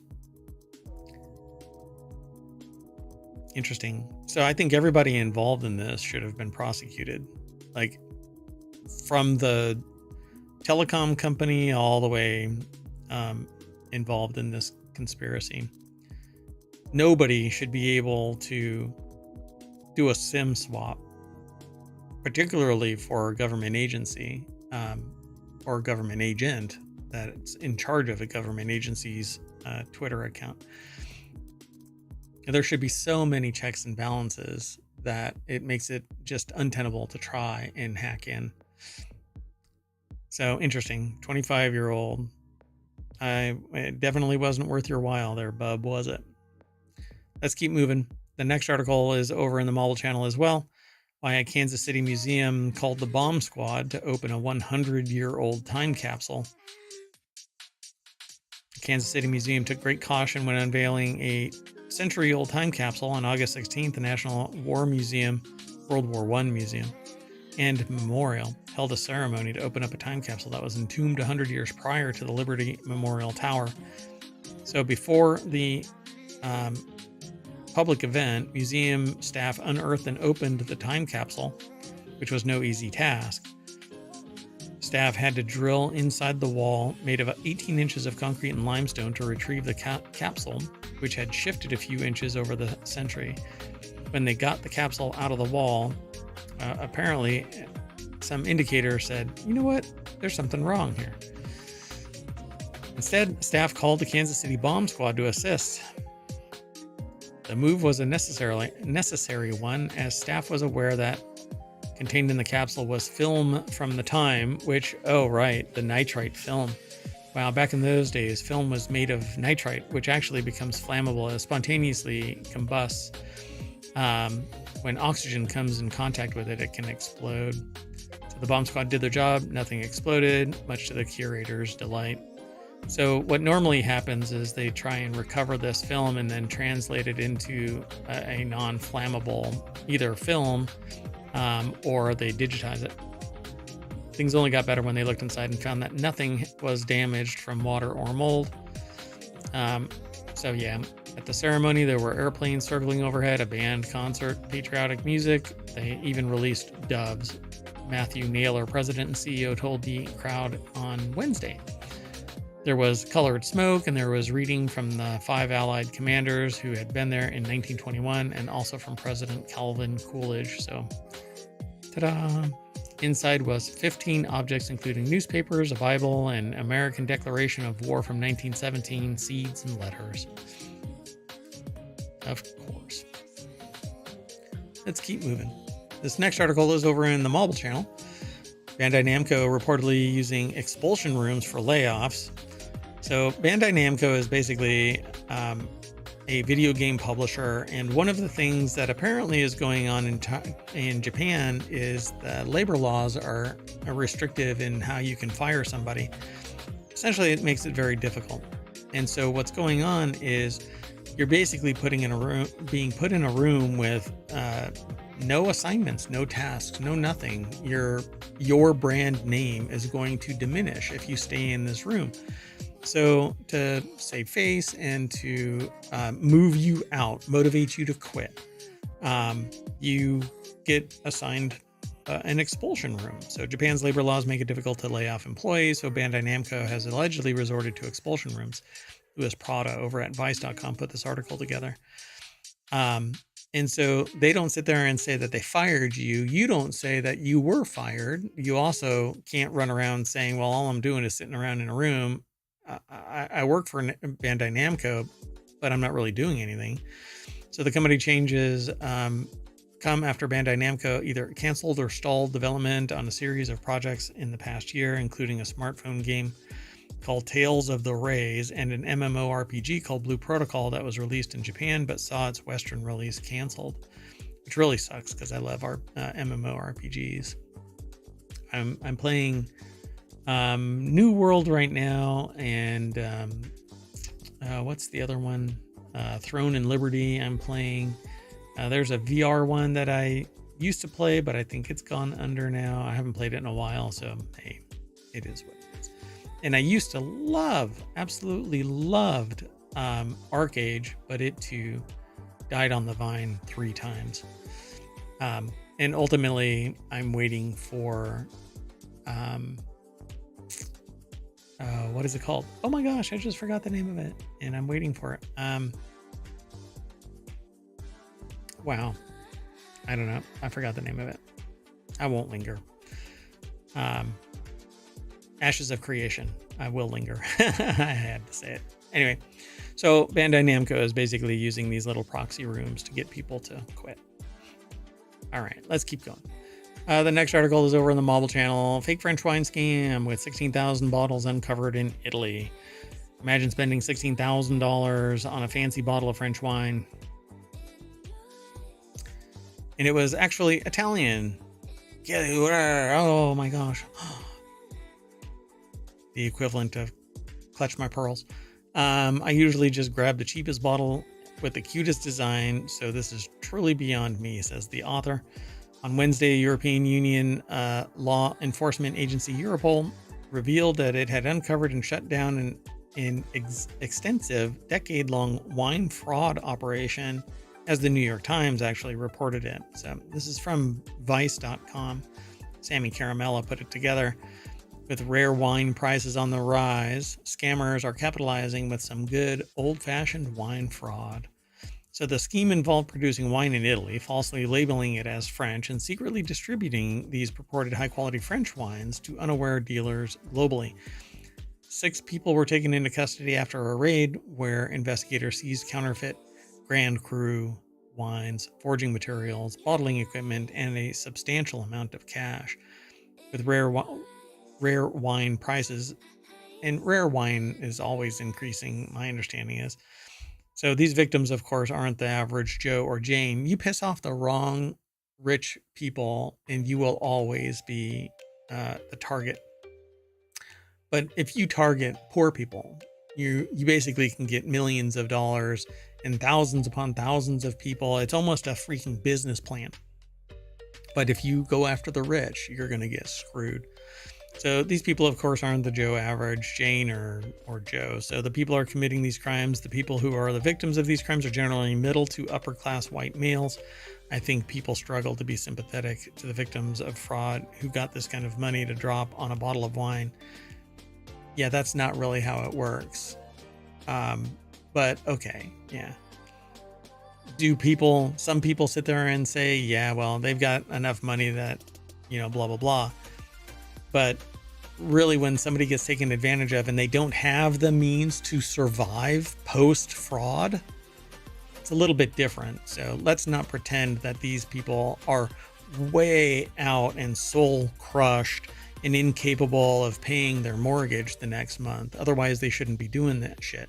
But okay, whatever gets you through the day. But let's keep going. I think it's funny. I think it's funny though that the author of this goes, sips my $16 Pinot Grigio. Damn, that's crazy. Yeah, $16. That's more my speed too. So I'll buy you a bottle. Invite me over to Vice so that I can see the inner workings. But I think everybody probably works from home nowadays. All right, let's keep going. The next article is over in the Hatch Ideas channel, which is a show all about business transformation, but it's in planning stages still. I want to talk about how businesses pivot from one thing to another and turn around. So MetaFire staff are buying toothpaste, not lunch is the title. Meta workers reportedly used vouchers that should have been spent on meals to buy household goods. But man, I hate close-ups of people. Mitchell Labiak over at bbc.com put the article together. We've noticed a couple of BBC articles are from previous periods, but this one is actually from within the last 24 hours of when the time machine kicked off. So there are differing accounts over how much of a warning, if any, the owner of Instagram, Facebook, and WhatsApp gave the workers before firing them, but these workers at Meta have reportedly been sacked for abusing the tech firm's meal voucher system, such as using it to buy toothpaste and washing powder. You bastards. Other breaches of the policy included sharing the vouchers with others or going over budget, according to people who say they work at Meta. So Meta staff are given $25 for lunch, $20 for breakfast, $25 for dinner in vouchers that are meant to be used for ordering food from Grubhub, the US name for a takeaway website, Just Eat. So I'll just leave it at that. So one of the objectives of big business, particularly .com type businesses, which really, I don't think .com is used anymore, but that was the namesake back in the .com era 20 years ago. But one of the things, one of the motivators, I suppose, one of the perks of the job beyond a large sum salary is the perks. And one of those perks is what would normally have been just referred to as free lunch, breakfast, food, drink. And it's so that you don't have to leave. It isn't to be altruistic. It isn't to be beneficial to the employees. It is to keep your ass in the seat working. And if you're not in the seat working at the office, you're in your seat working at home if they're allowing telework. So Grubhub, for instance, because in the headquarters, they would have a kitchen, chefs cooking food. So examples of, one user wrote that more than 30 people were fired last week because they used the credits for non-food items, shared credits with other people, or went above budget. Now, if I go above budget, it shouldn't matter. I should just get the 25. And that's what happens in a lot of other organizations. You go above the amount, you get compensated for the amount, not above the amount.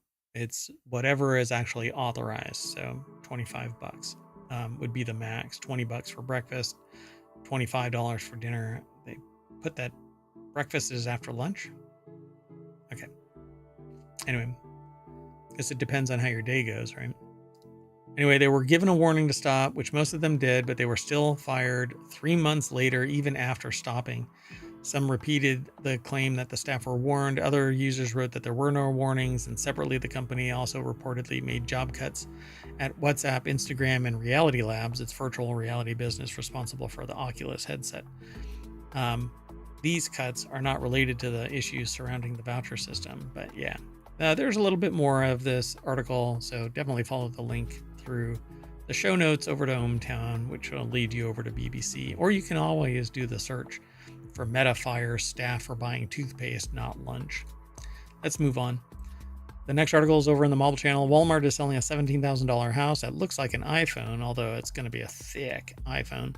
You can now find multiple listings for prefabricated homes on Walmart for under $16,000, but you also need to remember that home ownership will never be cheap. And I'm just warning people, it isn't as easy as this. You can't just buy $17,000 whatever and then prop it up somewhere. You need to pay for the land. You have to have power. You have to have plumbing. You can have certain like mobile home type of appliances and whatnot, and go solar and off grid and all of that. You need a foundation. You need it all to be permitted. If you want to be on grid, and unless you're out in the sticks, there's a lot of issues involved. You have to have licensing. Anyway, this article is over at gizmodo.com. Kyle Barr put the article together in it.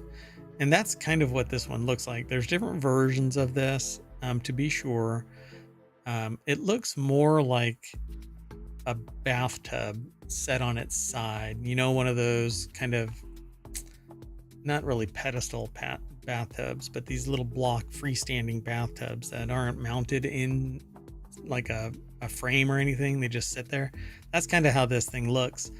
But it's horizontally mounted, right? And so you open the door, and inside it, there's a bathroom compartment, and there's a bedroom compartment, and an office space as well.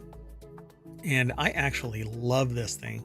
I think that this would make a great portable studio, or a great small form factor brewing, brew house, where you can do your beer brewing and fermentations and do the whole thing in a controlled area.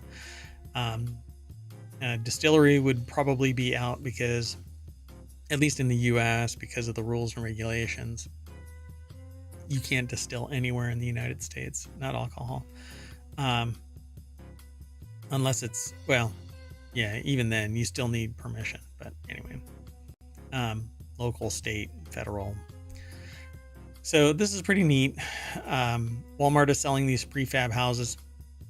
This is the smaller of the two. The larger one right there is $17,000. But they say that it's called the Apple Cabin, in the classic shape of an iPhone, through Walmart's site. Miniature abode. Has just enough space for a MacBook and not much else, but that's actually not quite true. I wouldn't say that it's large. The smallest version is $12,000, but the larger version is just over $17,000, which is half the price via Walmart than it is for buying it from the manufacturer's site, which I find really interesting. So the bigger non-Apple home, it says non-Apple home, weighs just shy of 8,000 pounds, 19 feet long. It's basically a shipping container. And the largest 20-foot container, that's interesting. The largest 20-foot Apple cabin weighs 4,563 pounds. At the very least, Walmart lists that shipping is free, and the pod home doesn't require putting up any walls. But my understanding is for this kind of build, it has minimal insulation. You can't drill into the walls. It's not designed for framing so that you can like run wires and stuff like that. For any build out inside the walls, you would have to add drywall and cement it in, not cement, like like regular cement, but adhesive them onto the walls to increase the thickness of the walls, and you'll lose space and stuff like that. But so it says homes are made in China, according to Cheryl Industries. They always, I won't get into that, but anyway, there's always these names that are close approximations of something. So building the 19 by 20 foot home requires unfolding a few walls and then using drywall anchors and screws to hold everything together. It says, before you ask, no, you're not supposed to screw into the walls to hang your family portraits, at least when it comes to a pre-installed. Oh, it says, at least it comes with a pre-installed toilet, but the plumbing situation will be on you. So yeah, you'll have to get some plumbing sorted, water, sewage, electricity, all of this will have to come from you. You'll have to figure out how to do it. So I've looked at these over the years from time to time to extend the footprint of ohmTown, and always kind of walked away saying, well, who knows, security and whatnot really plays a role. Temperature control, weather can impact accessibility to these things and security of these things. So they're all dwellings labeled tiny homes need at least 400 square feet of floor area, meaning none of the Apple cabins meet the criteria. But I'm not sure about that. It says, for example, in New York, Appendix Q of the New York State Residential Code restricts the maximum size of tiny homes, otherwise known as accessible dwelling units, ADUs. And these are actually being requested in California as well to address the shortage of homes in various areas. So these ADUs, you get tax benefits and stuff like that when you rent them out. Well, all dwellings labeled tiny homes need at least 400 square feet of floor area, meaning none of the Apple cabins meet the criteria. But I think that you should probably check out your local location, because I'm not sure if that's actually everywhere the same terminology, but we'll find out. The next article is over on the Marvel channel. Cats associate human words with images. Experiment suggests a small team of animal scientists at Azabu University in Japan have found via experimentation and that the common house cat is capable of associating human words with images. Pardon me while I do something.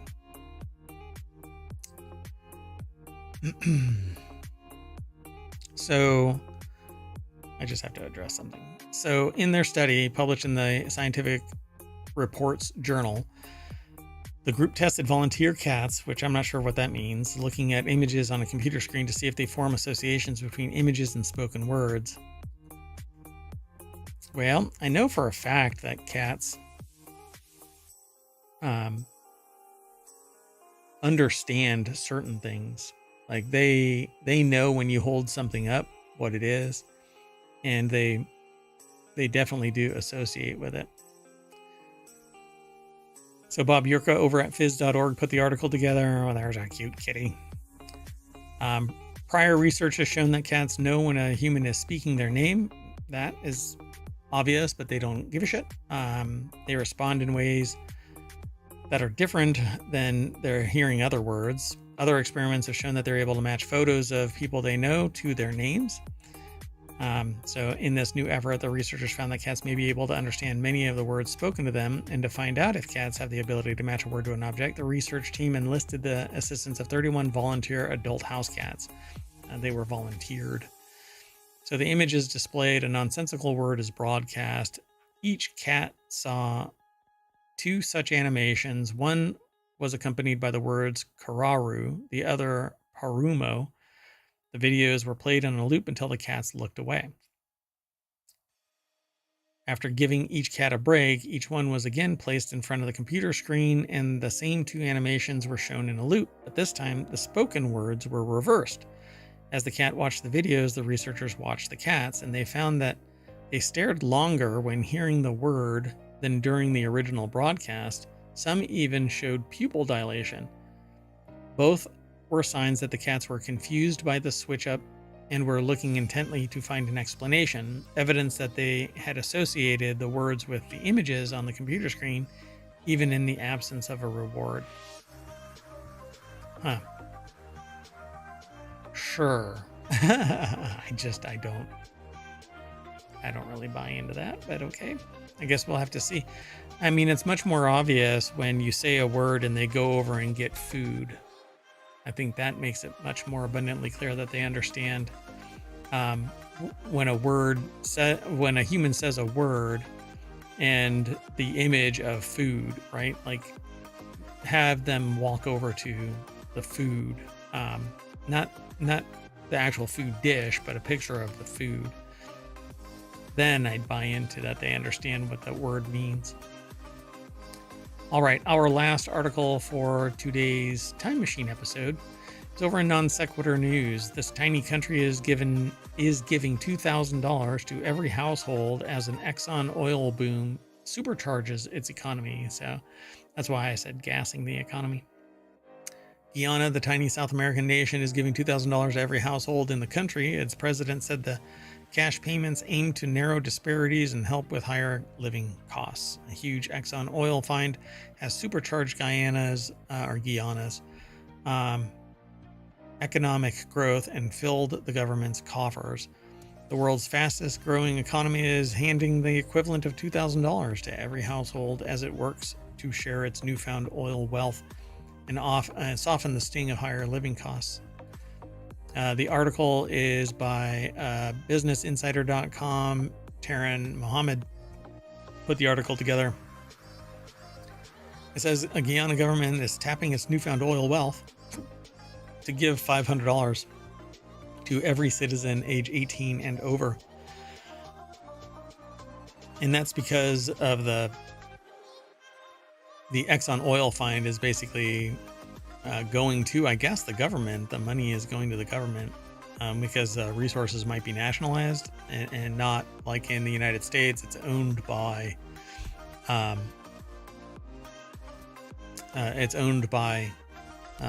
individual companies that own property, land, particularly. Anyway, so he said previously that each household would receive the Guyanese dollar equivalent, or Guianan dollar equivalent of $1,000, but switched to an individual payment after locals raised concerns about how a household would be defined and how the money would be shared within each home. Ali said that the program aims to reduce Guyana's economic disparities and relieve financial stress. So there you go. This only happens, I would say, when there is an infusion of external capital into the local economy. But what's going to end up happening is at some point, people are going to figure out just how much money is in the system, and inflation will continue to creep up because they know that everybody's getting $500 age 18 or over, and greedy bastards will figure out a way to take it. But that's it. That is it for today. And I'm going to turn off the time machine, and that'll send us back to the front page of ohmTown.com. And I'm going to say bye because the Sentient AI is not here to sing us off, I suppose. Although they never sing us off. I have aspirations, though. All right. We'll see you in probably a few hours as we reset, let the time machine cool down, and then we'll spin up another episode. So see you soon. Bye-bye.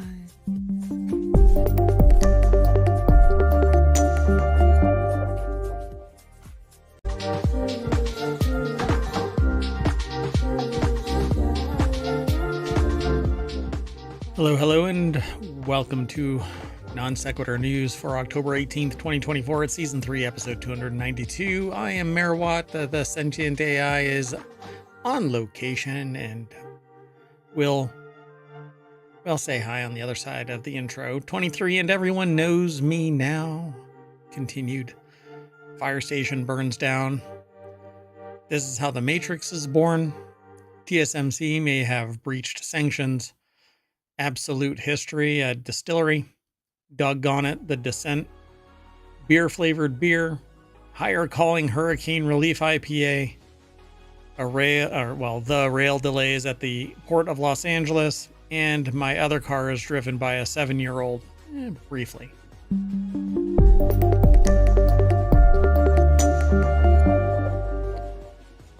So hello everybody, I am Mayor Watt, and the Sentient AI is back. Good evening, ohmTown citizens, and thanks for joining us for Non Sequitur News. I keep wanting to say ohmTown Daily News Show too. Mm-hmm. So today we've got all of the articles all set up. Our production value is at an all-time high. We have how many total You'd expect episodes? nothing less. Over 1,400. Over on the YouTubes, and you can downloads for the podcasts. The only 60 days exist for Twitch. Come on, Twitch. It's easier this way to not do it on Twitch. I mean, to not store it long term on Twitch, because then it's like they've got a really major overhead kind of a thing, storing all that data like they do over on YouTube's. Anyway, let's get into the show.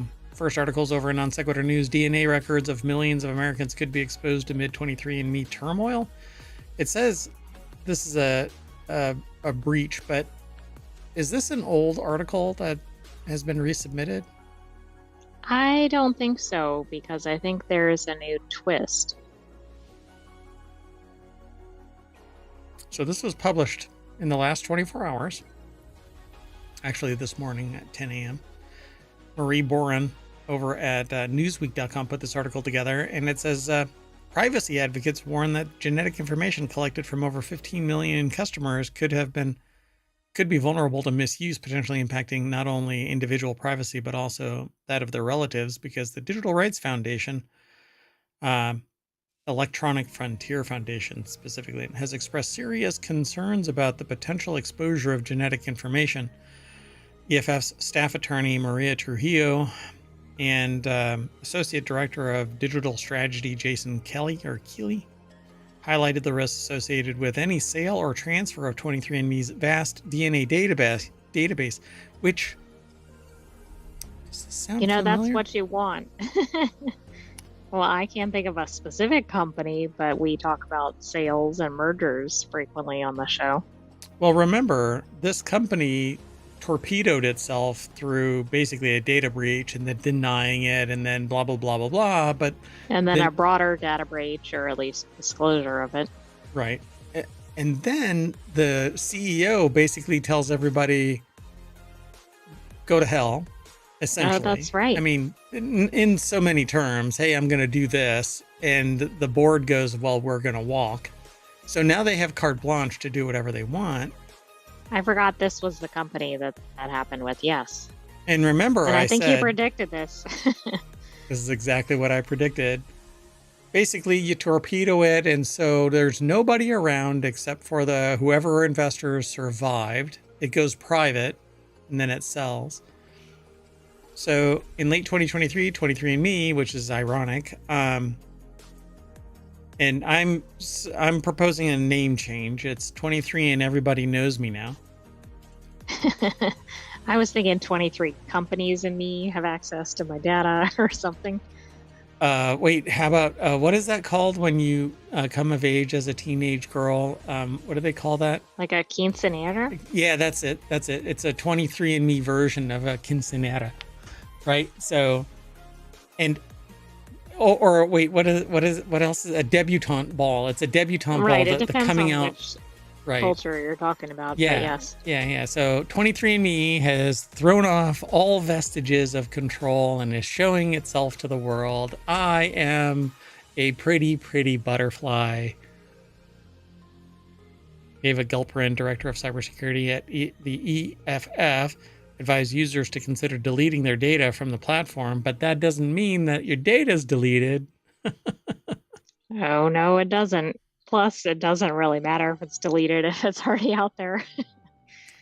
So today is a good day to log in and request the deletion of your data. You shouldn't have to request it. I should just be able to purge that shit from orbit. Just nuke it from orbit.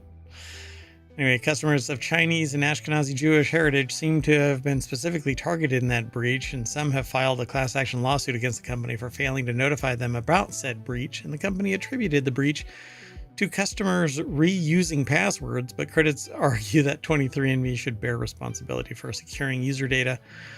There's no way in hell that this is caused by... You don't get access Millions to... of people, right? Yeah. Maybe one person's data or something, but Yeah. come on. How about do a detection that somebody is systemically using a table to parse passwords? And how would they be targeting certain Specific groups people. of people without really being in the company's system? 23andMe's transparency report, last updated on September 24th, claims that of the 11 law enforcement requests for personal customer data received by the company, no data was produced without prior explicit consent. But you're talking about a breach here. Having to rely on a private... Wait a second. So the hackers got all the access, but the law enforcement didn't? Correct. Okay, just making sure I understood that.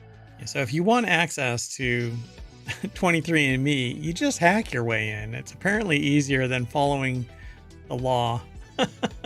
God. So Jason Kelly of the EFF highlighted the possibilities of your data being released into the wild, but OPM does it too. So, yeah.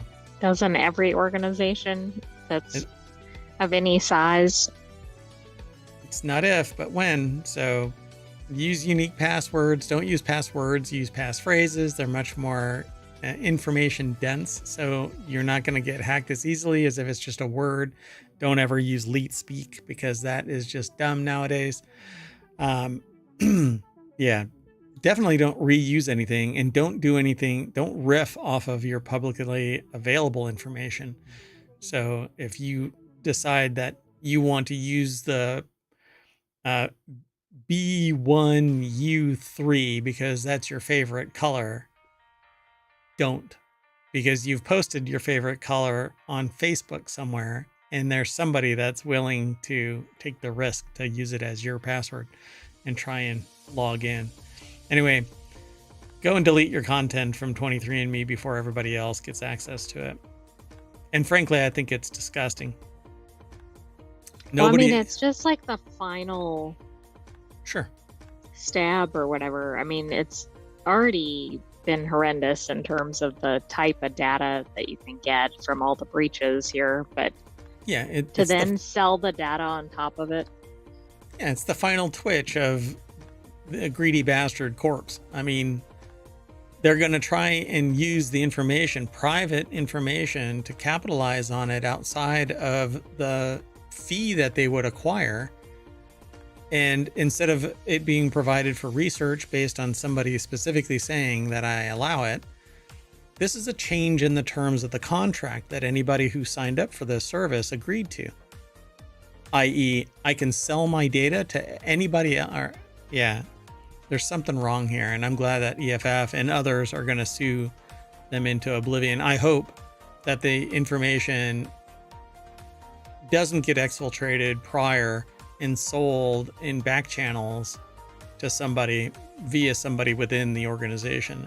I just find this all really disgusting. Medical information, something as profound as the very makeup of the human being, it should be protected beyond just a terms of use contract. But it's not. Let's move on. Slowly, I turn.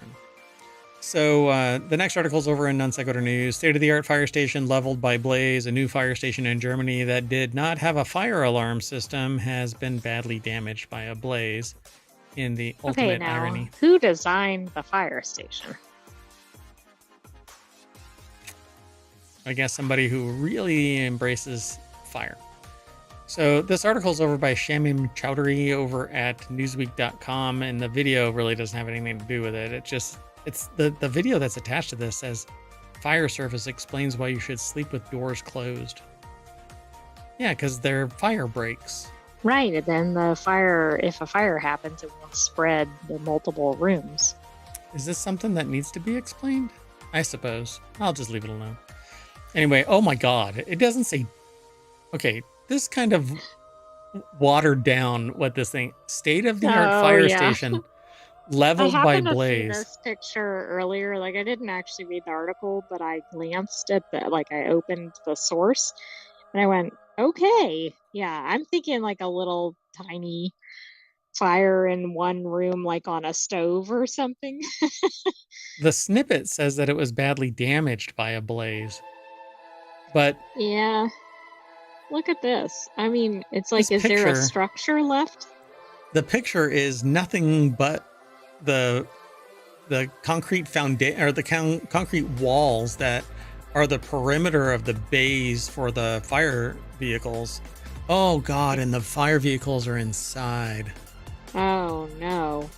Well, the other thing is, in addition to like, how did you design a fire station without this? Hey, Sadly, this sheds a negative light on the fire company too, because it's like, wow, you can't put out your own your own fire station's fire, right? dear God, this is ridiculous.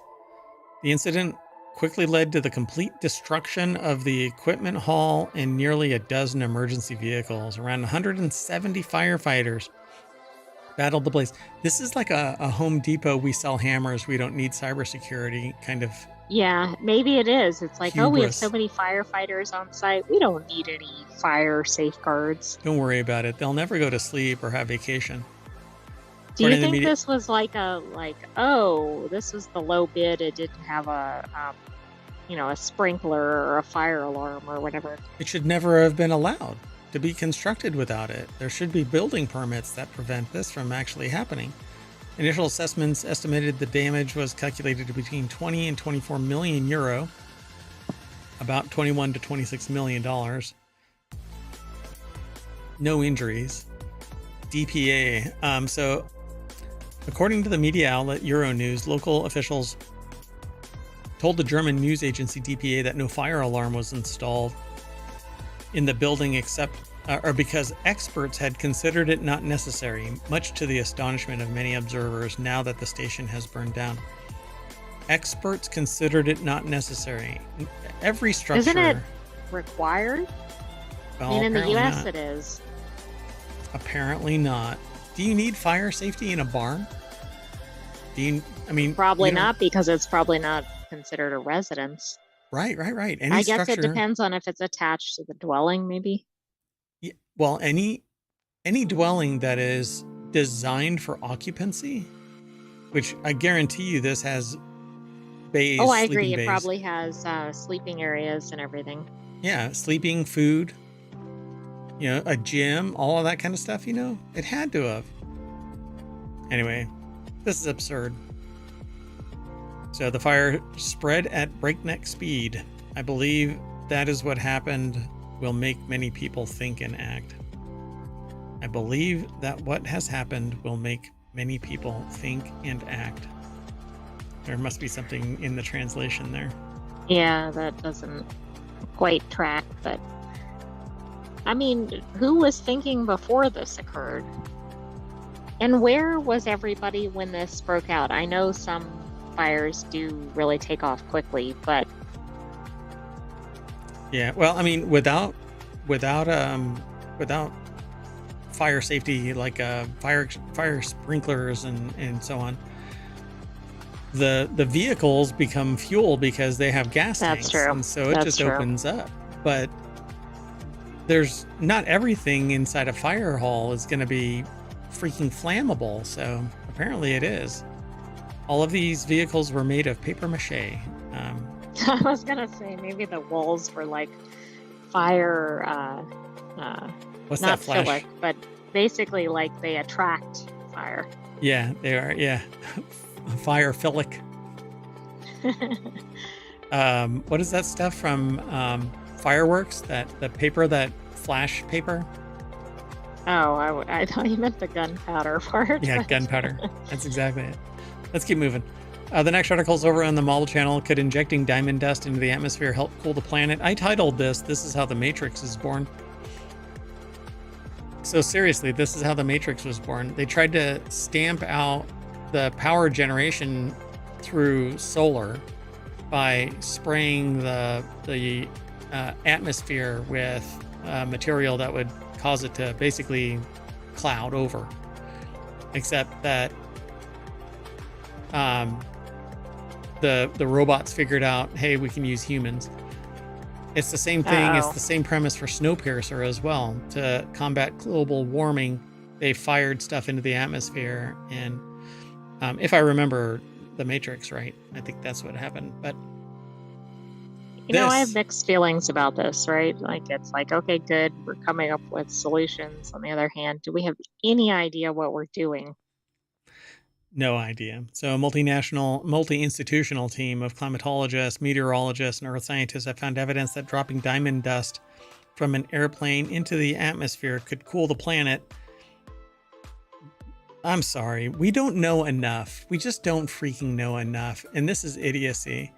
In their study published in the journal Geophysical Research Letters, the group used 3D climate models to compare aerosols. Sorry, fuzz just flew into my mouth. It's that diamond dust. Yeah. Anyway, it might cool the planet. So this is the kind of stuff that some goober is going to run with as soon as they have the authority. Oh, I don't know, becoming president maybe. Bob Yurka over at phys.org put the article together. Yeah, but how many years will it be till somebody goes, it's not good for humans to breathe in diamond dust? Well, some people are already saying it. That silence is me pointing at the sentient AI from the future and Mayor Watt. Mm-hmm. Anyway, yeah, so this is, this should remain theory. Prior research has shown that Earth is at or near a tipping point. Warming of the planet has led to changes in global weather patterns that only grow worse as the planet grows warmer. And by worse, they don't mean just like hurricanes are bigger. It's that they end up in places they normally wouldn't go because the world is supposed to be in stasis. But human heat generation is causing anthropomorphic changes in the circle of life has led to where we are now, where the oceans are no longer effective heat sinks. And so you end up with a small Cat 5 hurricane that starts as a tropical storm 2 days earlier and rolls its ass all the way up the coast. How is this not? Yeah, I think we're going to see more of that. Yeah, and that's just one example. They get more chaotic. It shouldn't be that powerful, that fast, in that location, and then sustain itself, right? And it's going to be more of this, more chaotic, bigger, faster, more powerful tornadoes, sea rise, waves that are much more dangerous. Even California is sitting there telling people not to go in the water anymore because you have rip tides that are much stronger than they ever have been. So anyway, the problem is that many states are saying don't drive. I mean, it's just getting a bit absurd. Yeah. So in this new effort, the researchers wondered what sort of material would best serve as a planet cooling medium, common sense. To find out, they built a 3D climate model that showed the impact of adding aerosols to the atmosphere, which we're already having problems breathing the air that we actually have. The software also included effects of different aerosols, such as light and heat reflection, how aerosols would eventually settle to the ground, and whether they'd clump together in the atmosphere, retaining more heat. The research team then modeled the impact on the Earth. 7 candidates. Calcite, great. Diamond, aluminum, or aluminium. Silicon carbide, which, I mean, these are hard particles. These are things that we're going to inhale and end up in our bodies. Anatase, rutile, and sulfur dioxide, which, great. Sulfur freaking dioxide. For crying out loud. If we don't have chemical problems. I think that's something we've talked about in another context and not in a positive one. Right. It's like horrendous stuff. So it showed that the diamond dust would be the best option, which is kind of no shit news, except that we're going to get silicosis. We're going to inhale diamond dust and our animals are going to, and it's going to coat plants, and it's going to be all over the place. Anyway, this is dumb. The model suggests that injecting 5 million tons of synthetic diamond dust into the atmosphere per year could cool the Earth by 1.6 C in 45 years. In the downside, it says that it would be $200 trillion. This is just the absurdity of publish or perish. I would love to know. We should send this, or I should send this to, what's her name? Sabine. Sabina, yeah. Anyway, there you go, folks. The birth of the Matrix and or, whatchamacallit, the train. Oh, Snowpiercer. Snowpiercer. There you go. Eat your jelly, whatever it is, made of bugs. We apparently eat bugs all the time, though. So, hey. That's true. Let's move on. We don't even know it. We don't even know it, but spider legs. So it's a perfect discussion point for Halloween. By the way, Halloween is only 11 days away, 12 days away. No, 13 days away. Coming up soon. Okay, well, the next article is over in Smack Talk because it's all about Apple, and this is about Apple. So TSMC may have breached U.S. sanctions. Apple chip production could be at risk. I really doubt it. U.S. Commerce Department. What does that mean for the new TSMC plant in the Nothing. U.S.? This isn't going to be a problem. U.S. Commerce Department is carrying out an investigation into whether Apple chipmaker TSMC breached U.S. sanctions against China by supplying smartphone and AI chips to Huawei. The probe was part driven by Huawei's surprising ability to resume competing with iPhones. Well, Ben Lovejoy put this article together over at 9to5Mac. Huawei smartphones used to compete strongly against iPhones, not just in China, but worldwide. That ended when U.S. government imposed sanctions against China, prohibiting U.S. companies from exporting advanced technology to the country. That included U.S.-made 5G chips, and since you couldn't launch a premium smartphone without 5G, that effectively ended Huawei's ability to compete. However, things changed in 2023 when Huawei launched the Mate 60, which included 5G. Nobody could understand how that was even possible, that the Chinese companies did not have the technology required to make the chips. Even the U.S. National Security Advisor commented on the surprise development. Well, apparently, U.S. Department is investigating whether Taiwan Semiconductor Manufacturing Company may have been making artificial intelligence or smartphone chips for Chinese tech giant Huawei Technologies in what would be a breach of U.S. export rules, said two people with direct knowledge of the matter. Well, considering it's Taiwan Semiconductor Manufacturing Company and nobody is going to shoot TSMC in the foot to show, hey, you can't do that. Why? Because it's an external company that is the only one producing the chips for domestic companies. Even if they do bring it in-house. Right, and they're already concerned about potential supply issues if something else happens related to TSMC. Yeah. So it says if TSMC is found to have failed to comply with obligations, it could face penalties, which would impact the ability to produce future Apple chips. But if the integrity of TSMC is already in question, wherein China already owns them infrastructure-wise, that way TSMC can't say no to China. Otherwise, it shuts down wholesale, gets nationalized as a China asset, and then they just stop producing to Apple, which would trigger a trade issue and a geopolitical nightmare would come the moment that TSMC is taken over by a Chinese organization. I think that what's happening here is TSMC has been compromised and is forced to provide to whoever comes their way by way of China. So what we have domestically is all we're going to get because we have to share TSMC with the rest of the world, which means our tech, anything innovated, anything developed technologically and then produced by TSMC has to be called into question as to whereabouts. Where is our damn tech going? Well, right. I mean, it certainly raises bigger questions.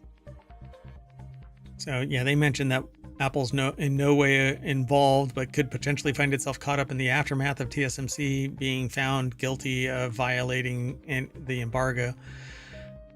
So I guess we're going to have to wait and see. But this could come fast and furious, depending on how fast. And you're not going to get jack shit out of China. So this U.S.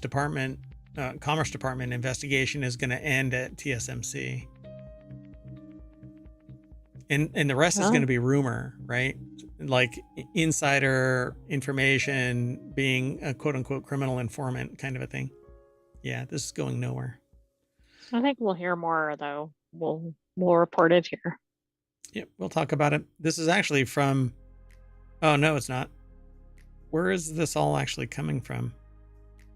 Isn't this one from 9 to 5 Mac? It is, but I'm trying to figure out where there might be more about it, like from another source, but I see all of the stuff is from 9 to 5 Mac. Oh, well, the information. There it is. Theinformation.com. I knew it was from somewhere else, just being proxied through 9 to 5 Mac. Yeah. All right, let's keep going though. The next article is over in Distillerist. Fossil fuels are history at Absolute Distillery. So the Pernod Ricard owned Absolute Vodka has phased out fossil fuels at its Swedish distillery and is now generating power entirely off of renewable energy sources. The brand has had committed to making its distillery based in, I don't know, Nobelov? Close to Aarhus. I'm trying my Harvard best, and I never went to Harvard, so you're just getting my best. Anyway, fossil free back in 2020.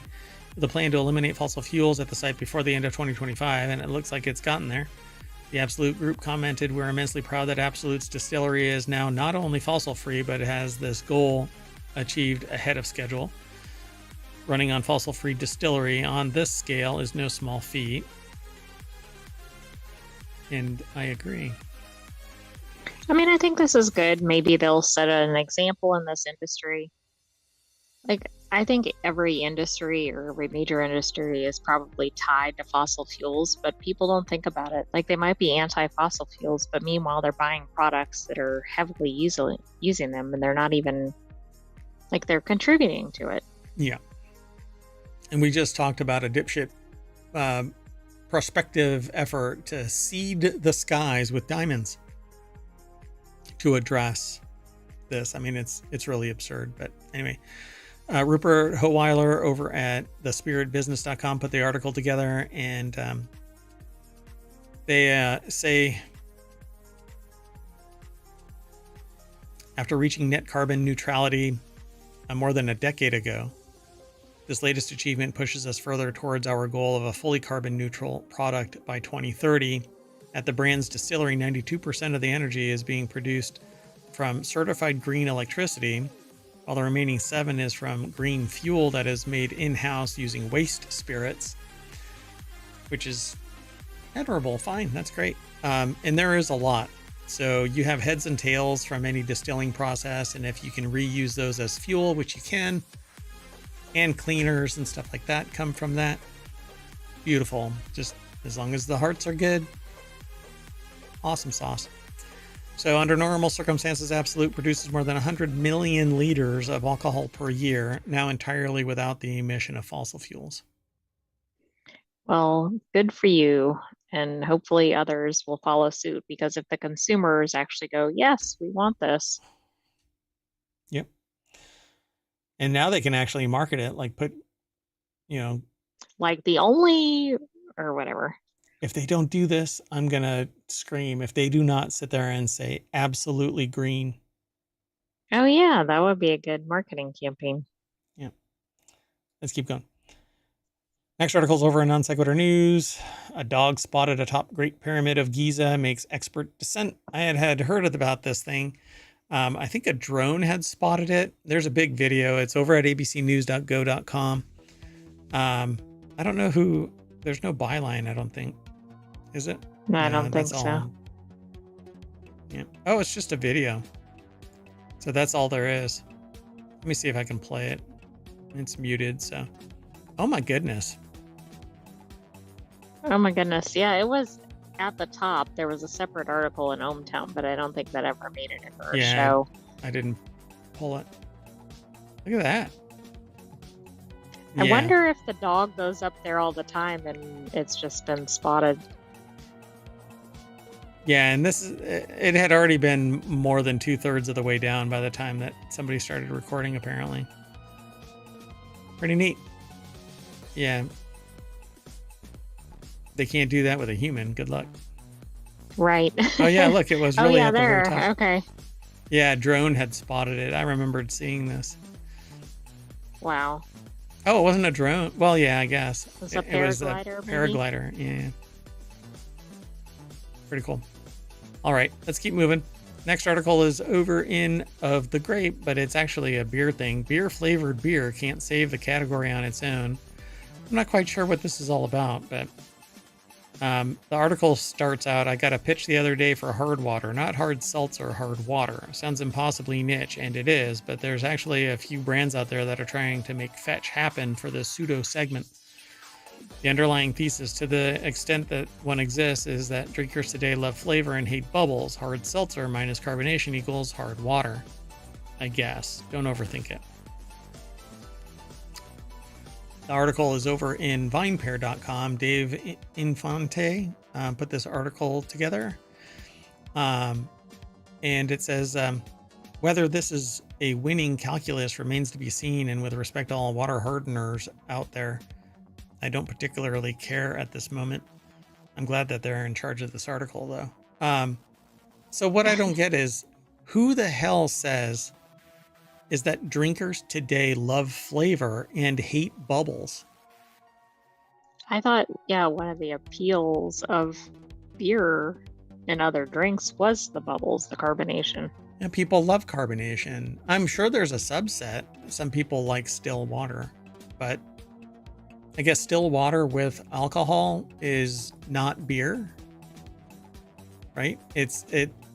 Right, it just has the essence or whatever of beer, right? Because it's probably not technically whatever, like I'm assuming beer has carbonation as one of its elements.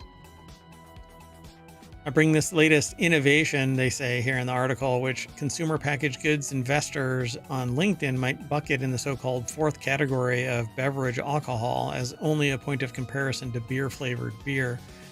The latter beverage is not doing particularly well at the moment, and I don't think its bubbles are to blame. See, I don't get that. Maybe I don't either. It seems like there's an uptick in beer consumption, but we've seen another article to this effect. I think that it's craft beer that is taking away from a significant portion of mass beer, right? So the ones that come from mega corporations, people are realizing there's enough diversity out there in the beer drinking world that it's crap. So known as core beer or traditional beer in industry circles, beer flavored beer is what it sounds like, a fermented beverage that hews closely to a familiar traditional style. Lager, for example, is beer flavored beer, and a wonderful example at that. But the phrase also has become something approaching a rallying cry for the many craft brewers who yearn for the days when drinkers came to them thirsting for the stuff that they wanted to brew. Those days weren't very long ago. White Claw's been on the market for just 8 years. So yet here we are. Beer sales struggled over the summer in the aggregate. Both Molson Coors, Anheuser-Busch InBev, standard bearing light lagers are down year to date in volume, but that's what I'm talking about. Nobody wants this routine or whatever. Bland flavored beer, mass yeah. produced. It's basically water, and it's barely beer flavored beer. So yeah, and it says has succeeded in defining beer flavored beer's occasions so well over the years to drinkers that the beer now seems less versatile than it is, and worse, less than its fourth category competition. But no, I think that it's more about the fact that the craft industry is chomping at the bit to kick mainstream beer's ass. And I think right, and aren't consumers demanding, I don't know, more variety, more quality? Yeah, I think so too. It's the smaller breweries that are, I think, that are succeeding. But it says a recent analysis of 2024 Brewers Association survey data by Sightlines, a subscription platform that offers analysis of the alcohol, cannabis, and functional beverage industries, shows that despite the incredible variety in the modern American beer aisle, consumers mostly consider domestic import and craft beer as highly interchangeable with one another. In other words, if it feels like it's time for a beer, any kind of beer will do. And if it doesn't, well, tough shit, brewers. Again, I think microbreweries are taking enough away, and maybe it's being discounted in this analysis. But I'd have to go Right. and look at There's it. also a greater economic consideration. While I'm sure a lot of people would give up many things before their beer, if you can't afford to buy your eggs or your whatever, are you really buying as much beer? Right. Yeah. To consumers, at least, beer is an incredibly flexible beverage platform in the jargon. Kettle sours, pastry stouts, hazy India pale ales. I mean, I don't drink any of those styles regularly as a matter of personal preference, but each has enjoyed considerable commercial success with the American drinking public at one point or another. Again, I think that there is a tremendous amount of local breweries in each state in the United States, and it's just as complex out in the rest of the world that has beer drinking, to the point where I think that there's enough being pulled away from mass production.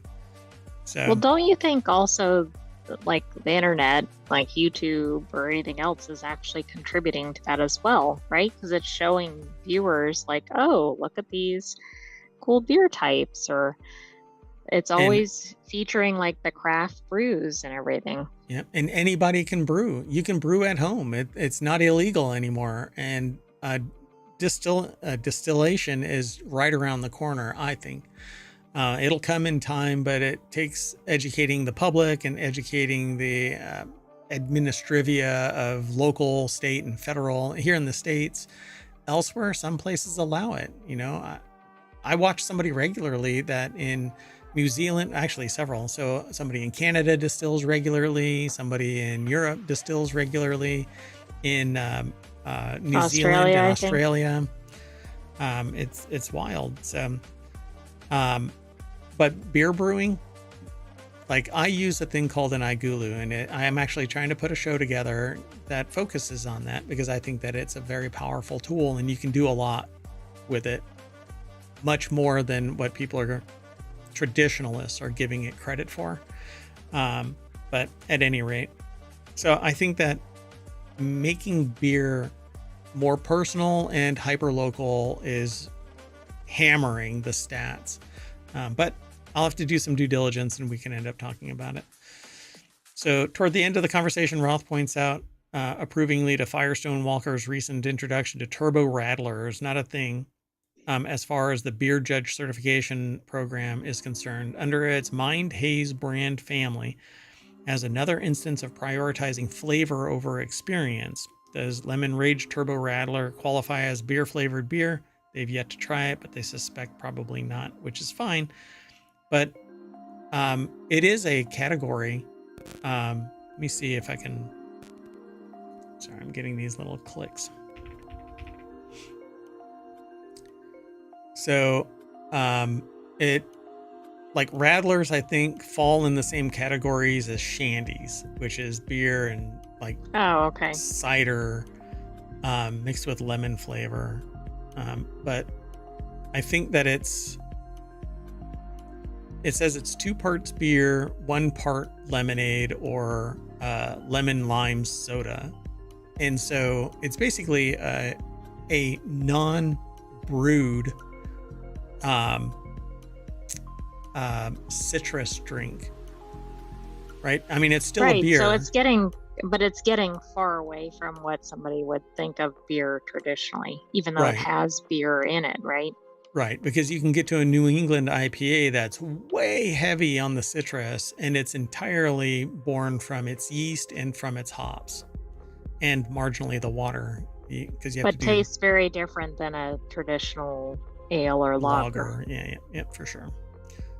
So then they talk about hops apocalypse and other things in this article, so it's quite comprehensive. But we're going to bow out of this article and move on to the next one, which is, hold on a second. I have to get back to the chat, lest I miss.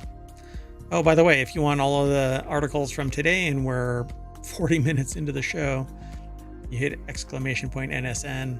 If you hear this over